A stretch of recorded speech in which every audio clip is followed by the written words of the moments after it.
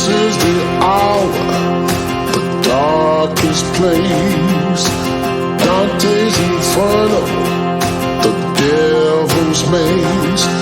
It's a good world, good world gone bad.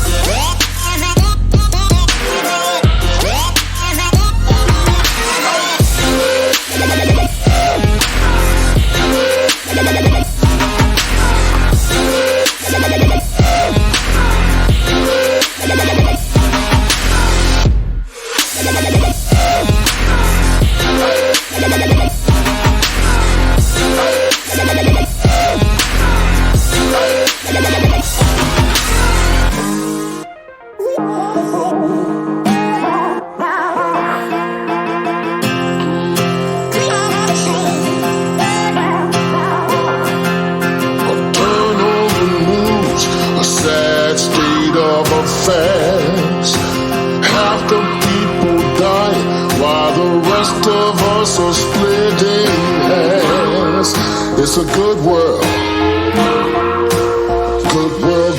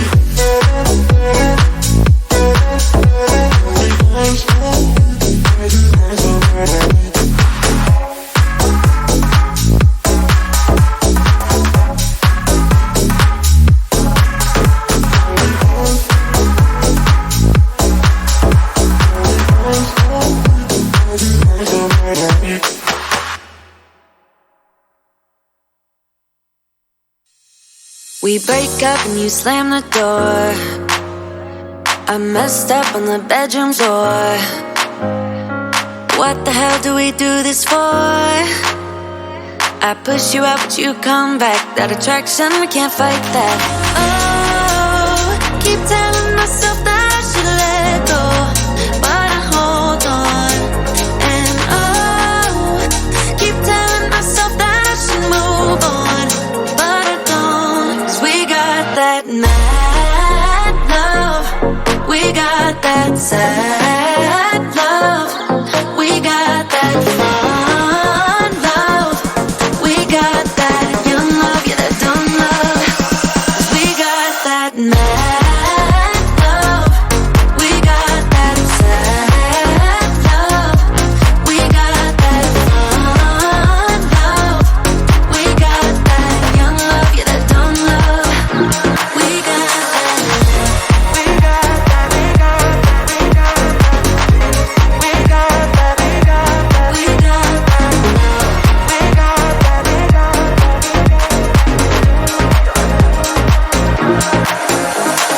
Kiss me and the world disappears.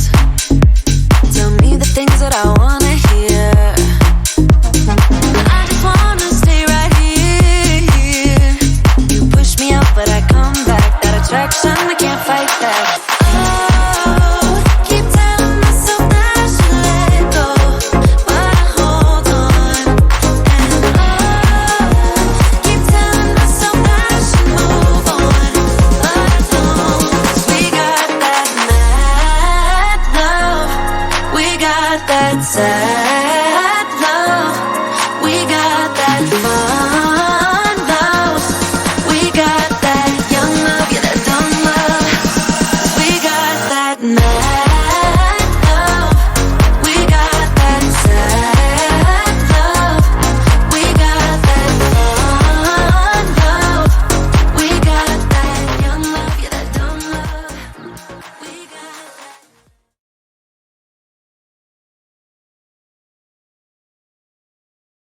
Hello, ladies and gentlemen. Welcome on into the Amazon University Esports Masters. I'm Sai. I'm joined by Counterfeit, and today we have got some lovely TFT action for you. Now, this has been a weekend event, though we are only going to be broadcasting the finals today. We have so far had 16 players from 10 different countries. This is an international university level tournament, and I want to say thank you to Amazon University Esports, Twitch Student, and Intel for powering us during this event, putting it all together.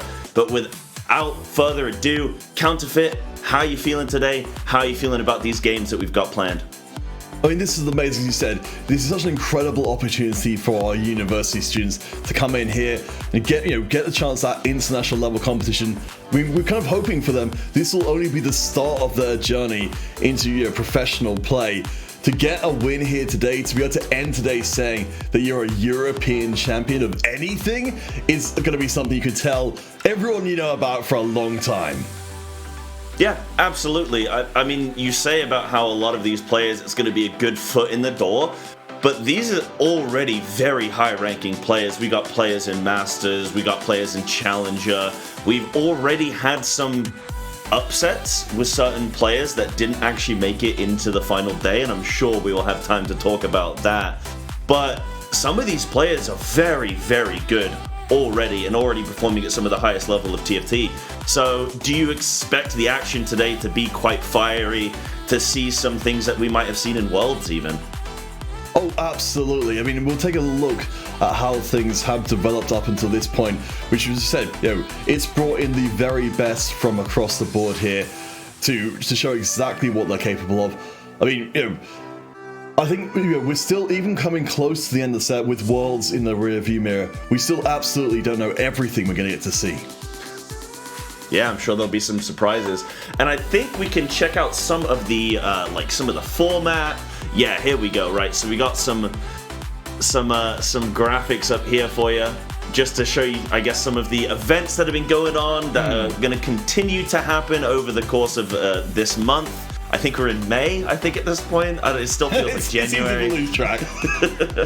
So we've got some events from Rocket League, TFT, League of Legends, all sorts going on. So a lot of action happening on the channel. Make sure you give it a follow and keep your eyes peeled on the University Esports Masters. Of course, as well, Counterfeit, we have this broadcast in multiple languages as well. I'm not sure if there's a chat command for it, but in a moment I can link over if you are wanting chat to check out some broadcasts in different languages. If maybe English isn't your first language, it might be a little bit easier. Yes, I believe we've got Portuguese, German, and French alternatives if you'd like to hear those in your native tongue across the field. But as I said, it's great. This is, it's an international event being approached from multiple different sides, different broadcast teams, because everybody wants to get their eyes on this event. Absolutely, and there's good reason for it. Now, production, I think hopefully you can bring up the prize pool for us, something that the players are going to be competing for today. We're not just here for fun and games, we're here for money and games. First prize here is going to be getting a whopping 1,000 euros, second place getting 600 euros, and third place getting 400 euros. So it's a 2K prize pool here, and comfortably positioned in that euros for the European event, right? So fourth place not really going to take anything. Normally in TFT, fourth place is still something good to achieve, but not today. You're going to want to be in that top 3. So definitely something that the players are competing for here today, Counterfeit. Yeah, absolutely. I mean, this is absolutely going to color, the way that the teams are approaching this whole event is knowing that top 3 is where it's at. Anything less than that is not going to work out. As you see here on our roadmap, said the playoffs playing yesterday where we started off with a much larger group of people, really cutting them down for the finals here today. Yeah, absolutely. There were some upsets, right? So some players, one in particular, a little bit pro, who is probably, I think, one of the highest rated players from the 16 that we did have, unfortunately didn't make it into the finals today. As you said, we had 16 players yesterday competing in 2 separate groups. The top 4 players from each one of those groups then have continued on into today's finals. And then this is where we're going to see, over the course of 5 games, who can kind of acquire the most points. And I'm not sure if we have a graphic or not for how many points each position is going to be worth. But, okay, so we don't have that, unfortunately, but I can just give you a rundown, chat. So, first place is going to be 10 points, second is 8 points, third is 7, fourth is 6, fifth is 4, sixth is 3, seventh is 2, and eighth is 1. So, obviously, the higher up the ladder you finish, the more points you're going to be getting. And over the course of these 5 games, the player with the most is going to be taking home, the top 3 players are going to be taking home some money. And like you say, the glory, the fame, the acclaim of being the European TFT University champion. And a small further point on the points there. I know it can be a little bit hard to remember, the specifics of the points, but I guess the takeaway here is just as you said, top 4 is a lot better than bottom 4, but in this case, particularly top 1 is really, really good. So we'll be looking out for whoever gets first in the first game, because that gives you that extra leg up and gives you a little bit more wiggle room to have one game which isn't necessarily amazing, but still come out on top. Yeah, absolutely. It's something where the players are going to have to think about their strategy. Are they going to want to aim for that first or 8th, or are they going to want to aim for a comfortable top 4 every time and whatnot? But now we have the standing. So do you want to talk us through kind of the positions that some of these players are already in at this point, Counterfeit? Oh, absolutely. I mean, coming into this one, we're down to our 8 players here. We'll be seeing across the 5 games today, these standings moving up pretty dramatically. A small note, of course, that we are, unlike yesterday, which was played off stream, these 8 players will be playing against each other for every single one of the 5 games we'll be bringing out today. So we don't just have our regular TFT meta, we've got TFT tournament meta, and also the individual meta for just these 8 together. Yeah, and we can see all the different country flags as well from all the players. As we're saying, this is a a beautiful international tournament here. It's nice we've got Zomimi in the mix, a UK representative, which is nice for us Counterfeit. We actually have someone here representing us, not just from the caster desk, but from our country, which is good to see. But we've got players from Turkey as well, and some other flags that I cannot. I know we've got Portuguese, we've got French, Belgian, Spanish, so quite a good representation here. But I'm Awilix and Click On, both from Turkey here, so that's in the first and third currently based on the points that they were able to acquire yesterday. But of course, no games have been played yet. Everyone's on 0 still. So today is the one that matters. Forget about what happened yesterday. It's all going to be about today. And I know we're going to be going over to the games soon, so we will be jumping straight into them very, very shortly. But anything that you're wanting to say about the players, Counterfeit, anything that's, we've had some time to talk to some of the players each and get some of their feelings about today, their expectations and whatnot. Anyone that's kind of struck your eye? Anything interesting that you've learned from them? Well, I mean, we've had some, players come in with pretty different experiences of this current patch. Certainly we've got a couple of players, including Willix, who, we'll look towards the later game. We'll try and get up to that, the strongest cap type board as soon as is humanly possible. But I'm looking particularly for Hi TOV, a player we talked to, who is, self-described a really high-risk player who play comps more like mercenaries and like, where over the course of these 5 games, if you can coin flip and have that coin land your way, repeat, even maybe just a couple of games, then you can potentially beat players who are a lot more individually accomplished than you are just by taking that kind of risk. And this is it, right? Are you playing for that first or 8th, or are you playing for that top 4? And exactly, if you've got some high-risk players here in the pool, then that's going to be really stretching the tempo of the lobby and saying, hey, right, I'm on 7 HP, I'm a Merc player, but I've just cashed out, get ready for me. And as long as your health stays above 0, your health is a resource, use it. As long as you're above 0, you're still in it, and I'm expecting to see some Merc comps and, just some early econ comps, but a lot of these players are saying, hey, I want a fast 8th, I want a fast 9th. I think Awilix, for one, is somebody who likes to go a fast 9, Zomimi likes to go fast 8, so we're going to see players trying to, if everyone's going for a fast 8, I guess it's just a regular 8, but Well, that's the thing. We'll be keeping a very close eye on how things develop because, the players say one thing, but sometimes they end up doing something different because, again, these are really, really good players. They will read the lobby. So if it's as advertised, everyone's like, don't worry, guys, here's a little bit of a ceasefire in the early levels. We're just going to calmly proceed to level 8 in an orderly manner. It only takes 1 or 2 players to be like, hey, let's just go full bore from the very beginning. We're going to punish you level 8 players by being hyper aggressive. And then by the time you hit level 8, you haven't got any health to use it with. That's the thing, right? Like, there's a lot of strategy and whatnot going into this, and you're gonna have to read the lobby. And a lot of these players may have played with each other. Some of them may be on ladder, but now all of them collectively in this tournament, it's like, right, how well do you know your opponent? Because it's one thing when you watch Worlds, all these players really know each other. They can watch each other's streams.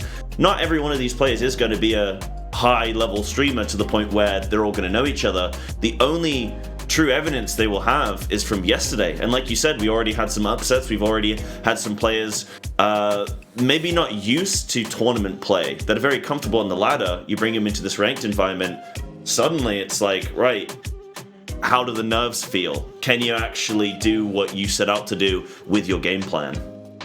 Well, this is always worth mentioning because, of course, TFT Esports is still somewhat in its infancy, that this is going to be such a different environment for these players to work in here. Well, they're going to have concerns they just wouldn't have on ladder, where potentially you're looking to try and play in a way that's going to make it so the person who's in the lead is going to have a harder game than normal. Just because if they, so for example, if say we get to game 4, a player can potentially put themselves into position that by the end of game 4 where they're going to be incredibly hard to catch. So it's up to then the rest of the lobby to make sure that final game is winnable for them. Yeah, and you're going to have probably situations where players are like dogpiling on one player. As soon as you're into game 3, there's only a couple left, and one player's already got 2 firsts. Then suddenly everyone's like, right, what comp are they going? Let's stack up all the Civirs so they can't get them. And we could see some muscling in and trying to team up against the player that could potentially win and whatnot. So we could see some team play there. But of course, you say as well, there's the stress, the nerves of being in a tournament setting. You've got the fans cheering, right? Your mom bursting into the room. Are you winning yet, son? There's a lot to be playing for on the line here. A lot of these students are in their final years as well. They've had a lot of exams to prepare for. As we mentioned, this is a university event. We are going to keep driving that home because it's really important to remember that. And so a lot of these players haven't really maybe had the practice that they've been wanting to on this new patch, which is quite recent, within the last week or two, because they've been busy studying for exams, right? And they've got to go out into the world soon, but for now, they are going to be trying to take it home as the European University Esports Masters champion. And we should hopefully see some really good high caliber games today. That's what we're hoping for. So while we do get ready for that first game, of course, we will talk a little bit about what we have been seeing across the TFT field, most recently competitive style. Certainly coming into 12.8, there were a lot of expectations that we'll be seeing, a lot of innovators coming through and making a big impact, a big splash on the scene. Certainly from recent tournaments that I personally been seeing, that hasn't been the case so much. We've been seeing a lot more, you mentioned the Civir already, hugely impactful, but one that people were maybe sleeping on a little bit was the Draven and the Ahri, both of which can have comps built around them and have massive levels of success. Well, this is the thing, right? The patch isn't it's still quite new within the last couple weeks, so people are probably still feeling things out. We saw like a Frozen Heart nerf, for example. People are still running it, so it's like, are people playing it because they want to be playing it? Are they playing it because they don't know what else to build yet? Is it still as strong as it was comfortably? Can you still drop it in? Are some of these comps still as good? We've seen things even at Worlds, right, which I guess was on the previous patch, but we saw Tryndamere rerolls doing quite well. Are we going to see that coming into the fray, switching up of what we might have been seeing in recent tournaments because we are on this new patch? You say about the innovators, is there anything else that you're really expecting? I mean, I'm expecting to see some Civirs, some Renatas, that kind of thing. Maybe some Jins sprinkled in here and there from the back line. Well, yeah, absolutely. I think there's a lot of different avenues for our players to go, and I do realise we've actually got some folks in the chat who aren't maybe as familiar with TFT because they're just coming through here for the university scene. So what we'll try and do today as well is in respect of all you folks coming in, of course, wanting to see your friends, family playing, we'll try and explain things as best as we can while keeping up with the game itself. So do let us know in the chat if there's anything you'd like expanded on, and we'll absolutely do our best to take care of that. But sorry, back to what you were saying. We haven't talked a bunch about Renata Bruiser as of yet, so that's Renata with a huge poison clouds and a huge front line of bruisers, which some players like because effectively it's this huge wall that some teams can't get over, and then the inevitability of death as poison just flows out over the battlefield and they just start banging against the wall going, what can we do here? We can't reach Renata, we can't get past this wall, I guess we'll just die. The unstoppable marching of death. What a good way to start off the stream today. Absolutely. You've always got to be aware of that. You got to keep that on the mind. Right, so chat, we are going to be jumping into the first game in a couple minutes time. We're almost out. We have had some very minor delays just getting everyone set up. Obviously, it's the first day of broadcast and the first game of the day as well. So players are just kind of... I'm going to be honest with you, Counterfeit. You know what it is? Okay, for me, it's 11 a.m. right now. It's 12 o'clock CET. You know what it is? They're university students. They're all in bed. I mean, you're probably right here, honestly. It's quite a thing when you're a university student. You're working hard, you're living the university life to come out here and compete at the very top level you have available to you. Here on a Sunday as well. I mean, we'll have to see. Certainly, across the field here, we've got a ton of really good players. As you mentioned before, Turkey and France. Of course, France becoming the TFT meme because they're so successful with their TFT team, which is honestly, it's amazing to see that how much France loves TFT. But it's great. We've got great countries across the field. I can't wait to get game one started. And I think we are jumping to that in a moment. But yes, as you're saying, Counterfeit, I mean, the French, ever the strategists, you know, one of the greatest military countries to ever exist. And we're seeing that now in their TFT strategy. They've got strategy locked down. But yeah, I mean, we're seeing some great stuff from some of these players. I mean, Zamimi, it's their birthday today, so happy birthday, Zamimi. Happy birthday. I hope the first carousel treats you well. And what did he end up picking up? Oh, he got a glove. Okay. There we go. All right. The birthday gloves are off, or on, perhaps. Oh my gosh, there's so much to consider here. What we do here from Zuso, who we're going to be starting off with here, from Spain, representing the Valencia Polytechnic University. Now, one comp which we haven't talked about but can still sneak through is, of course, our friend the Rat. Sneaky. He is the sneakiest, and we'll see what the items work out here. This could legitimately be something that Zuso could run from the very beginning to the very end. Yeah, Twitch reroll, it's definitely an option. It's obviously not one of the strongest comps that you can possibly play, and even now, Twitch gets subbed out for the moment, but he might make a resurgence at some point. Of course, there is the option of going Innovator as well, a really good pickup here with the Ezreal and the Singed. So, you know, maybe we could see some Innovator, as you were saying, Counterfeit. We'll have to see as we go on. But for now, I'd say a very comfortable start, and picking up a couple swords there, okay. Now the first augment. There we go. The Moobot is letting us know in the chat. There is the link for the multi-language streams going on right now, so you can watch in whatever language you please. But yes, our augment's coming in. So this is something we didn't get a chance to talk about before we started here as the cybernetics come in for Zeus. It's that it's going to be so important what caliber of augments we have here. If we've got the silver augments, it means that the teams themselves become more important in terms of board strength. If we've still got a prismatic augment straight away, then that becomes the focus.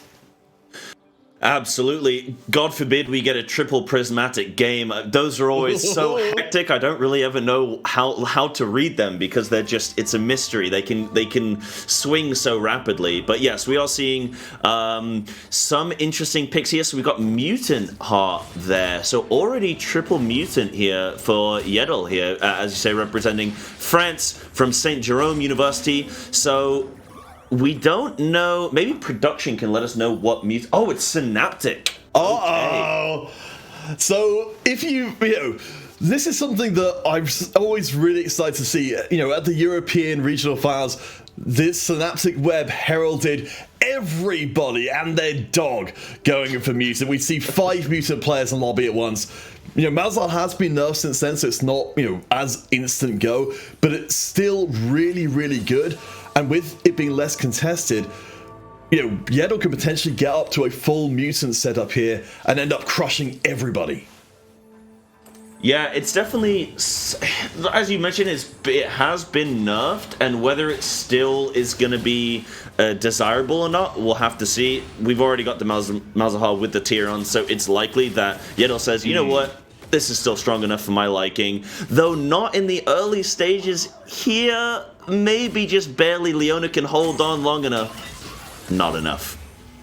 So something that's going to be important for going forward from here for Yedel is if they can find the mutant spatula, they are off to the races. If they can't, their comp is going to be capped out at a much less strong version. So we'll keep an eye out for that, see if it comes through as, oh my gosh, we're in the first game and already Willix is trying to be built different. Built diff here. Okay, and yeah, going up to that level 4 and 2-2, we got an interesting composition. There's not really well, I mean, that's the whole thing with built different, right? They want to be going very horizontal here. They don't want to activate any of those traits, and they're gonna be rewarded for it. So having a Gangplank, a Ziggs, it's quite a built different is a fun one for me. I've never been able to really master it myself, but because it just seems like, oh, I'll just throw anything in. But there's definitely a strategy to it. I guess you just want to figure out what your carry is going to be. For now, Ziggs, I guess, but that'll surely change soon enough. Well, for Willix coming into this one, they did finish very, very well yesterday. They were the winner of Group A. The Turkish player, they work in cybersecurity themselves, and they've told us that they wanted to come in today to show that the game is not based around luck, which is why it's, of course, all the more ironic that they've ended up going in their first game for something a little bit more out there. But Jit once, we'll spend some time with them from Portugal, from the University of Aveiro, doing a Masters in Digital Game Development. Now, they've told us that they are not a big fan of this patch so far. Yeah, and actually, I wanted to jump back Counterfeit to what you said a moment ago. I'm Alex. You said that he works in cybersecurity, and I want you to know that I feel very safe right now. So thank you, Alex, for protecting me with your built different comp. I am feeling very secure right now. Funnily enough, is a little bit of a tangent here with Alex. When I first read his name, I didn't realize it was an L. And I thought, in the middle of his name, I thought his name was very ooh-woo, very weeby. I thought his name was I'm Alex. Like, I thought he was being cutesy on the name Alex. But no, it is not as cute as I first thought. But that's a little bit of a... I mean, maybe you can persuade them to change the name across the court today. Certainly, if it will help get the crowds behind them. Coming to our first carousel, though, we have got Willix and Yeddle both undefeated so far on 100 HP. But for Zus, they're down at the bottom with 76, so they've taken a pretty heavy kicking in the early going. Yeah, Zusa, I mean, sorry there, I don't know if you just mentioned what his composition is. He was going early, well, he had the Innovator, didn't he, at the beginning of this game, so maybe it's not working out for him. You do see if players are running Merc, right, they'll drop health initially, and you expect them to go quite far down because they're wanting to guarantee that loss, but... Anytime you see someone dropping as quickly as this without a comp like that where they're getting the econ, then you do have to be careful. You do have to keep an eye on them and say, hey, are they drowning a little bit here? Are they struggling in this early game or not? But we'll have to keep an eye on that, and I'm sure we'll... oh, yeah, I mean, we're getting his composition right now, right? So he's gone this Yordle comp, so gonna have solid econ in this early game, but just... And the loss streak is quite normal, right? Oh, for sure. I mean, they're actually going to be going up against Zamimi here, who is also at the bottom of the table, so that loss streak is in a little bit of peril, considering that the Yordles are actually relatively okay right now. For Zamimi, of course, they've got calculated loss, so they want to lose as well. It's a real race to the bottom. Yeah, this is definitely hold hands 7th, 8th. They want to lose at this point. I always find it so funny when you do have two players in the lobby that both want to lose, and they're aggressively wanting to lose, and they're probably yelling at the monitor. For Vex to die. It does look like Zamimi is gonna be the loser here, so that calculated loss was highly calculated. I think just the cybernetic augment there for... Oh! No! The Ziggs v Ziggs brawl there. Who was the winner? Neither. Ziggs is... But you're both losers if you're running Ziggs, Oh, come on, that's a bit mean. I'm sorry, but Ziggs is just... Ziggs is... He's out here struggling. I mean, to be fair, he's not going to be appearing in any kind of jam, space, or otherwise anytime soon. But still, he's doing his best. And at least it does mean that Zuzo has got themselves that loss streak intact. As we head up to the top of the table, Yeddle here looking pretty strong. The Synaptic Mutants we said from before, they are very, very high priority and no longer contested by literally everyone in the freaking lobby. Yeah, that's a big point that you make, right? We're expecting to probably see some compositions today over the course of these 5 games where we are going to have people in the lobby all contest, maybe 2 or 3 people contesting the same composition. But if you can set yourself up to take something that nobody else wants, like we're seeing here with Yeddle, having that mutant having the mutant heart, right? It just sets them up in a strong position where maybe they're not going to want to be contested because, they've got the advantage here. Yeah, I mean, this is a really nice setup. We talked a little bit about how Malzahar having been nerfed, and which is one of the reasons why the Synaptic Mutant is not on everybody's board. If you can get up to 5 mutant, then that blue buff suddenly becomes viable again, as opposed to the Spirit Shojin you really have to be using otherwise. We're still looking out, though, to see if we will get the mutant coming through with a spatula, because that will allow for a character like Ari to enter the mix and suddenly become ludicrously strong. Yes, Ari definitely a very strong option. You were talking about it before the broadcast about how we should be expecting to see some Ari. I think you even mentioned that you were seeing it played a lot last night as well. Definitely a viable carry option in a couple different comps, I guess, as well. Oh no, for sure. I would absolutely say that, people weren't necessarily rating Ari coming into the patch, but certainly as I said, in competitions taking place over the last few days, she has been massively influential. So I would be shocked if we didn't see anybody picking her up here in Game 1. Absolutely, and we're starting to reach that point where some of these compositions are starting to take shape. There we're seeing for the side of Clickhorn here with the double scrap bonus, and then also having Ezreal with the Frozen Heart already. So and the Rod probably going for a Morello's. Are you thinking there, or just taking the scrap bonus? I think for now they're pretty happy with where things are. I mean, Clickhorn right now is, let's see, they are second from last, but the bottom 3 players are all pretty close together. I don't think they're going to be winning anytime soon, and they're quite happy with that because they too have a loss streak worth writing home about.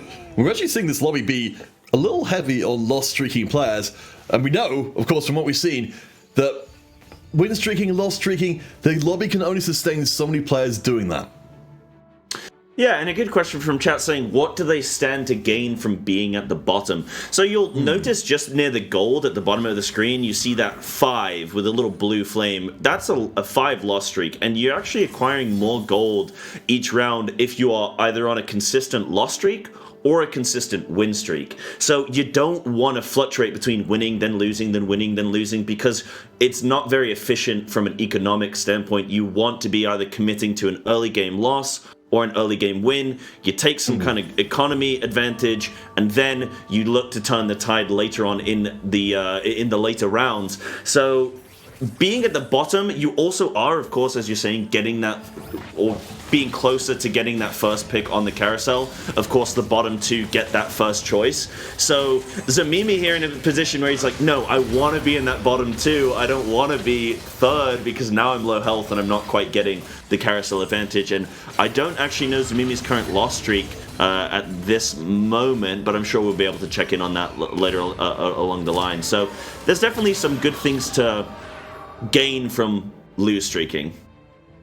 Yeah, I mean, further to what you're saying about the carousel, which we've seen come up a little bit, but after this augment coming in, so we are having golden augment, so this is going to be, a bigger change to the comp's power. Binary airdrop here, always very, very powerful, and a more generic choice of augment, which will bring in an extra item anytime Killcorn has got 2 slots filled up on any unit. All units have got 3 slots total, so this can be a completed item, and a component will count as 2 slots. So Killcorn right now, they've effectively got a free item on the Echo, you can see, with the Frozen Heart and the needlessly large rod.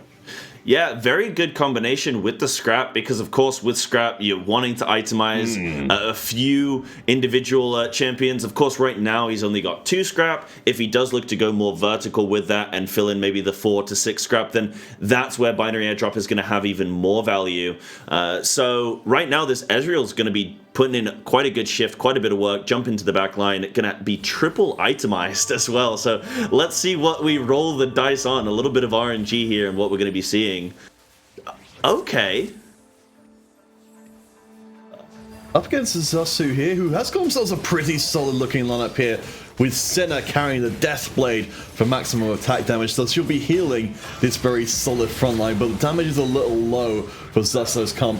Zasu is at the very bottom of the table, but I think they might be starting to climb, because note on the right hand side, they've got Keepers, which means that all of their units will give shields to each other at the start. So if you clump them all together, everybody gets a whole heap of shields. Yeah, and then of course, as you're saying, with the Xena heal as well, that's just super solid on the sustain, right? Being able to kind of outlive your opponent, and then Senna there, bringing a little bit of that extra damage as well with the Death Blade. So very interesting. We're gonna have another carousel round here, see what people are looking to pick up. A decent spread of items. You know when you jump onto carousel and it's 8 tiers, and you're like, oh okay, well, you know. This will do, I guess. So we've seen a few people out in the chat already coming out here for Alex and for Zuso as well. Love to see folks coming through and supporting the individual players. So do let us know if you're here for any particular player. I also liked the comparison with the 0-5 Yasuo power spike with comparing that with lost streaking. It's very much in the same vein. Yeah, it's always the Yasuo on my team, never the Yasuo on their team, as is fate. But yeah, we're seeing Chuso here, which apologies for the previous pronunciation, but we're constantly learning. That's the struggle of the international tournament, and us both being British is the British aren't always known for their awareness of other cultural languages, right? So, I mean, we get the easy mode when it comes to languages that everyone just, I think probably because of America, honestly, everybody speaks this on the TV, so it's always a pleasure whenever we get to encounter anyone, all the folks from different countries and learn about all the different ways, and all the different ways, in fact, they play TFT, including Juso here, who's bringing out the Draven as promised. He's a heavy hitter, and he ain't no quitter. Yeah, honestly, I thought Whoopi there was going to take it. That Caitlyn was well itemized, looked pretty strong, but no chance. And they're welcome to the world of Draven. I mean, we will, as I said, I would be shocked if we don't see Draven in probably every game, if we don't see Ahri in every game, and we will definitely see Sivir in every game. So we kind of have a pretty solid idea of what we'll be seeing across this entire event. The only time that's really going to massively change is when we have prismatic augments coming in, which open up some doors that are best to be left closed. We will have to see. And right now we're going in against Chuso and Zamimi. We're on Zamimi's POV here. He's got a very aggressive looking Corki. That is, and in the socialite spot as well, if I'm not mistaken. So should be able to do some effective damage here. But again, not enough for the Draven. The Draven just cleaving through it. Like you're saying, even a level 1 Draven is just so powerful, especially when already running 2 items at Last Whisper, just putting in a good shift. So Zamimi continuing that loss streak, now at a 6 loss streak.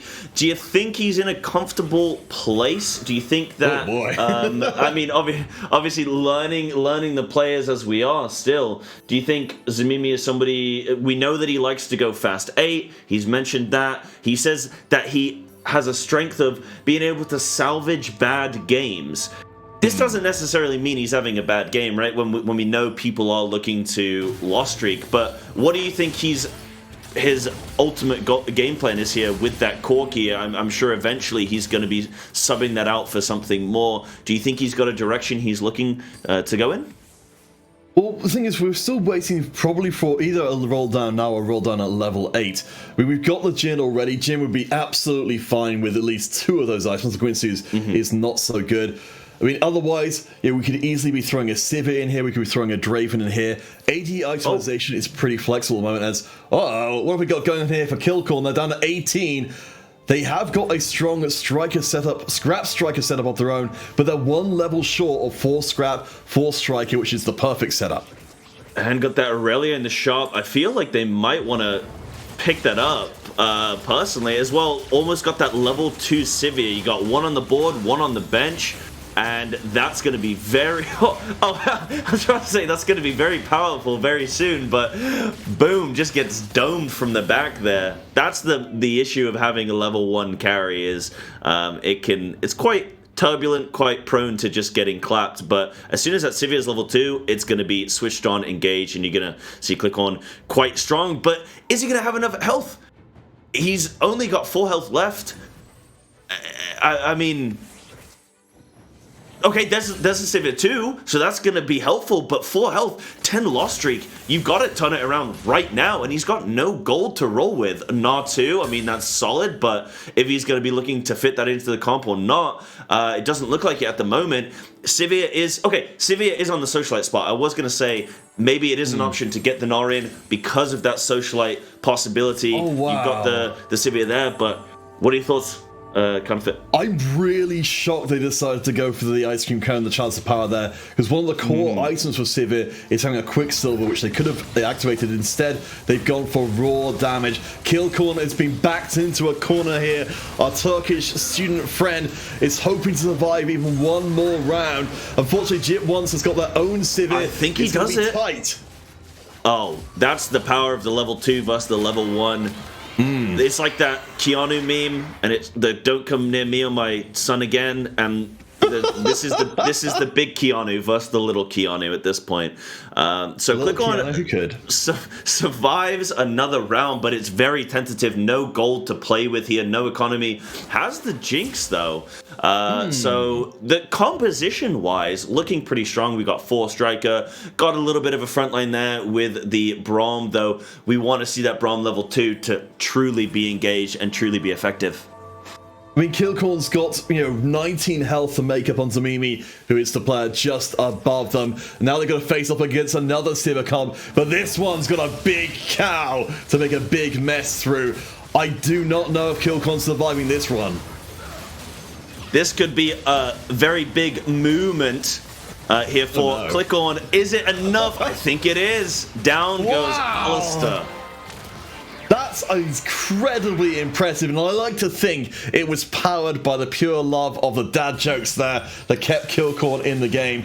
It's still a huge thing, though. They've got the entire rest of the field. If they lose to anybody in this lobby, they are immediately 8th. Yeah, and we were talking before the game started about strategically, do you want to play for the first or 8th? Do you want to play for the top 4? The biggest strength I think a TFT player can have is turning a guaranteed 8th into a 7th or even a 6th if you can manage that. Trying to secure a few more points, because remember, every position is going to give you points. So even just turning an 8th into a 6th can get you 3 times the points, right? From 1 point to 3 points. So it's very critical. In a case where we only have 5 games today, this is the grand final for this University Esports Masters International European Tournament here. It's everything to play for, and even if you can just turn that 8th into a slightly higher position, it's worth it. Alright, so we check in with TOV here. Actually going to be bringing out the Syndra carry with the Debonair setup here. Second win as well to keep that front line nice and healthy. I'm fascinated to see how well this one works, because we got a fully itemized Syndra. When she manages to drop down the big boom, it's going to rip through a backline comp just like that. That is quite powerful, with the Debonair bonus as well. That just makes the Syndra even... Wow. The utility with the knockup as well just helps alleviate some of that pressure on Tov's front line. Just enough for Syndra to continue to cast there. That Shojin doing work as well, allowing to get more additional cast off. But I'm going to cut myself off here. We got an augment round. It's going to be Phalanx coming in, so that's the backline even more secure. Note as well, we're seeing very high star versions of the Scholars coming in, but we'll check back on them in a second, because Yuso is next up to the plate from Spain.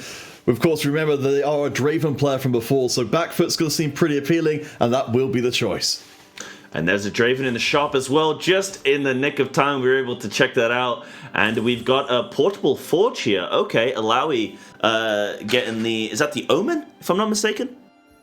Oh yes, the Randuin's Omen style. So that's much like the Keepers were before, this is a big burst of defensive stats. We can see already with the Socialite spot, it's very convenient, because you know exactly where you need to look on the board. It's a person surrounded with blue. That's just the comp by themselves.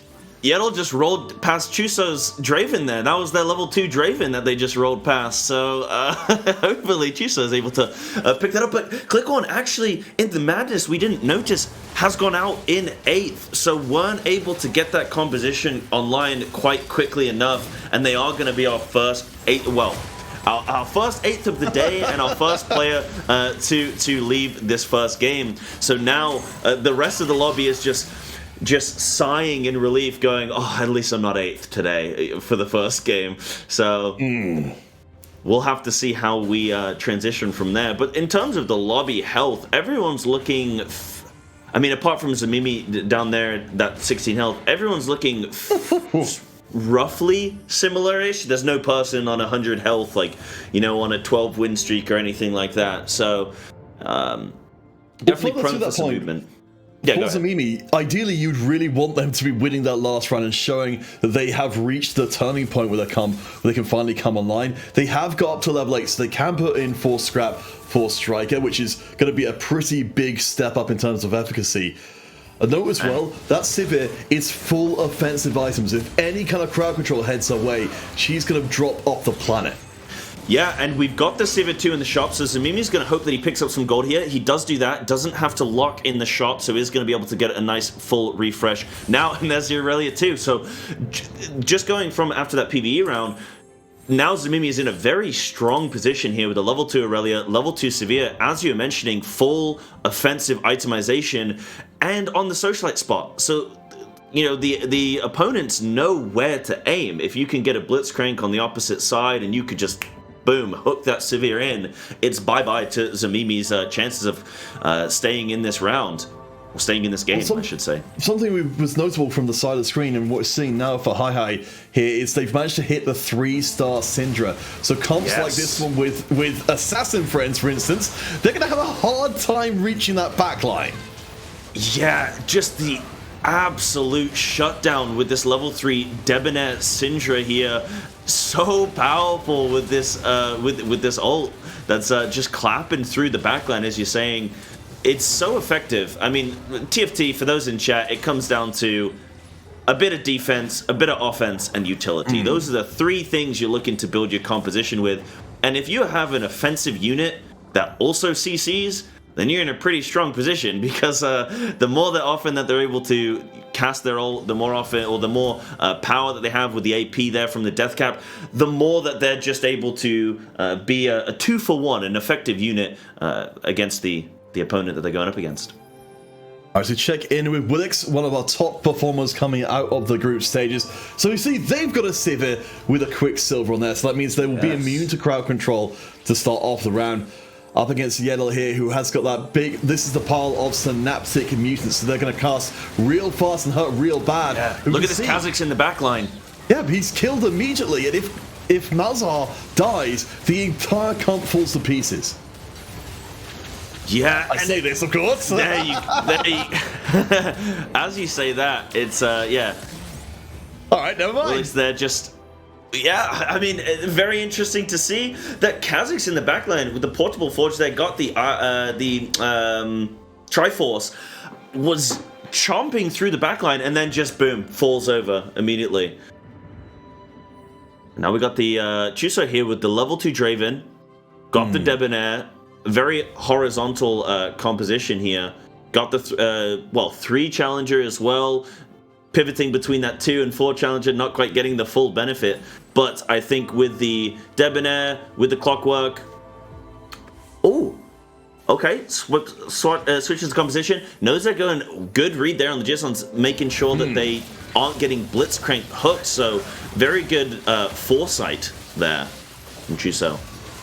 I mean, you know, this is one of the things that players can do very well. While you've got the option, or while you're being told, you know, on the side of the screen, which of the 3 players you're going to be playing up against next, or which 3 players you could be playing next. You know, for Chuso here, they're very aware how low their health is, so they're mostly going to be positioning for their worst matchup, which is the one which is most likely to send them out of the round.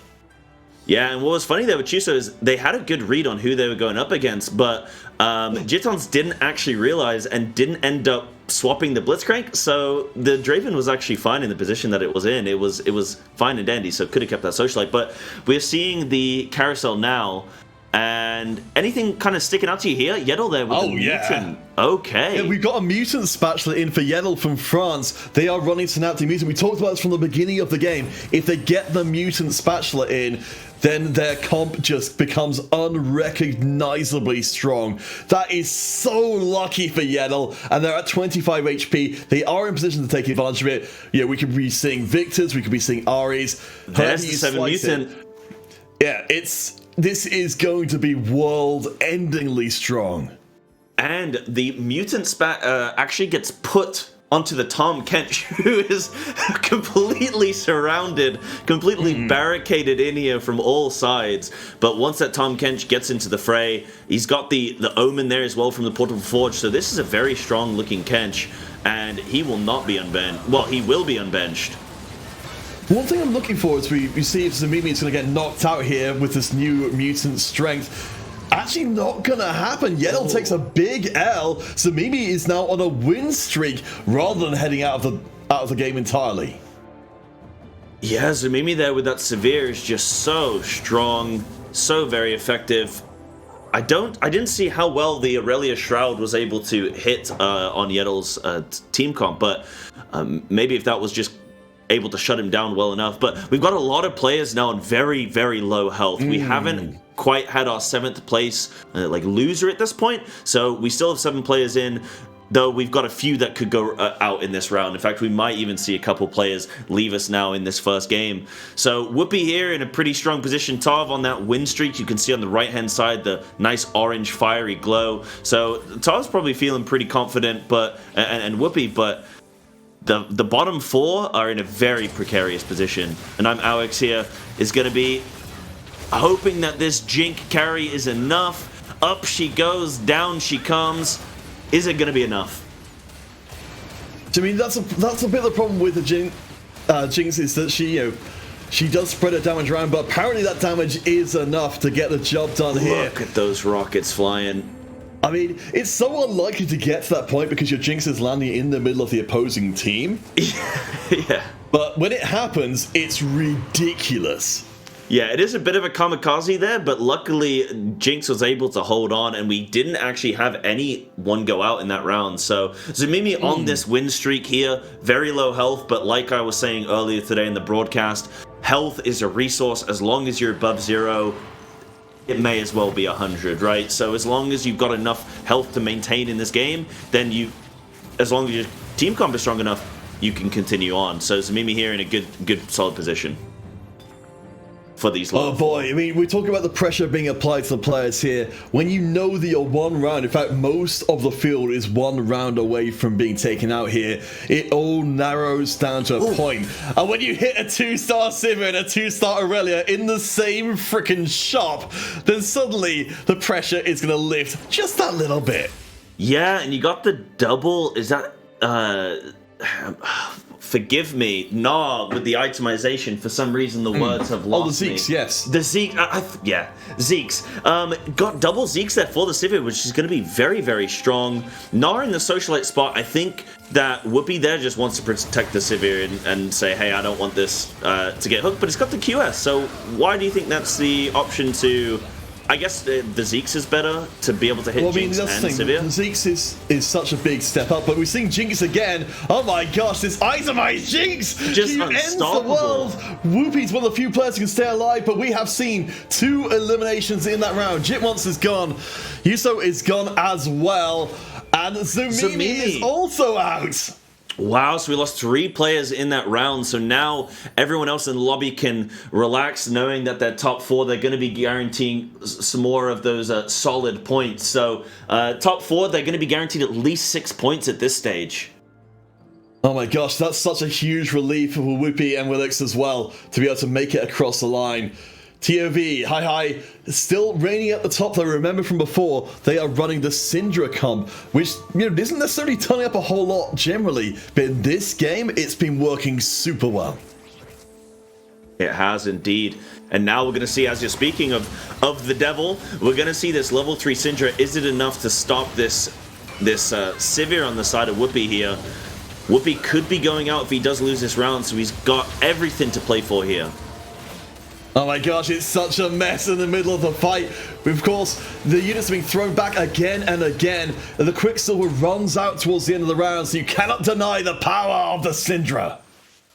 This Syndra 3, it wasn't something that we really mentioned in the earlier stages of this broadcast before we went into this game, but Syndra 3, I mean, nothing to shake your head at, right? This isn't even, we'll see lifelong learning coming in one of the arguments that lets scholars become massively better. When we see that in a game, sure, that's the time you play scholars. But in this case here, this was a totally, uncontested route through the game. We've got 3-star Leona up at the front. I honestly think we might even be seeing scholars taking first place in our first lobby when we've got synaptic mutants in the field being played by Yedel. Yeah, I love to see it. I do love seeing these, I guess, more unconventional compositions, things that you wouldn't just expect to be in every single game, but now Syndra is getting the shutdown. Wasn't quite strong enough to face the 7 mutant of Yedel. As you're saying, the Synaptic there, it wasn't quite enough from top, but now we have the last 2 players left in the lobby. We're going into a carousel round. What do you think they're going to be trying to pick up here? Oh boy. Well, we've only actually got a few items which are going to be relevant here. So what we ended up with is Shojin and an Edge of Night. The Edge of Night in particular is going to be hugely important for just being able to give that little bit of extra time for your character to work with, but they're not going to be focused. I mean, with 4 Scholar in, the Spirit Shojin is also going to be pretty massive. It's going to go on to our friend Zyra. And if your units are at all lined up at any point during the round and Zyra casts, the round's basically over. Yeah. Zyra is very effective at, I guess, hitting into the backline as well with that ult, as you're saying. Syndra here is going to be throwing all of the champions as well into a clump, or, you know, throwing an enemy into the clump of players as well. So if you can kind of synchronize the Zyra and the Syndra, it should be very effective in terms of damage output. But now seeing the Edge of Night on that Kai'Sa should be quite effective to stay alive, but it's only level 1, not super effective. What were you going to say, Counterfeit? Well, so one of the things which we can see being played out here in this round is because Cho'Gath is immune to crowd control, immune to being thrown around the place, being placed on the same side of the board of the Cho'Gath is so big, and Hi does it with 2 HP remaining. The comp that we all slept on, the Scholars, rules over everybody. Well, there you go. A university composition for a university tournament. Read your books, kids. Go to college, study up, okay? Scholars is the way. Counterfeit, quite an interesting first game. Not something we were necessarily expecting. What are your thoughts on that game, generally speaking? I mean, I'm amazed, honestly, that we didn't see our Civ comps doing better. I think we were actually kind of in a situation which we would have been seeing with Mutants previously, which is that we had maybe too many people going into the Civ arena kind of part of the game, and that's why it was taking a long time for our players to get their 2 stars in and really stabilize what they were doing. While that was happening, it was kind of like a crab bucket situation. They were all slowing each other down, and by the time they really found their feet, it was too late. Exactly, and that's where you got to think about your game plan in this tournament. It's tricky though, because if you see other people going Severe and you don't contest it, then you have a player with a very, very strong composition with absolutely no contention, and that is not what you want in the lobby, because ultimately you might end up losing to them anyway. But at the same time, if you continue down that route of going for that Severe, that Aurelia, then you might be in a position where you don't really get to come online yet. So is that going to come down to getting good augments, getting good econ initially, trying to get that fast 8 so that you can try and outpace the other players in the lobby? But before we go further in that, the standings here, Counterfeit, we've got Hi there in 10 points there, down to click on there at 1 point for the 8th place. So this is our first game of the day. What's speaking to you? I mean, this is kind of what we maybe should have expected coming into the day. Yeah, we talked about France being a very, very strong TFT country before, both of the French representatives coming first and second. Part of this is because, you know, the community around TFT in France is so incredibly supportive of each other. They set the standard that everybody else should aspire to. I mean, if they keep on with performances like this, then I think they're very, very good for the rest of the day. I love so much we saw a surprising comp take first place. We can only wait to see what the other 4 games have for us. Yeah, absolutely. And when you were looking at some of the players or able to speak to some of the players, I'm going to put you on the spot here, test your knowledge. For Hi TOV, did anything about what they told you speak to their performance in that first game? Was there anything that they said, like, oh, I'm a very unconventional player, I'm very flexible? Anything that they were able to give you to suggest that they were maybe going to go down that route? We did mention Hi before as kind of a mercenary player, a high-risk player, and I think, to an extent, I think it was something of a high-risk play for them to go for the Syndra here, because, you know, we didn't have the setup, we didn't have that lifelong learning. If we see more people bringing out the Quicksilvers for their backline civvies, then, you know, the big thing that Syndra does as a VIP, she throws a unit into the back line, which is where a lot of the big damage units are, and then there's a huge knockup for everybody. If those backline units have got Quicksilvers, it's a tremendously less disruptive thing to have happen. So I don't know if Hi can pull off a performance like that again. Now they've come first with the Syndra, I think we're going to be seeing a much higher adjustment from the players. You'll start spreading the comps out more because the Syndra toss is a big damage sphere. So if you spread your comp out more, it's dramatically less effective. As I said, we've got all our players playing together, so I think we're going to be seeing a lot different stuff in Game 2, just because people are so aware of what worked well in Game 1. Yeah, and speaking to what happened yesterday, so for those of you that don't know, chat, obviously today is the finals, but yesterday we had 2 groups of 8 players playing against one another. So some of these players that we have now in our top 8, 4 from each group yesterday, haven't actually played against each other before.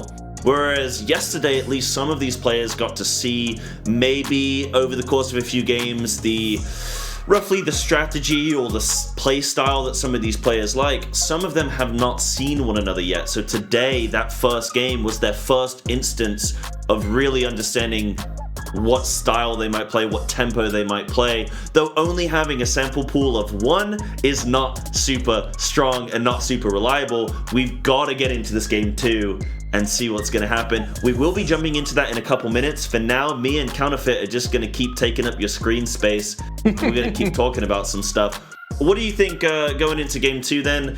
Are the players going to be feeling mentally a little bit more relieved? They got that first game out the way. Going into game 2, were we going to start to feel a little bit more confident? It depends how that first game went for them, as to how relieved they feel. I mean, on one side, you've got coming 8th out of the last game for Killcorn, that you're going to be feeling tremendously more pressure coming into this game. Or on the other side, you come first, you've got that big release valve going forward that you can play more conservatively and hold out for those games where you're certain you can come first.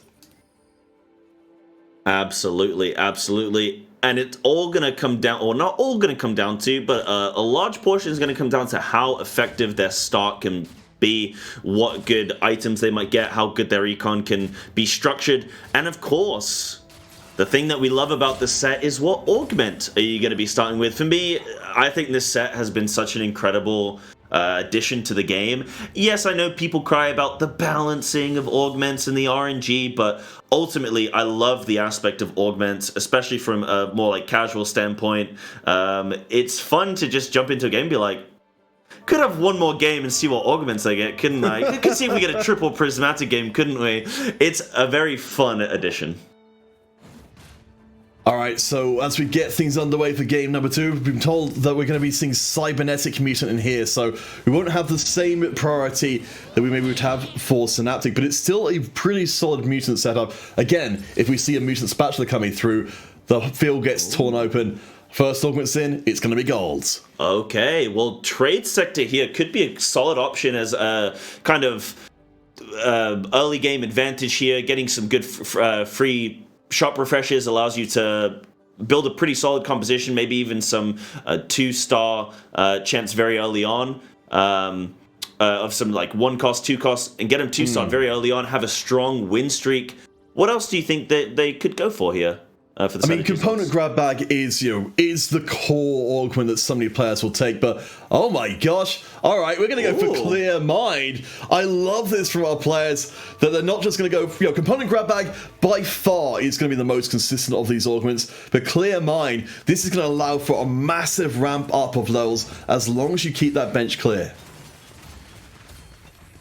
Yeah, so that's of course the aspect of this augment for anyone that's new to TFT, unsure of what Clear Mind does. If you have no champions on your bench at the end of the round, you're going to get that additional 3 XP points. So very, very, like, how are you going to be playing around this? I mean, obviously, if you can't have anything on your bench at the end of each round, I guess just early on, are you just going to be looking to... are you okay there? I'm intrigued by what's going on here, because I actually don't know if this Clear Mind works with the chest on the bench, if that considers itself to be a unit. If it does, then this is a great setup here for Jit once they can sit on Mercenary building up, and while also gaining an enormous amount of gold for later on, which they can cash in because of the sheer volume of XP, the sheer volume of levels they got to work with. Yeah, I think that's a really good play, actually. As you're saying, I'm assuming that Clear Mind will work even with the gold chest on the board, otherwise that would be a little bit scuffed. But GP there gets an extra gold for the game. Of course, then they're going to get the extra XP, and they're just accruing... well, they won, which is a bit weird. You don't really want to win as Merc, but so be it. It's only the first round. But as you're saying, yeah, very good level advantage, very good econ there by playing the Merc, and the good advantage of having Merc is that you don't need a whole lot of stuff on your bench because you can just run. You're not holding out, you're not saving anything for the later game. So very good start there for Jitons, I believe it was. But now we're moving over to Zamimi here, representing University of Portsmouth in Britain, in Great Britain, where Zamimi is an interesting player. I've actually been able to check out some of their streams that they've been doing and check out some of the ways that they like to play. A little bit of additional information on Zamimi. Very good music taste. So if you ever check out his stream, chat, he's got very good music taste. There you go. What do you think about his? Oh yeah, go his ahead. comp taste is impeccable as well. That's what I was going to ask about. Yeah, I mean, we've got here Arcanist, which we did expect coming into the patch to see a little bit more of. I mean, up against Jit Monster, of course, who's looking to be able to lost streak as much as possible.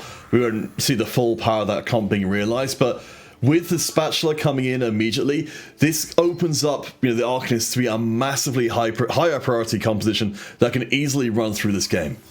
Yeah, so we're seeing already... Okay, so a little bit of a switching around here with Zamimi, figuring out exactly what composition they want to run with. They had the option of 4 Arcanists, could go 3 Yordle. I think Yordle early on is going to be the optimal play because you're going to get that econ advantage. We do know that Zamimi likes to go fast 8, so that early econ is going to be very effective in playing into the comfortable hand that they have.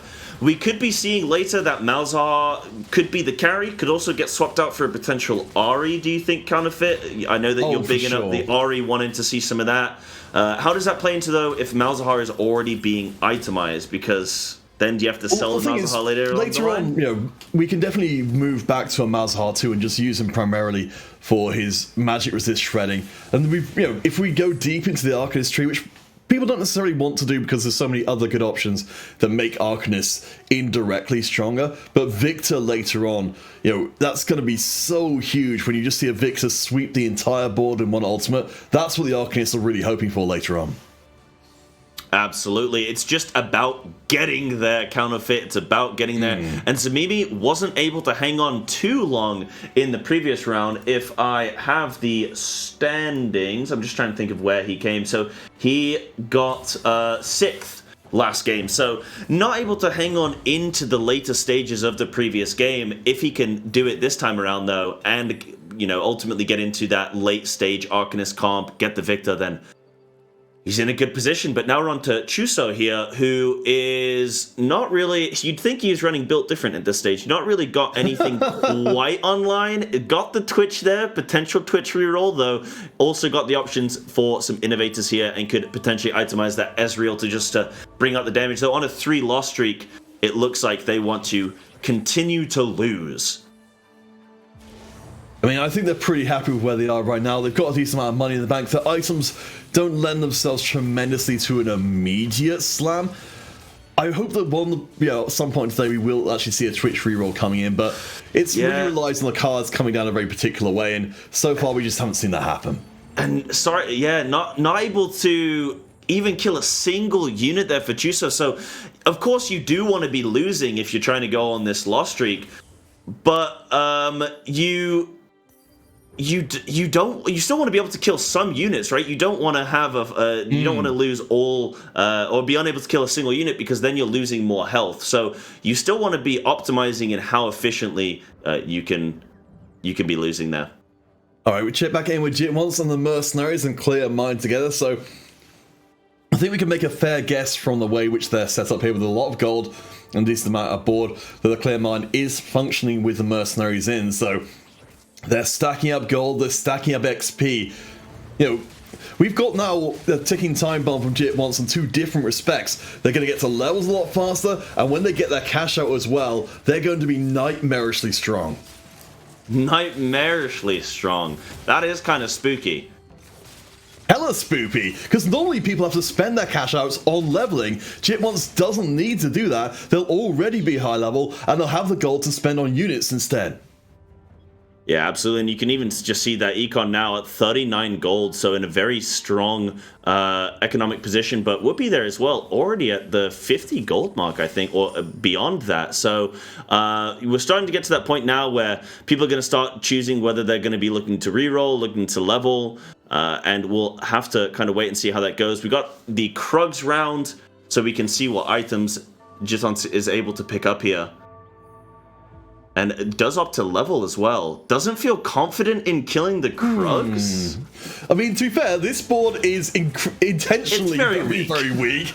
I don't know if it would have had any problems here, but they're not taking any chances, which is fair. They are set up so well for later success that, you know, you don't want to be on this kind of grand stage, the European stage, being the player who gets remembered for, oh, weren't you the one who lost the Krugs? Yeah, I think you were. I mean, I remember very early TFT when the game, I mean, it could have been set 1, set 2, something like that. I remember when you legitimately would lose to PvE rounds because some of them were just scaled so high that they were actually tough, whereas now they've been reduced quite a bit. I remember people used to lose to dragons all the time and whatnot. So, no, it used to be a staple of the auto chess genre. The PvE rounds were a real test of if your comp was strong enough or not. You would literally just get beaten up real bad if you were trying to play any kind of lose streak, and you'd lose out on all of the items. So, I'm honestly a little glad that we're not sort of forced into playing a very strong board for that particular reason. But here we've got Willix, who is currently undefeated in the lobby and on a win streak as well, looking pretty good. Yeah, 5 win streak here, top of the board, hasn't lost a single round here, so in a very strong position. But can they hold on here in this round here against Whoopi? Yes, they can. Oh boy, yeah, it was tough to tell how that was going to play out because it was so chaotic to the end. Uh-oh, we just had a cash out coming through. I don't think this is quite what they wanted, but it will be a Thieves' Gloves, some extra gold. Apparently, our flirtation with mercenaries should be at an end now. Yes, but they still have that clear mind that they can potentially be playing around. They are going to opt for leveling up here, dropping below that 50 gold mark. And for anyone new to the TFT, the aim of the game is once you reach that 50 gold mark to stay above it as much as you can. But here, Jiton's actually just opting to drop below that to keep that clear mind rocking and ensuring that experience coming in each round. Do you think that's a good play to drop below the gold edge just to secure the XP? I mean, I guess you have to play around at this point, we'll see if it's going to be intended to build up another mercenary loss streak. I mean, right now, there is enough, health in the bank to be able to allow for that to happen. And now we've reached level 7, the clear mind is going to be a lot less effective. It only gives you 3 more XP per round, so going from 7 to 8, that's still a long journey anyway. Absolutely, and as you're saying, Jiton's there potentially reigniting that loss streak, and that's absolutely what they're going to be doing. But speaking of igniting, we've got a Sunfire board here, we got Meditation and Exiles. Anything shouting out to you, screaming out to you? Oh, honestly, I'm not a big fan of any of the stuff we've got going on here. So it's going to be the Exiles coming in. As noted before, very, very similarly icons to built different. So please excuse us if we ever get confused at any point. Yes. But it's a good generic augment, as we see here. Oh, wait a second. What we might be, I don't want to speak too soon. We might be into our first game where the dragon might arrive. Yes, the 5 Innovator currently getting that Innovator Heart, which is really nice to see. That's the only way that you're going to be able to get the potential 7 Innovator, as you're alluding to, Counterfeit. So we could be seeing that here from Chuso. I would love to see it because it's one of those compositions that is very it's quite rare to find because, like we're saying, you need to have either an augment or get lucky somewhere along the line getting the Innovator Heart or Innovator like bonus. So you don't really see it too often, Chuso. What do you think is the game plan for... Sorry, you don't see it very often, Counterfeit. What do you think is the game plan for Chuso? Do they go down the vertical innovator? Chuso directly here. Yeah, let me ask him. Let's be the coach for a second here. I think, if we are thinking more towards Innovator 7 here, then the priority is going to be on getting through those levels so you can actually do that. Right now, Chuso is actually pretty low level compared to the rest of the lobby. They've been re-rolling. Look at that bench right now. We've got Twitches, we've got Camille's for days. That's kind of at odds with having the Innovator Heart, because as we said, you want to get to Innovator 7, which is an end game comp. If you're re-rolling, you don't have that money to level. Exactly. So in a precarious position that they're going to have to... Chuso's going to have to choose what he wants to do there, if he wants to continue rerolling or go for that level up, because of course you do need some of those later stage units. Potential option for going for that Jin carry. I can't actually remember what items Chuso had available, whether it was more AD or AP or whatnot. So maybe we can check in on that a little bit, unless you are aware, Counterfeit, of what they were running. Or what they had. Oh boy, no! I'm overwhelmed with sheer amount of stuff that's going on here. I mean, Zamimi though, to check in with them, they've got a whole lot to recommend them. Do you of course remember that Zamimi not doing the best in the previous game, but they've got themselves sitting pretty here on 5 Arcanists. Maybe even got their eyes on going at, well, no, they'll have 6 Arcanists potentially if they want it. Yeah, this is what we were talking about before. You can potentially go up to 6 Arcanists, but there's so much value in some of these other options as well to keep your front line stable. Well, that's the thing, right? If you do go vertical with that Arcanist comp, then you're going to be in a position where, I mean, you've got Vex and Swain as the potential solid front lines. You've even got the Arcanist, like spat there that you can throw on a specific champion. So, for example, right now, you've got that Blitzcrank who's doing a pretty solid job tanking 4 units there, able to hold on just that little bit longer for the Malzahar to get to work. As, of course, Malzahar is that slow rot, slow bleed down champ. So you are potentially sacrificing a little bit of frontline, but yeah, we'll see how deep into Arcanist Zamimi does look to go. But Counterfeit there with a little ooh with the R. Zamimi does have their first loss in a little while. Now going to be going on to that lose streak, and not in a amazing econ point. They're level 7 very early on, and they've only got 33 gold. Do you think that they very were far from ideal, because we've got Wolves coming up in a second, so that's a lot of money down the drain for Zamimi. This might actually herald them taking a bit of a drop down the table, because they've no longer got the momentum they would need to stay on the very tippy top. Yeah, they're able to sell a few champions there or a few units there to get to that 40 gold mark. So at least that's something to bring them up to that that interest point.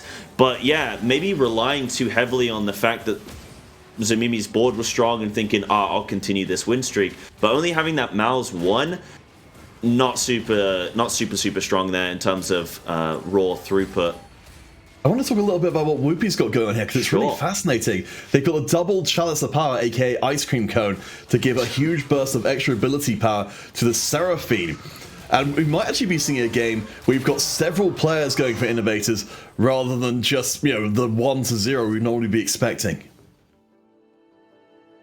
Yeah, absolutely. It would be good to see, because I'm a big fan of seeing Innovators. It is a comp that is quite strong right now, I guess, depending on how you're playing it and how lucky you're getting with those spats. But to see a few people go an Innovator, going to be interesting. Level 3, not Swain, Singed here. Level 3 Singed. Interesting. And let's see what items we get to pick up here from Willix's POV. So this is Twitch reroll. This is really fascinating to see this in the game. Okay, 3-star Twitch coming in. There's so this is what's held Willix at this level, is they didn't know for certain they'd ever be able to 3-star that Twitch without hitting. Now they have, this completely changes the game for Willix. But no, they've got very little economy to work with. Yes. They'd love to be able to push levels and get in the bear from Innovative 5, but they're not going to be able to, because they've got to keep losing just to have any cash to work with. Yeah, and looking to just slam a couple items there. Not potentially the best in slot itemization for Twitch entirely, but at this point you've got no economy. Your health is in a decent spot, but you want to make sure that you're not losing too heavily here. So getting that Twitch online as quickly as possible is going to be the play here from Willix. And let's see how they do in this round. Back with the ice cream cones again. That Seraphine is going to be able to do so much healing, so much damage, but I don't think it really matches up quite to this Twitch at this point. Absolutely, yeah. We were seeing there the ice cream cones, as you so beautifully named them, not quite good enough today. When is ice cream ever a bad thing? This is the only time I've ever seen a bad. It's getting warmer even here in the UK, so I think ice cream's going to rise in priority quite dramatically. But for Willix, they actually, by winning that round, that's actually a bad thing for them, because we said they need their loss streak and they don't have it anymore. But Killcorn, who came in dead last in the first game, they brought out something pretty spicy for game number 2. Yes, the fully itemized MF here. You've got 4 Enforcer, 4 Sniper as well. Got even the Jace backline as well. So looking pretty strong here. We'll have to see how this MF does. Really nice stack of Willix's units there for the MF to just get the full ult on them. But I don't know if it's going to quite be enough. Just barely. Maybe if Twitch can get dropped here. Yes, but now there's no frontline for Click On, and it's not going to be enough. The MF is going to go down. That level 3 Singe is just holding on. Oh my gosh. Yeah, Click On from Turkey. I love that we're seeing something supremely weird from them here. But that front line, I just don't think it's quite good enough. We can definitely afford to drop one Enforcer here because there is no need for any further Enforcers beyond this point. I think if we can maybe get in, some bodyguards or similar just to prop that front line up for further. Yeah. We've got 4 really good snipers here. The damage potential is off the charts. They just need time and space. Exactly. Just need the time, the space and time to hang on, because that's really what it comes down to for Sniper chat, is you just want to make sure that you've got that strong, solid foundation in the front line to allow your snipers to rip through the tanks, rip through the back line. But we're now seeing the double ice cream again, and this time it's going to be enough. Whoopi here able to lock down Click On and continue Click On. Okay, Jace started popping off a little bit with that AoE damage, but not going to be enough. Yeah, so just further for anyone who's kind of coming into this one, again, we were aware that people come in don't necessarily know everything about TFT already, but the snipers, they get bonus damage for the distance they fire from, so that's another reason, apart from just not wanting to get killed, of course, to want to keep your distance from the enemy as long as possible. Absolutely. Going into another carousel round here at 4-4, so we get to see what everyone's looking to pick up here. And if I was a smarter man, I'd be able to identify each 8 player and go, oh, this is the exact item that they're looking for, so they can make X. But unfortunately, I do not have the capacity. I don't have the scholar bonus in me right now. Well, don't worry. We've already proven you don't need to have that scholar-specific augment to be able to pull it off. For Yeddle, yes, though, which hopefully we'll get a chance to check in on them in a little bit, because they came through second last time round. They're currently on 15 HP and in real trouble. Whereas Jitmonster's at the top of the table, Yeddle's at the bottom. They've got the 3-item Seraphine. Apparently, it's the flavor of this game. Yeah, no ice cream though, but still we're getting a good amount of flavor coming on through. And Yellow here, yeah, with that Seraphine on that Socialite spot, so a good hook target potentially. Not got like a QS or anything to prevent that, so going to be in a position of vulnerability, though with a strong enough front line should be able to hold off for now. Look Seraphine at that Galio, though. Once this big boy takes flight, the entire board hops up in the air for a short holiday. For a short holiday. Not the one they're hoping for, that's for sure. But not quite enough here from the Galio. Going to get shut down. Yes, Kha'Zix is going to be able to clean up in this case. I was like, hold on a minute. The 10 health Galio, can he turn it around? But not at level 1, I don't think. And now we got the third and final augment of this. Going to be a gold here. So what do we got? What do we got going on? Oh boy, I mean, these aren't probably going to be exactly what Yeddle's looking for here. Oh. So instead, they're running the Seraphine setup here. I think cybernetic implants, yeah, is really the only way you can go. We don't have a clockwork setup here to allow for, the stopwatch to freeze the board. At least, all of our team here, with the items at least, have got a little bit more stats to work with. Yeah, that would have been really nice if they'd had a stronger clockwork composition. That broken stopwatch is broken. It is very, very powerful. Maybe if they'd had a Jhin as their carry, but of course with the Seraphine, it's not quite as strong, I guess. And only having 2 clockwork on the field, it's not going to be that great of a play. But now we got here Zamimi with the Renata too, so this is definitely something that we're expecting to see, the Bruiser Renata comp. We are seeing it not quite at full force yet, but definitely looking to come online, though Zamimi's in a position of literal 0 econ. Can play around here, got the Arcanist spat as well, so the double Arcanist there gets put on the last minute there on the Orianna, yes. Orianna, jeez, yes, thank you. To be fair, Orianna hasn't really been a central spotlight unit for a while here. I feel kind of bad for her that she's sort of fallen into being a support unit. But Jitmonster, small note about them, of course, we saw the Galio returning again. This is our clear mind player from before who it's also still got a clear bench, so I think they're actually looking Jit wants to go to level 9 and probably have a Clapio comp or something silly like that. Well, definitely in a healthy enough position with that 53 health, top of the board. Chuso's on that win streak, so Jitons could be in a position to lose to Chuso. I'm not sure who has the strongest board at this exact moment, but we are getting close to a position. I mean, we've got a PvE round now, so everyone's safe, but Yeddle there at 10 health, Zamimi at 16 health, both in a very precarious position, potentially could be seeing our first 8th player, potentially even an 8th and a 7th in this next round that's upcoming. But I like Chuso's position here with that Ezreal. Maybe he wants to eventually... do you think they eventually switch that out for maybe like a Jace or something with the Innovator? Sure. Yeah, I mean, the thing is, that is a 3-star Ezreal, so you might not be waiting for a while here at level 8, because a 1-star Jace isn't actually really going to compare up, favorably against a 3-star Ezreal. So for now, I think we will be seeing a 1-cost being played, maybe even to, almost the very end of the game. If you want to be able to bring in 7 Innovators, you've got to bring in Jace for that. I think Jace will just sit on the board and be a trait bot. Unfortunately, ClickOn has already stolen all the Jaces. Yes, this is the thing, and Chuso here in a position of very solid health pool, whereas ClickOn is on that lower end, and now is going to be losing that round as well. So eventually, when ClickOn, should he lose, then that's where Chuso can just bide his time and pick up those Jaces at discount cost. Later down the line, they're going to be going to clearance because there's going to be no other need for them. So that's where the Jace can maybe be picked up there, but.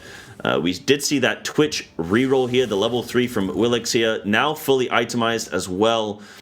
What do you think about the state of the board? One off of that 5 Innovator as well, which is, additional with the bear to have some additional frontline, which is nice.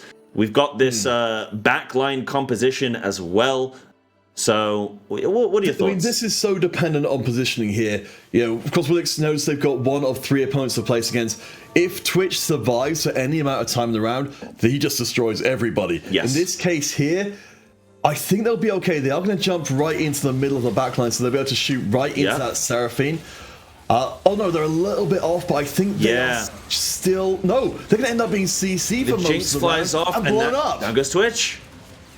But that's the difference for a Twitch reroll comp. If you are slotted into the place that Echo went, you've got a perfect round. If you're one space away from the perfect spot, you die almost straight away. Yeah, because they were too close to the... They were able to get CC. They didn't actually see the initial CC, but then they had the Jinx knock up as well because they were just barely in that AoE zone. Whereas, like you say, if they'd been in that Echo position, then as well with those piercing shots, they would be able to cleave through the backline, but wasn't able to do that because of the Echo actually kind of inting there a little bit from the Echo. He stole the spotlight, not in a good way. Well, Hi will be the one taking the spotlight for now with an innovative sniper composition here. You can see that the Jhin is fully loaded, though only 1 star up against the Twitch reroll. This could be the end of the line for Hi. They surprised us in game 1. They're going to need to try and pull through here. Keep your eyes on that Twitch. Yeah, and ClickOn was unfortunately the first player to go out in this game, so they are the 8th, but can Hi hold on here and not go 7th? Oh, no, well, Yeddle is already taking some... Can Hi hold on and not go 6th? And yes, they can. Willix, they're now in the firing line, potential to go out next round if they don't hold on. But very, very solid there from Hi, who has to get that level 2 Jhin to really have their composition come online and feel like they could be in a position to potentially win this game. But they gotta find it first, and they've got no econ at this point. Oh boy, that is real tough for ClickOn. From Turkey, they've come 8th twice in a row, and it's a very tough spot to come back from in the competition. At least, I like they were trying something a little bit different, but they may need to fall back to more meta comps going forward, looking for big first place finishes. Yeah, the fact we only have 5 games here today. This has been a 2-day tournament. This is the grand finals. They've only got 5 games, and 2 games in a row going 8th. Just even mentally, that's got to be a little bit disheartening. You're gonna have doubt creeping in and whatnot, maybe a lack of confidence. So hopefully, ClickOn there can just say, look, couple 8s, no big deal. Let's really turn it around now and see what they can do. I don't know mathematically, I've not got the scholar in me, but I don't know mathematically if you've got 2-8s in this best of 5. Not really sure. I don't think it's very likely to come back, but we did talk about this at the start though. The pricing structure for this one is pretty generous when it comes to not coming necessarily in first. Though even if you have these 2 early games, there is still something left to fight for, and that's just improving your spot, even if you can't win the whole thing. Absolutely, that's what we're looking to play for, and as well, it's not even just about the prize pool and trying to get first or second or third. It can also just be, hey, I came to this international university level tournament and I was able to get top 4 or top 5 or whatever it may be, and just have a nice confidence boost going forward, maybe going into the competitive scene more spearheaded in the future. At least they get a little bit of confidence here if they can position a little bit higher up in the rankings.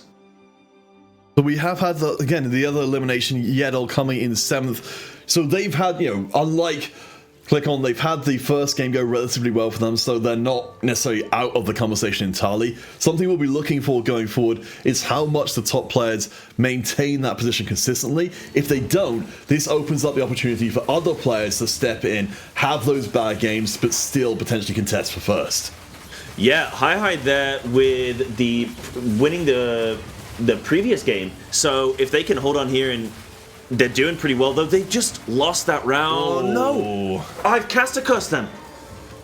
Mimi, you're out of here. And also, Willix as well being eliminated, and TOV, we're down to our top 3. Everyone falling down here, coming close to the end. They're not going to get to see this dragon. That's always a tilter when you go out in a round where multiple other people also go out, and you have the difference between getting a top 4 and getting 6th. That can always be a tilter. I know I definitely feel it in my games, but like you're saying, we're down to our top 3 now. We've got a little bit of we've got a PvE round. We've got the dragon here, which is going to give the players time to focus in on who they've got left to face and effectively how they can finish off their boards here in these last couple rounds of Game 2. I think Hi particularly getting taken out in 4th place is amazing news for everybody else in the competition. We're not getting up in a situation where someone comes out of the first round with 20 points and puts themselves so far ahead they can just top 4 for the rest of the games. Yeah, absolutely, and that's kind of the ups and downs that you can have in this game. You're not always going to consistently be getting in that in that first spot every time necessarily, but Hi can still be very happy to know they've gone 1st and 4th in the first 2 games. That's got to be a solid position to be in, because realistically, I'm looking at some of the standings as well from last game and currently based on the players that have gone out, and it seems to be fluctuating between people either getting like for Willix, they're getting like 3rd, then 6th, or ClickOn getting 8th and 8th. Yeddle getting 2nd and 7th. Yeah, go ahead. Whoopi just got eliminated by 2 points. Of course, they need to hold on to 1 to stay alive. We're down to our top 2 with Jit once hitting a Jace 2. We were, I certainly was saying I wasn't expecting to see a ton of innovators here, but apparently I was super wrong. Well, we were hoping for the 7 innovator. As soon as I saw the heart, I was like, I hope it happens because I want to see it. I do love seeing that dragon leave the PvE round and come into the PvP rounds, but also playing the Exile, so they've got to spread their board completely. That's why, chat, if you're looking and thinking, why are they not clumped up like they should be? Because of that augment there. But now we're going to see Chuso going up against Jitonsia, and I believe this is the Portuguese versus the Spaniard here. So we're going to be seeing quite a showdown. And I mean, the dragon is going to be... I think we're getting a little preview of our next set here. So the dragon is going to be flying over everyone and causing a huge menace. It's notable as well for both of these players, they did not have strong game 1s at all. This is so big for both of them, they've at least made top 2. Yeah, absolutely. I mean, mentally as well, they're going to want to get that top spot every round because it's worth a couple extra points, which can be significant today in securing, positions in the overall tournament. But as well, just mentally knowing that you got that first is going to be a big relief as well. To say that you won a lobby. For sure. I mean, the field is so strong here. We'll see how they do, if they've managed to make any adjustments. I mean, the dragon is, of course, the big pain in the neck because once it activates its ultimate, it's going to scarify nearly everybody and give so much room for the rest of the damage dealers to wipe out the field. And it just even acts as a front line, but it's not going to be enough here. Jiton's there. That level 2, see, the Galio, I would think wouldn't be super effective here because of the playing against the Exiles. So all of the, champions that you're crashing down on from the Galio, they're all spread out, but it's enough to kind of knock everyone up. Even with the Dragon Fear, it was still enough. But this is where we could be seeing the players go back and forth. So we've got the Guinsus coming in for just so. I mean, this is pretty big for them to be able to amp up the power of their Jace. And as you can see, the backline is where the damage originates from in this composition. So getting that ultimate of the Jace online faster, which will boost up the attack speed of everybody there, is absolutely massive. Absolutely, and this could be our final round of Game 2. Who could be the victor here? Chuso, though, was able to, as you say, itemize that Jace a little bit more. Is it going to be enough here? We've got Jin in the backline for Jitons here, about to get the ult, and here it goes. Going to be sending shots right through that Ezreal. So there goes the damage for Chuso, but are they still going to be able to cling on? It's Singe versus Jin. That's gonna... Oh, barely hangs on. 2 health left to try and do something here, but realistically, what can you fish for? How can you improve your composition? There's nothing really to shift here. Maybe just a positional shift for Chuso. What do you think? Gosh, I mean, that's the thing. It's like you haven't got that much flexibility to work with here. As you mentioned, the exiles from both sides of the fields. It really limits how much you can mess around with your setup here. The difference is going to be things like what comes into the Thieves Clubs, which we can see in this case is appalling for the Leona. It's not going to help her out in the very slightest. But we have seen so mixing their comp up quite a lot. They spread up their damage dealers to the 2 corners of the board. They're gambling that Galio won't be able to knock up both of them.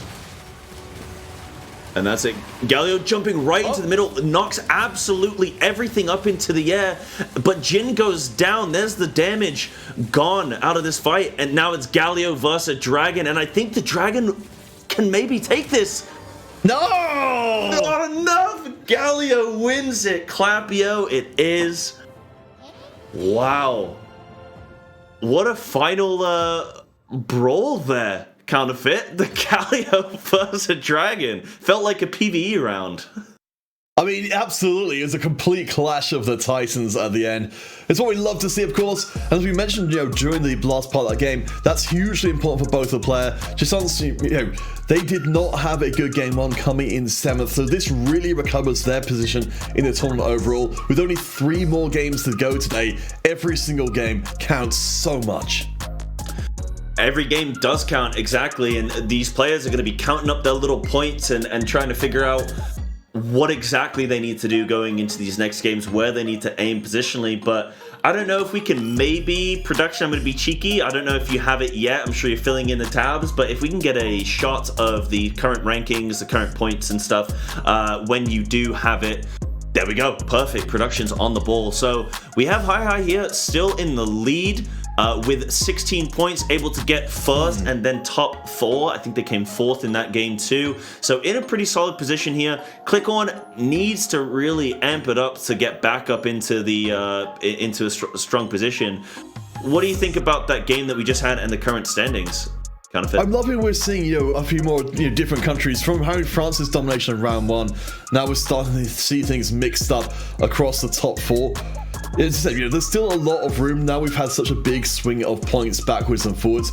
I think game 3, which we're getting to after the break, will be the one which really starts putting us on the path to saying these are our players that are most likely to hit top 4. Right now, I think the field is still pretty open. Absolutely. Like we say, still a couple games left to go, or 3 games left to go to be specific.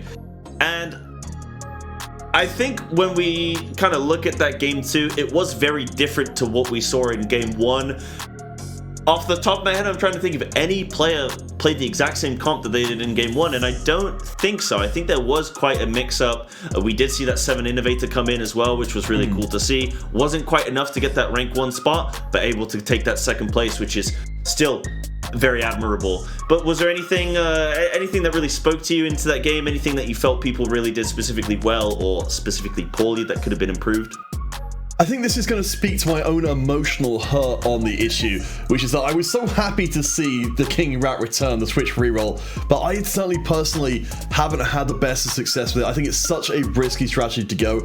I think we can maybe see, more coin flip kind of strategies coming from our players who are lower down the table, but I think particularly for our top table players, they're looking for consistency now. They're trying to make sure they don't get denied the top spot because of one bad game.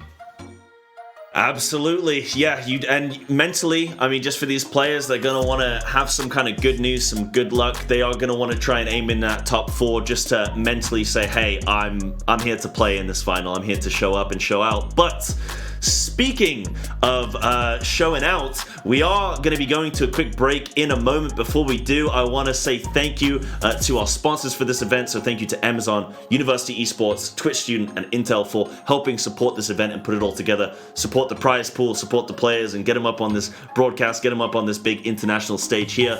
But we are going to be running to a break. Counterfeit, I'll see you in a moment. Chat, you're looking great today. I'll see you in a moment.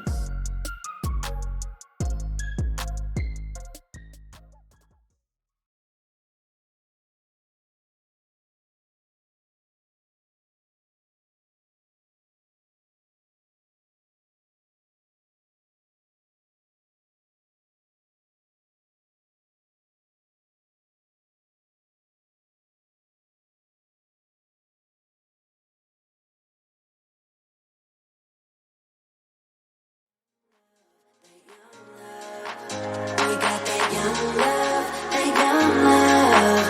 We got that young love, that young love.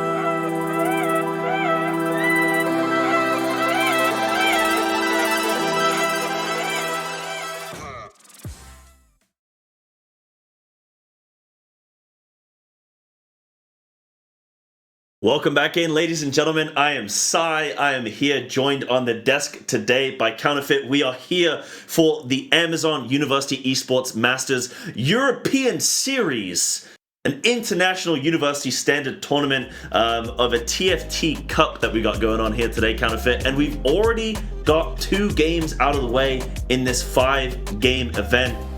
How have you been feeling about things so far? I mean, we've seen some absolutely amazing stuff so far. I'm glad we're actually, we're seeing some of what our players were talking about before this event even started. That flexibility to know when an opportunity is presenting itself and then to bring out a comp that we may not, a team setup we haven't seen maybe in the previous game at all, and then take over the entire lobby with it. Yeah, we've definitely seen some interesting compositions crop up that we weren't necessarily expecting, but it's been effective so far, which is really showing the flexibility and the high caliber of play that we're seeing from these players, that they're able to, they've got deep pockets, they've got plays that they can pull out. They're not just restricted to, they're not going on like Googling top 3 bests.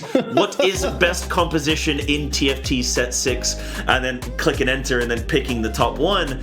They're reaching deep into what they've got possible here. We saw that Syndra carry earlier in game 1 and whatnot, and 7 Innovator isn't exactly off meta, but getting 7 Innovator is quite interesting, and to see some of these compositions do quite well. But we have the scoreboard as well, the current rankings to bring up, Counterfeit. I don't know if you want to take us through some of this when production throws it up for us in a moment, but we do have Hi I Know up at the top spot. He's been performing quite well. For sure, and of course you mentioned, in passing, we saw them bringing out the extremely surprising Scholar setup for the first game, which honestly, it wasn't just a good composition, but it was a good reaction to what people are generally doing in the meta. We've got a lot of these backline AD kind of champions, the Jins, the Civs, and the like. They all kind of clumped up towards the back, so I think the Syndra, who creates problems for those kind of comps specifically, was a really good call here. I don't know if we see it again, because as we saw in that previous game, and this is partially motivated by people playing Exiles, but people are spreading their teams out a lot more, so I don't know if we'll get to see that at all. We've got 3 more games though to find out if our players have got anything else to surprise us with.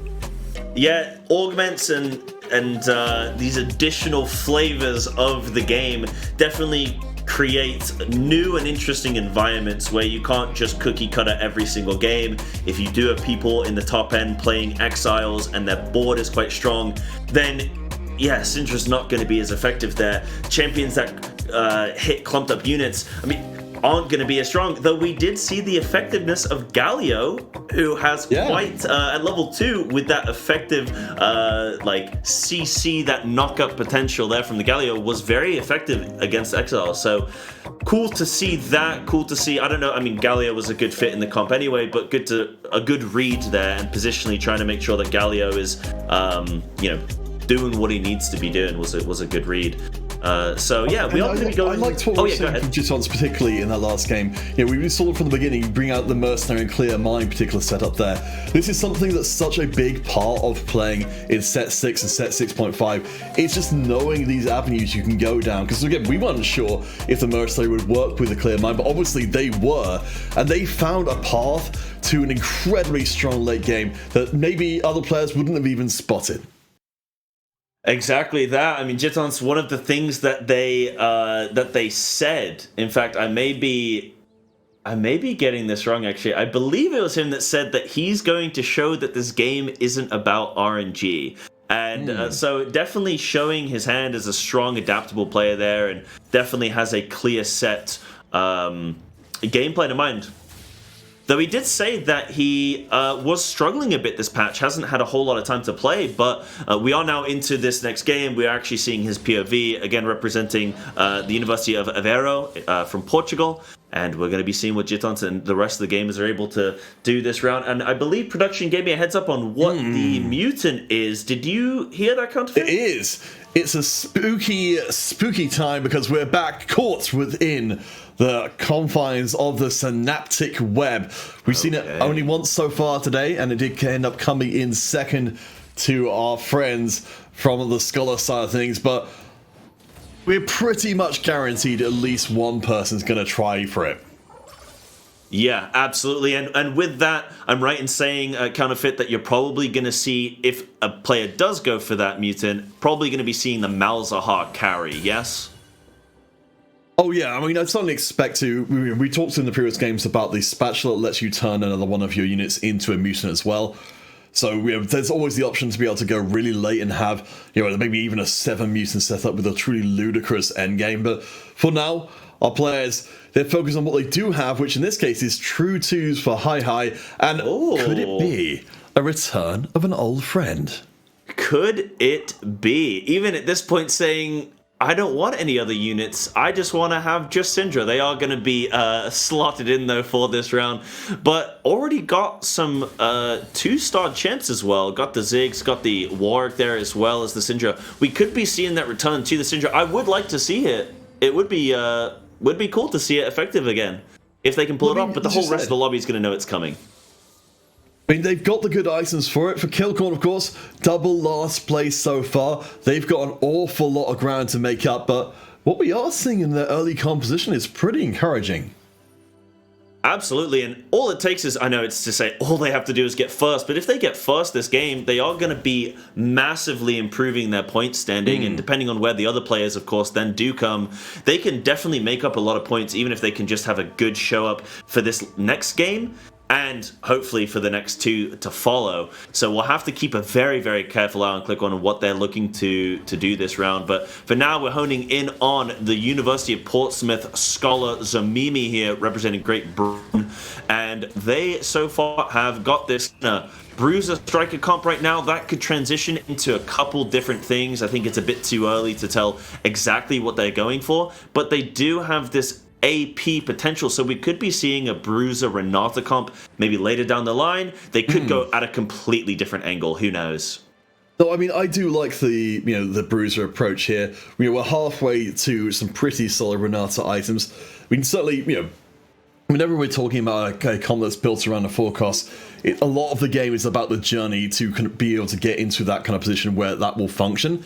Of course, considering if we're talking about Bruisers, we can't forget, of course, as well, we're still in Synaptic Web territory, and Zamimi currently has actually got enough mutants to even activate it right now.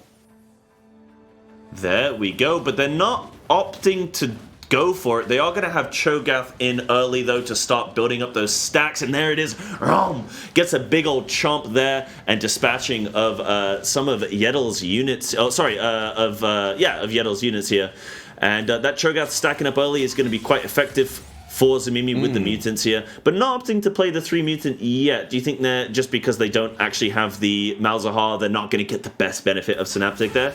Or, what do you think they're going for? Because they are on this win streak. Do you think they've just got a strong composition with this double bruiser? We've got a lot of stuff on the bench for Zamimi here, so I wouldn't be at all surprised, considering that they've got the beginnings of win streak, to actually sell up and go to the next level to allow them to keep in some more of their stuff while also moving closer to a mutant start. I mean, we've got 2-star Alari, we've got ourselves on now with this top hat looking pretty strong as well. I actually don't know if mutants coming in here would even actually be the strongest board, and certainly Zamimi, I think they've got the same idea that this is what they think they can play is the strongest right now. It might not stand against the twin shots though. Yes, this could be a problem. Lucian there with the ice cream. Am I going to start calling it now? That now it does look mighty tasty. Just to be clear, that's a term. I don't know. I know, but it's just I've not heard it yet. Are you craving ice cream? Is the advertising working on you? I've got some sorbet downstairs. We'll see what happens. One thing I did want to speak about, though, with Zamimi, just kind of flipping back a little bit whilst we're watching this carousel here and seeing what people slurp up. But Zamimi does have the level 2 Ziggs, which would give Malzahar the Arcanist. So we could see Zamimi, and we're going to see what they pick up. So they're going, if they grab the sword that okay, they're choosing maybe between the belt as well. So they've got the sword so they could make the Hex Tech, couldn't they, with the, I believe, the rod that they had. So I think Zamimi is still heading down that Synaptic Malzahar Arcanist kind of web there with the Ziggs in the early game if they do get the Malzahar, but they don't quite have the full comp here yet. So we'll have to see. And now the mutant comes in. Jumping on over to Yedel here with the Merc. So Yedel wants to lose. They want to lose here. They're keeping some of their strongest units on the bench to try and make sure that happens. So for Yeddle coming out of this one, they're currently, in the middle of the pack as a player. I believe they've got 10 points total to their name. So they are not in a position where they need to necessarily be taking huge risks, but the fact that they are doing it means that they've got their eyes on going for first place in the tournament. I mean, everyone's going to be aiming for first. If you ask anyone where they want to be, it's going to be that number one spot. But unfortunately, not everyone can come first. But luckily for these players, even if they come second or third overall in the whole tournament, they're still going to be taking home some money, which is, well, I say taking home. I mean, the likelihood is that they crawled out of bed this morning from their PC, moved 3 feet to their gaming chair, and then after this tournament, they're going to be going straight back into bed, I imagine. That was my university life. I don't know about these fellows, but maybe I don't they're think all it's changed too much, honestly. Yeah, I mean, they're all high-ranking TFT players, so they're definitely not going to class. Like, I know that for sure. Well, I mean, these are the sacrifices you must make. Of course, we're definitely not advocating anything of that nature. For Hi, of course, they've studied up. We know they've studied because they define themselves as a scholar and a gentleman. And here we can see our good friend Syndra is in the mix again without a lifelong learning, which is normally what causes people to run Syndra in the first place. Yeah, and on the opposite side, we're actually seeing the Chuso POV, who just got that win there, a very solid win, and maintaining that 5 win streak. An itemized Tryndamere, the 3 Chemtech 2 challenger. Could we be seeing a Tryndamere re-roll? Because I actually really like Tryndamere as a champion. He's quite quirky, quite fun. He has the disadvantage where sometimes he doesn't quite kill an enemy before he ends up yeeting himself away and kind of blade storming out of there. But what do you think, Counterfeit? Could we be seeing that? I don't know. I'm very fascinated to see if it does come to pass. We'll have to check in on them later. Whoopie, I'm glad we're back with them because Whoopie, when they picked up this spatula, they were doing laps around the carousel very, very quickly because of how pleased they were to be in this position. So presumably they've got some kind of big plan in mind for later on. Do you have any feeling of what that might be? I mean, augment-wise, that doesn't really reveal too much, I guess. We've got the Metabolic Accelerator, I believe that is, which is going to be giving him health back between PvP rounds and actually increasing that acceleration, right? And around the carousel, that's probably part of what that was. But what can they really be doing here? They've got the Ari, so they've got this potential, like... I mean, it doesn't look like Syndicate because they've not really got any Syndicates, but... do they one go thing this I was Arcanist angle? surprised at by them making the Titans there is I thought what they were holding out for was a Debonair spatula, which requires armor and the spatula together. But apparently that isn't the case because they've taken away and made that into a Titans. So there's no chance of seeing maybe down the line the 7 Debonair Ari, which was very popular back a little while. Okay, well, again, this is another player where, again, we're only at 3-1, so we're still early on into the stages of this game. A couple players that we've got our eye on and we want to be tracking to see how their game develops and what they end up going, or what avenue they end up going down. But this spat here for Whoopi, as you're saying, they must be happy about it, and we'll have to see what they end up doing. But they've just cleared their... I don't actually recall what loss streak they're on, but they're now... starting to win, so they've just got that 1 win there. So I don't know if they lost a big loss streak or not. Oh no, it was just a 1. What I was looking at from Whoopi here is that they are Belgium, but they are quite known in the French community. Apparently, their nickname there is Succession, which I'm not honestly sure what that is going to end up meaning here, but we'll see if they can succeed. Right now, they're in a pretty solid spot in the middle of the table. Huso is still up at the very top, of course, applying pressure to everybody else. Yeddle at the very bottom on 66. Yeah, well, speaking of Succession there, let's hope that Whoopi doesn't suck this session. Let's hope that he has a very strong game. I don't know. I thought I could make it work. I thought I'd throw it in. We haven't had a terrible joke in a while. But yes, as you're saying, Yeddle there, lower down on the board. But like you're saying, in a solid point position, so they're probably able to... They don't really have to take too many risks. You could look at it in 2 ways. They don't have to take risks, but they're also safe to do so if they are wanting to. But now we have our second augment round. Oh, I'm so heartbroken that this recombobulator just isn't going to work at all because you're already tied into Arcanist for the rest of the game. So just going to be some extra units on the bench. Unfortunately, those 4 drops on what you'd ideally love, which would be another RE to put you straight into RE2. Yeah, absolutely. It's definitely a gamble. It's that little bit of RNG from that where you don't know exactly what you're going to get, but you've definitely got an idea in your mind about what you're fishing for, and that RE would be the likely desire there. But we are seeing that Whoopi is going down this Arcanist avenue. Still got the Yordle there, which is going to be some solid econ continuing on. Got the slight win streak. And they were ping-ponging a little bit, as you were mentioning a second ago, where they had the loss of 1. They've then gained, now 2 wins. So they're kind of ping-ponging a little bit into winning and losing, which isn't, I don't know. I mean, with the Yordle, they're going to have some good econ. So hopefully that's not too detrimental to their game plan.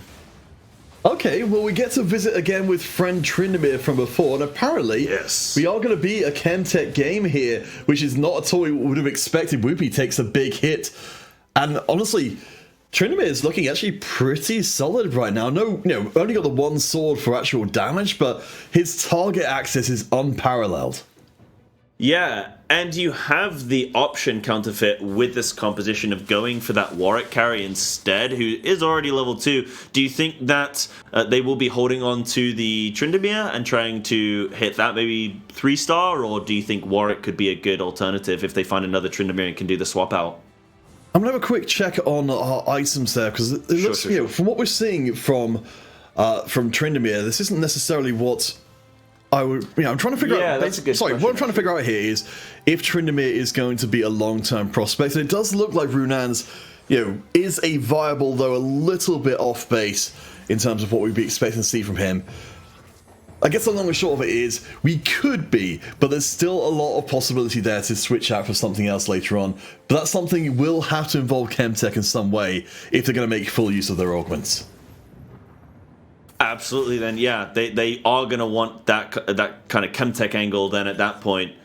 But we are now seeing Zamimi here, who is having a little bit of a swap around, did have the 3 mutant in, takes that out, got quite an interesting looking bench as well. Okay, they're trying to figure this one out. A little bit flexible here. I think maybe they were being tempted a little bit away from what they were playing, or at least using the Lucian as an item carrier. Now, at least fighting the Malzahar, they've got a chance to be able to slot everything together. Zamimi, though, as we said, they're at the bottom of the table. They've got a good loss streak going, but we can see they're only 10 gold in the bank. It's a bit of a precarious situation where you're not going to be re-rolling anytime soon. Yeah, and I thought that Zamimi was in trouble there when the Nocturne was just cleaving through that Lucian, but it looks like Zamimi is going to be able to take this win here, that big dub against Willix there. So that was interesting. Willix had the... Was that Ascension that I saw as well? Oh, the Kaiser in the shop. Okay. That's incredible news. If you're Zamimi here, you're worried about probably even getting to Mutant 5 anytime soon. Suddenly, that door has been thrown wide open, and Zamimi's not going to hesitate for a second in charging right through it. Yeah, now there's kind of this concrete, right, wasn't quite sure where I was going with this composition necessarily. Oh, there's the Kaiser. Yep, okay. Lob that in. There's the Malzahar. Again, this is a synaptic web game. If it is still synaptic, right? Game 3, I'm not losing my mind. So we have the Malzahar there getting itemized very effectively. Got the blue buff, got the sustain as well with the Hex Tech. So Malzahar going to be in a good spot. Kaiser, of course, is a very strong champion, especially in the early stages of set 6. Yeah, Zamimi, they're able to just take that win quite succinctly.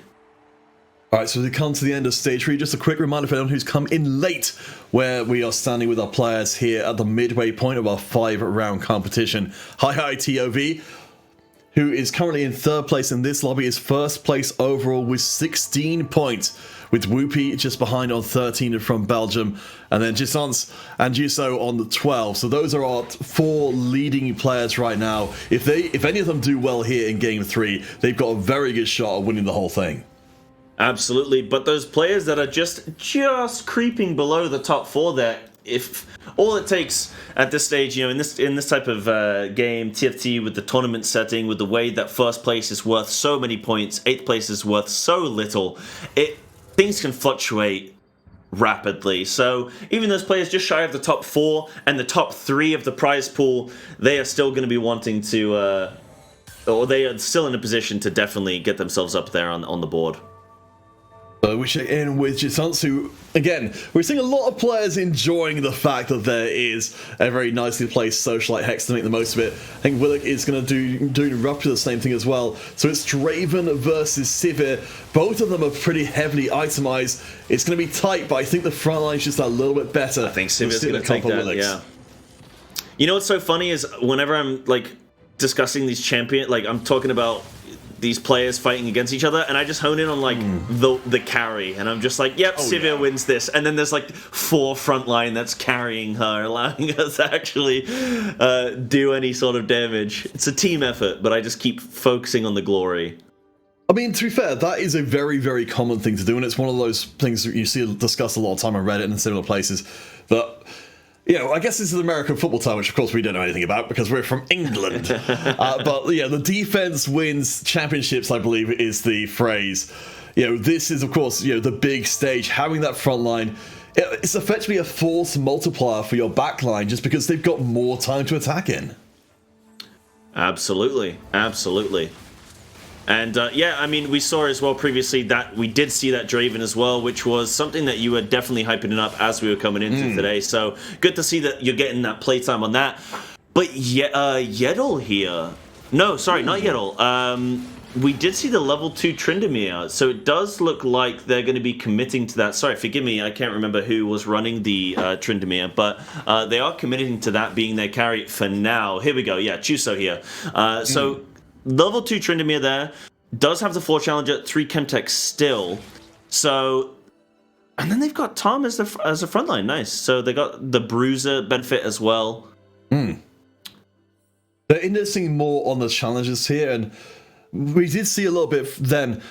One, you know, we haven't talked about it so far, but because we haven't really been seeing challenges, but it's very important in this game is that Quinn, while she's got no items, you watch for when she hits the backline of some of these comps. She will completely disable, you know, the Sivir if she hasn't got the Quicksilver. Against the Mimi here, who is more based on, you know, the casting, it's going to be less bad, but it's still an annoying thing. And there's no way to keep the Tryndamere from then going after that backline that has been caught out. It's going to be very close. The 1v1 with the Malzahar there, whilst the rest of the team were off, you know, chasing rainbows there. Tryndamere was putting in the work against that Malzahar. And as you were saying, Counterfeit, this game is about defense, but you know what it is also about? It is about offense and utility. And that Quinn, as you were mentioning, just does a really good job. If the Quinn can attack the correct targets and be effective in who they're disabling, then Quinn can be a very solid addition. And of course, is giving that additional challenger buff as well. So helping promote that Tryndamere even further with the damage that they're able to output. So coming out of this carousel, hopefully we'll get a chance to check in with the chance in just a little bit because they are down at the bottom of the table. They are in trouble. They are running what looks to be, under other circumstances, the 3-cost focused composition here with a Morgana frontline and Senna at the center. But this is a comp that's really good against magic damage. Against AD, it's going to have a much harder time.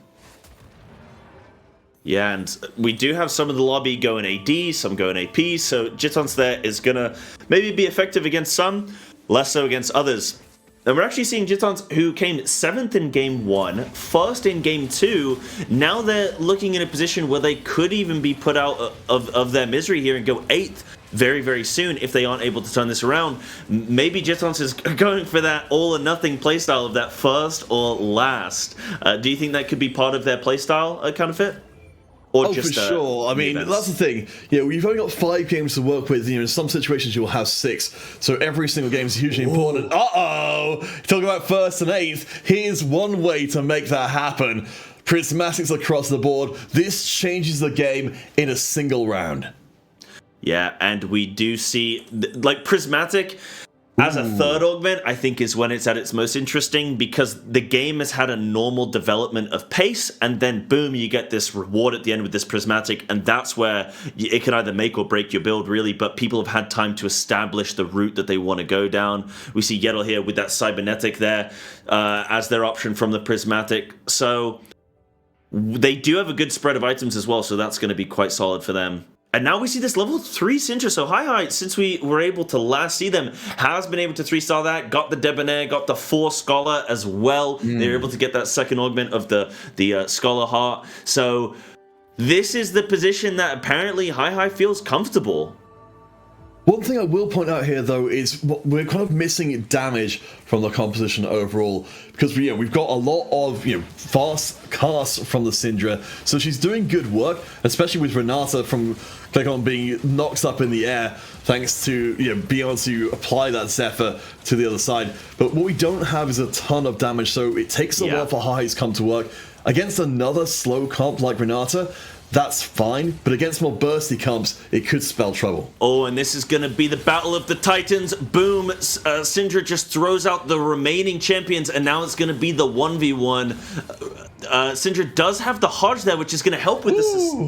Beautifully done. Okay, Syndra goes down. That was a close one. And now Yeddle is down to 3 HP, Jitons down to 8. We are close to seeing another elimination here.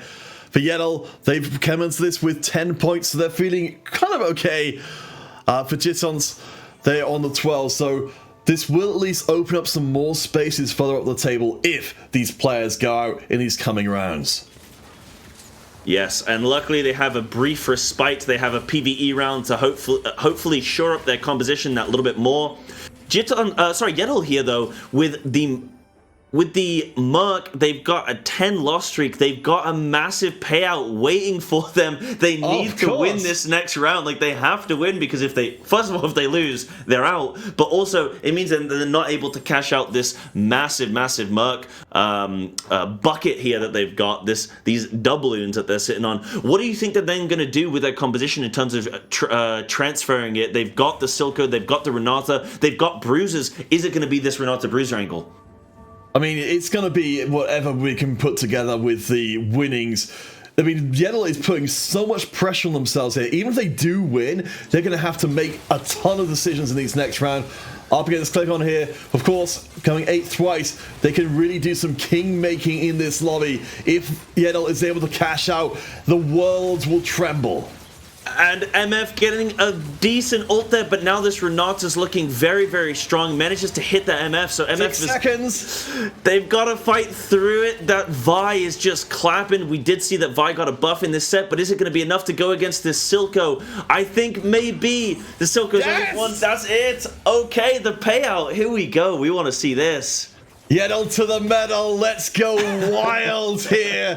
This is what Yeddle's been hoping for. You said 1st or 8th, they've gone 2nd and 7th so far. But now it's the evening, the time of our discontent. Oh, bathing it, being the Scrooge McDuck you always wanted to be. Level 9, feeling fine.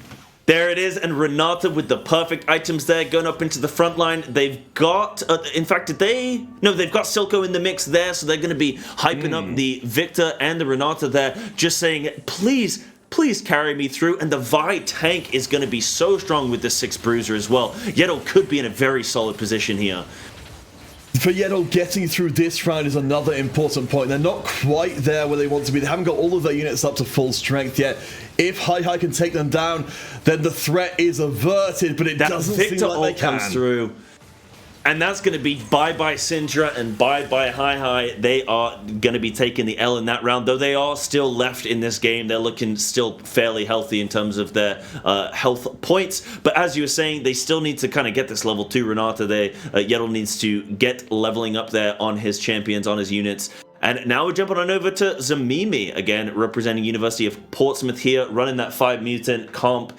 And what are you thinking about them? Again, this is a synaptic. I think Zamimi is looking at Yeddle with very jealous eyes at this point. Like, we're on the same amount of HP, but my board is good. Your board is transcendently strong. We're seeing the 2 stars coming on the scoreboard right now. So the window of opportunity to knock Yeddle out might have just closed, and everybody else in the lobby might well have to settle for 2nd.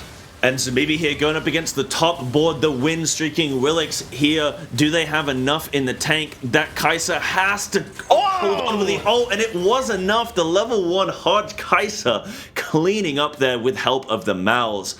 There we go. Zamimi stays in this and knocks down Willix's econ and a little bit and his win streak there. So don't count out our bottom 2 players, or at least our bottom 2 living players. Chance is gone. But Klingon as well, coming in with the double 8, they are climbing their way up the table. I would say don't get too comfortable if your favorites are on top right now, because we are definitely in the range of having this entire thing flipped around. Yeah, and I don't remember the last time Zamimi and Yeddle played against one another, but both have seemingly strong boards, though Yeddle clearly a potential favorite in this current game. If they face one another, then one of them is going to absolutely get knocked out. So they're going to be trying to ignore one another for as long as possible. And we see Hi there gets the level 3 Zyra as well, just on the side of the right-hand side of the board there, chat. You can see the champions being leveled up, even on Chuso now getting the Zac and the Quinn level 2. So Hi's got a little bit of a stronger board there with the Zyra, though I don't think it's going to be that massive. Zyra's a little bit of that utility and a little bit of the helping give the scholar buff as well for Hi there. But we've got Chuso here. Ari. We've got that coming to the field here. This is going to be the ghost from, I believe, that's going to be Zamini.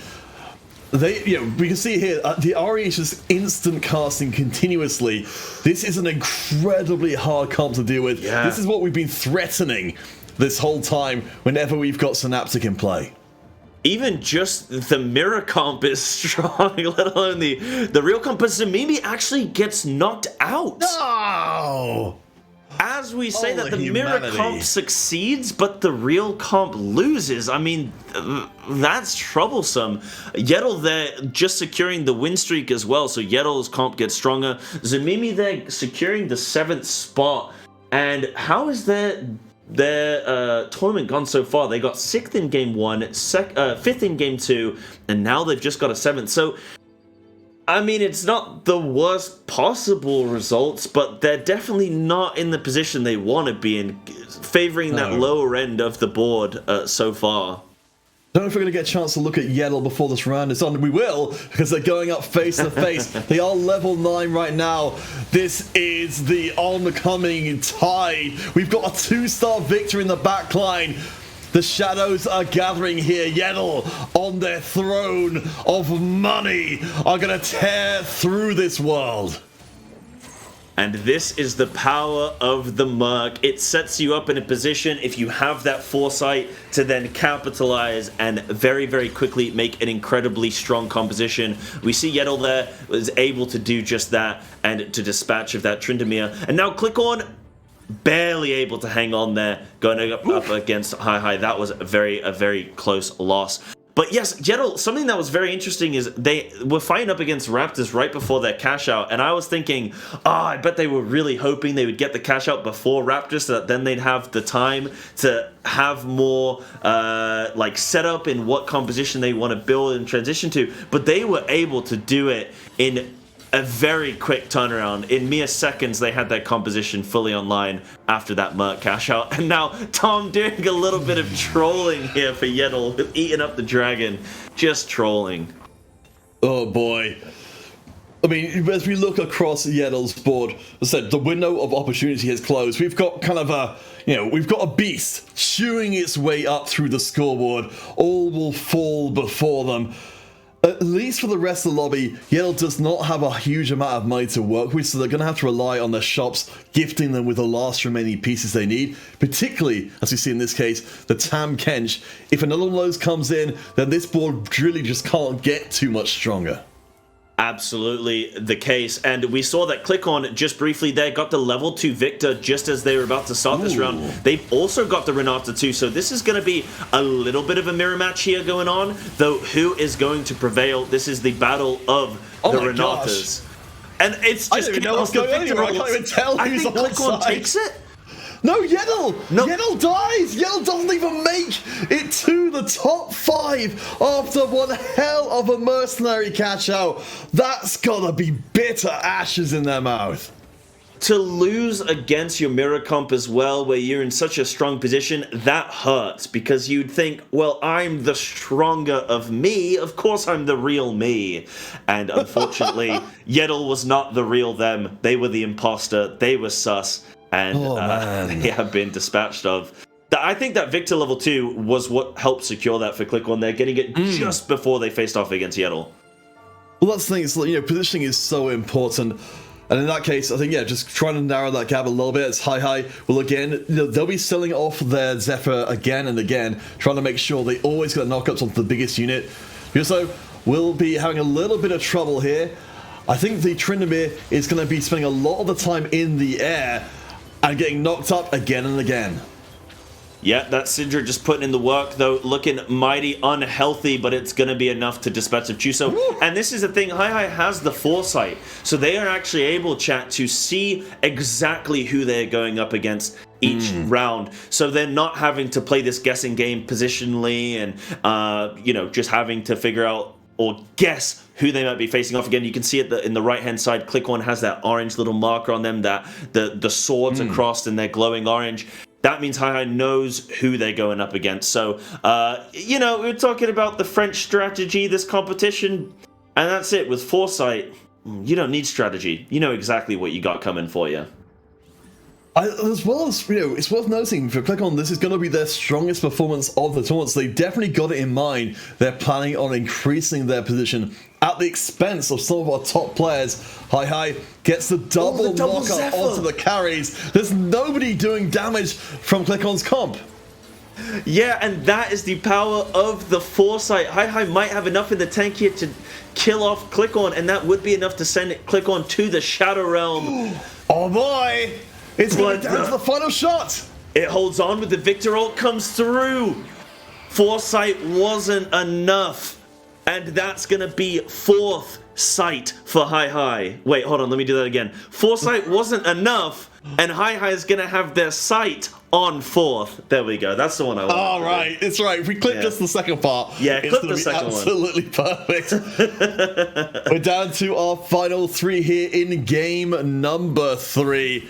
So, of course, we need to reflect on who is still left in the mix. Whoopi, of course, being 13 points coming in, currently second overall. They're in a strong position to end out, really benefiting the most from this game. Absolutely, and we can see them increasing the strength of their board there in the top right-hand side. You can see as they're leveling up. I think they just...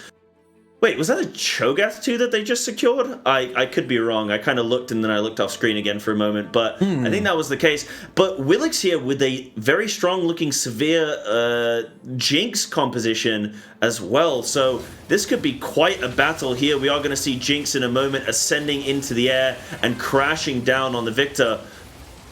And maybe potentially the Renata as well, doing some massive AoE damage, and it's going to be enough. Victor didn't quite get the ultimate off in time, though that would have surely been enough to clinch the victory there. And that was really a miracle. like what we've got going on from Willix. And Click-On is now gone. We're down to our top 2. Ari, we've got 2 2-star Aris. We've got that Cho'Gath you noted from before. We've got so many 2-stars flooding in for Whoopi. They're at level 9. They're actually not going to upgrade the Alistair because presumably they've got something else in mind. They're going to sell the Alistair. That Victor. Yeah, that'll do it. In a solid spot, we've got the Synaptic Mutant here. And we've got the double Chalice Kha'Zix here just empowering the Ari, and I believe it was Kai'Sa. Yes, Kai'Sa not fully itemized though, level 2 with the Hextech is going to be in a very solid position. And this is playing for the top spot here. Willix has had a very good competition so far. Are they going to have enough to clinch out this game? Boy, that couldn't have been closer there for Whoopi. One last cast out of the Ari kept them alive and over the finish line. We have got more items coming in. Ooh. The Assassin Spatula. I guess we could actually see that. Assassin Victor? Absolutely. You stick Victor into the opponent's backline, and maybe they don't even get to attack him. No, yeah, I mean, or Assassin Alistair, who knows? No, I mean, realistically... You go too far. There's no well, that's allowed. Maybe you Assassin Kai'Sa there, because she's going to be jumping around anyway, and she's going to kind of, even if she jumps to the backline, she can dip around. That could be interesting, but that is going to give them the double assassin benefit for the side of Whoopi there, so we'll see what they do with that. But now we have Jinx on that socialite spot as well. Okay, what did they go for? So they have the assassin's bat. Are they even going to use it? Because it could be an int to even use that. I think it depends on how they see the positioning, against Willix here. If they think there's a good spot in the backline, There we go. they will, as you said, go for it with the Kaiser. She will be able to extricate herself if she gets into a difficult spot as well, which Victor definitely couldn't do. Let's see, they're going to jump into the backline. I think they will probably be okay because they'll ult before they get aggro, or at least too much aggro. Though they did get shrouded, I believe, so it is a little bit longer before that Kaiser was able to get their ult off. Whoa. And now Kaiser and Victor get slammed. Victor maybe gets the ult off in time, though. Yes, he does. And that's going to be enough to send Willix into the Shadow Realm. Whoopi there is our winner of this game, of Game 3.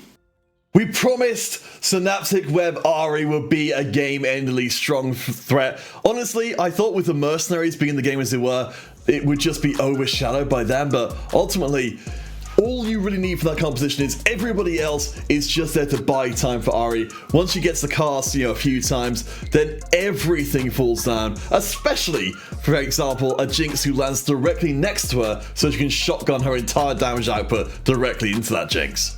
Yeah, quite helpful. Thanks, Jinx, with the assist there. That is the aspect of, these units who have these very unique abilities, and maybe positionally they'll change up Jinx ascending into the air, but then sometimes they can just int themselves and they can put themselves in very compromising positions. But speaking of compromising positions, we have the rankings here, these precarious positions now, Game 3. These are the current standings, the results. We have Whoopi here, able to now ascend into that top spot. Counterfeit, what is speaking to you out of this lineup here? Well, I'd like as well, Whoopi, they didn't necessarily come through and get the big wins before, but they've been consistent. They've put themselves in a spot where they can absolutely move into the back half of this tournament as a favorite to win. I mean, Hi as well, still doing very, very well for themselves, but they're only maintaining a top 4 position for now. They definitely can come back and take first place. For Killcorn, though, and for Zamimi, I think any ideas of hitting first are basically gone at this point, but they can still climb up. They're only 4 points behind the 2 players above them.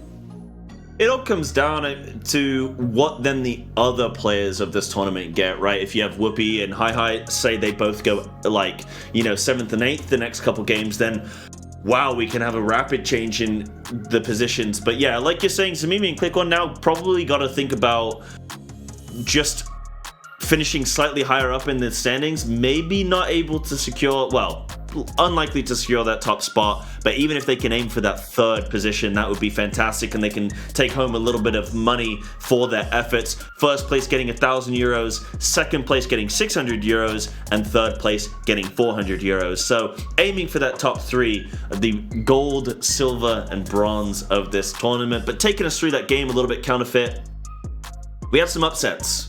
We had some interesting Renata situations, players getting knocked out all of a sudden. What do you think about the game? I think for Yeddle, that's the best comp I think I've ever seen come 6th. I mean, that was ridiculous. We had 2-star Silco, 2-star Victor, 2-star Renata, 2-star Vi, and 2 stars across most of the rest of the board. We were really close to having a 2-star Tam Kench as well. I think Yeddle's going to feel extremely robbed coming out of that last game, but it goes to show how important positioning is, because when they went up against the other Renata comp, they got destroyed because their entire comp got ripped up by Renata's poison immediately. Yeah, and I believe, if my memory serves me well, which it normally doesn't because I'm an old man now, but didn't Hi even with Hi with the Foresight, didn't they even have the double Zephyr? And it still wasn't, and that was enough? Or, I think I'm mincing my things here. Yeah, no, you're right. There was a couple of Zephyrs, including, of course, the ability to check in on the opponent's board by having that future sight. So they absolutely had the right kind of setup there. I mean, I'm more than happy for people to disagree with me in the chat, but I do think that the problem they had there was that they just didn't have enough damage overall in the composition to really, get the fights done quickly enough. A small note, though, on the units we were seeing being played. I believe they were looking at the results of the last game. 3 different comps who were all running Renata at 2-star, but only one of them made top 4. Well, there you go, and that comes into the lobby contention. But speaking of the contention, we're now going into Game 4. We've just had our opening carousel here. Everyone's getting their hands on the gubbins. and we're going to see what's in store for this Game 4. This is where things, I think, really start to mount. We really start to see the final day take shape, and we start to see roughly where we expect the final standings to end up. Though Game 4 is still in an open enough position where things can shift quite suddenly. And Ziggs barely able to survive the round 1 engagement here. Hopefully it's not a sign of things to come from here, but again, yes. So we've got Whoopi and Hi currently as our score leaders by a significant amount. Willix will be the one closest able to challenge them. The rest of the table really just looking to try and scramble and gain that third or maybe second place. Absolutely. And as you mentioned, Whoopi, here we're seeing on screen representing Belgium and the University of Louvain. Excuse my... Close enough. I mean, I don't know how to say it either, so I'm just going to go on a limb and say, we tried. We know as British people we're going to get it wrong most of the time. Right, we got our first arguments. At least we know how to pronounce Luden's Echo, True Twos, and Keepers Two. But these are actually some pretty solid choices here, and it will be the True Twos to maybe give some direction. Wow. Which we might be about to see our first Ash Syndicate game, especially look at these items. Yeah, and the already having 2 of 3 syndicates here to get that initial kind of trait buff. But the Talon as well, immediately level 2. Could we potentially even shift into a Talon reroll as well? I say shift as if they're pivoting already. They clearly are not. It's very early on. But we can also see the items would have sorted out for either of those. We have been told as well that in this lobby, Metamorphosis will be the mutant. So, again, we're likely to see a mutant player, and a player might be Whoopi. Now they've just had a Cho'Gath and a Malzahar deposit themselves on the bench. Yeah, they were holding onto those Cassidans, but no, they actually opt to sell everything. They're not. They don't like Metamorphosis, apparently. Yeah. They bat that one away. They shoo it away. No, thank you.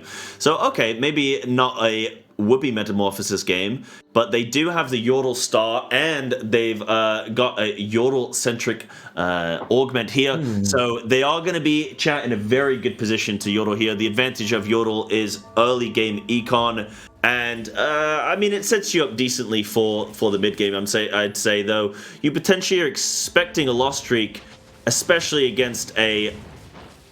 Well, you've got the 2-star Lulu, but is that going to be enough to get the win here for Hi? I mean, Lulu is surprisingly beefy, especially when you've got the Thrill of the Hunt refunding a lot of the health. I think Hi probably wasn't expecting to actually come out of this one on a win streak, but they're just about going to manage it. Lulu frontline. I think maybe that's the hidden secret. He's so beefy. Yeah, Lulu strong. That was interesting because, of course, Whoopi had the itemized Corki as well. Well, slightly itemized with the static shift there. So, normally early on with items you expect to be kind of winning rounds, but apparently not. Lulu too strong. Nerf Lulu. We've got Jitons we're checking in with now, of course. Remember, Jitons currently on 13 points, so definitely lower in the pack. Normally, if we're going to be seeing the Guinsoo's on our friend Talon here, that's going to be looking towards a Draven later on, but we've got Thrill the Hunt, so we've still got options open to switch elsewhere if circumstances allow. If circumstances allow, indeed. And we are going to probably be seeing Jitons lose this round. I don't think they're going to quite have the damage to break through here.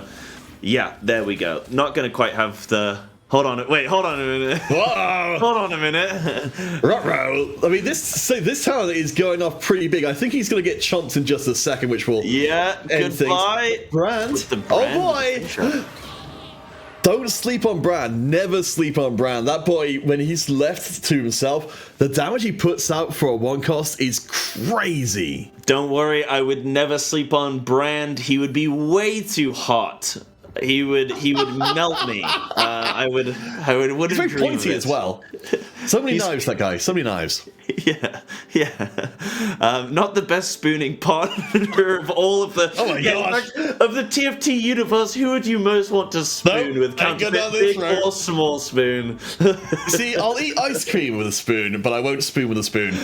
Yedel here will hopefully rescue us from this particularly dangerous situation here, because they've got themselves syndicates. You see, they've heard what we've been talking about, and as Rebellion, they're going to be going into their goth phase. Okay, I can hear the Bring Me the Horizon already. Hopefully no DMCA strike from even mentioning the name. I would be scared. Willix here, taking that little yodel victory. A small victory, a yodel-sized one. And now we have our second carousel of the game, of Game 4. So, still early on in terms of itemization. Again, if I was a bigger brain, I'd be able to look at this carousel and go, well... Don't worry about it. I just waffle about anything. What we will do is, because of course we are servants of the people, we see there's a lot of support here for Willix coming out of the chat from our Turkish friends, so we'll have a chance hopefully to check in with them coming out of this carousel and see exactly what they're up to. There we go. I'm not even going to begin to try and pronounce that university name, but we are in a very Yodel-centric lobby, and I mean, that's going to be a lot of extra money down the line. With the items we've got here, we could easily be seeing a Quincy's coming in later on. But for now, I think just quite happy to build up a whole bunch of Yodels that later you can throw in for money. You know what, Counterfeit? I'm going to show you up right now. I'm going to make you look silly, because I am going to attempt to pronounce it. I believe it's Chukarova University that Willix is representing, but I am not sure. But I'm going to say it with confidence, and no one can laugh at me, and that's okay. I feel silly now because I realize I was the person who looked up in the first place. Yes, Never mind. you were. Alright, well, Whoopie will not feel any kind of embarrassment because their comp is looking pretty okay. It's not going to be as good as one of this other pile of Yodels which, does this game. I think So Small is going to feel a little bit bad for Whoopie at this point, considering that everybody is going for Yodels, so they're not going to find nearly any of them in the shop, apart from, I suppose, this one more puppy. Yeah, we do see a couple Yodel angles going on right now, and for me, any game is a Yodel angle. You gotta be prepared. And I want to take a brief pause to say thank you, chat. I'm glad I absolutely nailed that one. If I ever go to Turkey and I am looking for a university to attend, I can feel comfortable knowing I got it right. There we go. I'll have sanctity there, that's for sure. Oh my gosh. Well, we're back into Yodel Bowl, which is going to be the name of our early game here, because it's Yodels all day, every day. We've got a barrage of Corkies from the backline from Hi, but they're on a loss streak right now, so they are feeling perfectly fine about being run over by Willix.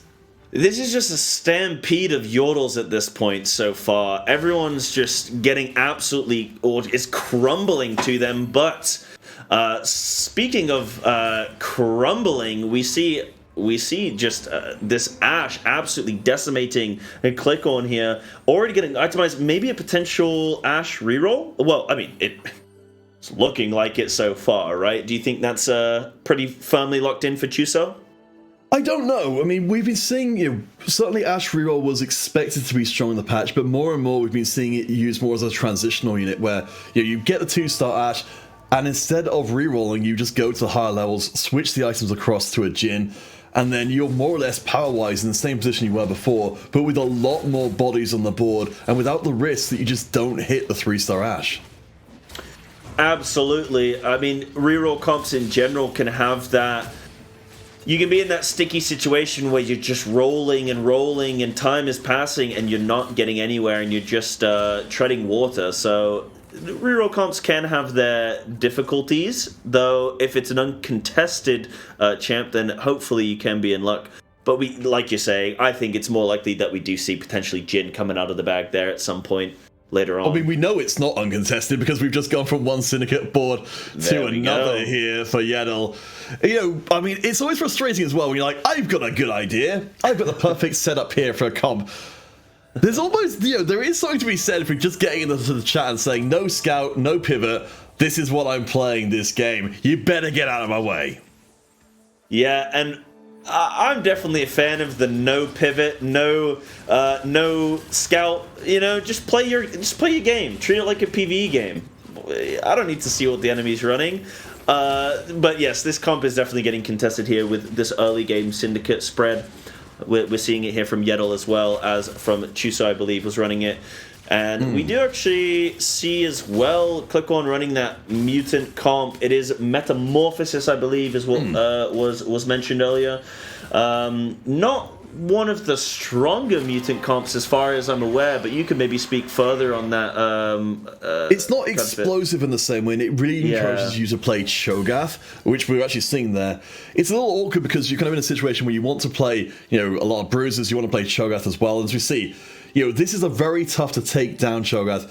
Even with all of these resources being put into them, though, later on, once these max HP things come in, like Kaiser with the Melanomicon and things, Cho'Gath, he's slow, he can only hit the thing right next to him, he will fall off a cliff eventually. Yeah, that's quite dramatic. Falling off, the fall off the cliff there for Cho'Gath, if he can maybe hopefully get some stacks early, I mean, that bodes well. But like you're saying, it's not as strong as it used to be. I think early set 6, Cho'Gath was this monstrous unit and was a carry in itself.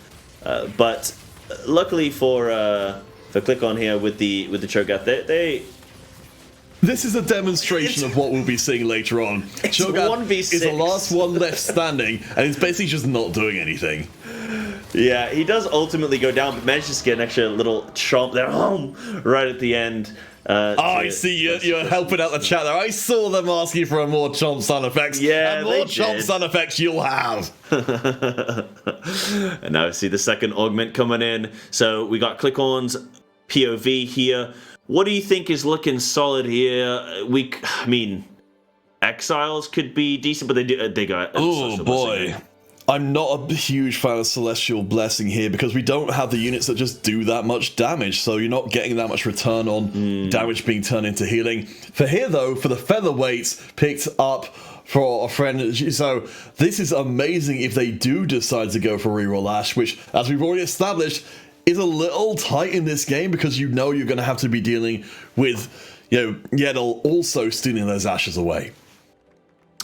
Yeah, absolutely. And so for chat, if you're unsure of what Featherweight does, any 1 and 2 cost units specifically, they will gain increased attack speed and movement speed. So yeah, like you're saying, Ash being that 2-star unit or 2 cost unit is a very good option there with that reroll. So we could see. And in chat, asking me to pronounce Click-On's University. When it comes around again. In fact, I think I've got it somewhere. Let me see if I can use one. Yeah, it's actually not too bad. It's not too bad. It looks very hard to pronounce. I mean, do you want to take a counterfeit? Do you want to? We can do one and so one. We do our research. We looked up and say Dokas Elu from Turkey. You can tell us, chat, if we're getting anywhere close with that, but we appreciate. We appreciate we're trying our darndest, but we won't get it completely right, probably ever. Yeah. Yep. That's the British in us, as we were saying. We're not like you say. Everyone always speaks English, so it's so much. You just people need to stop doing it. The rest of the world needs to stop speaking English and make us work for it.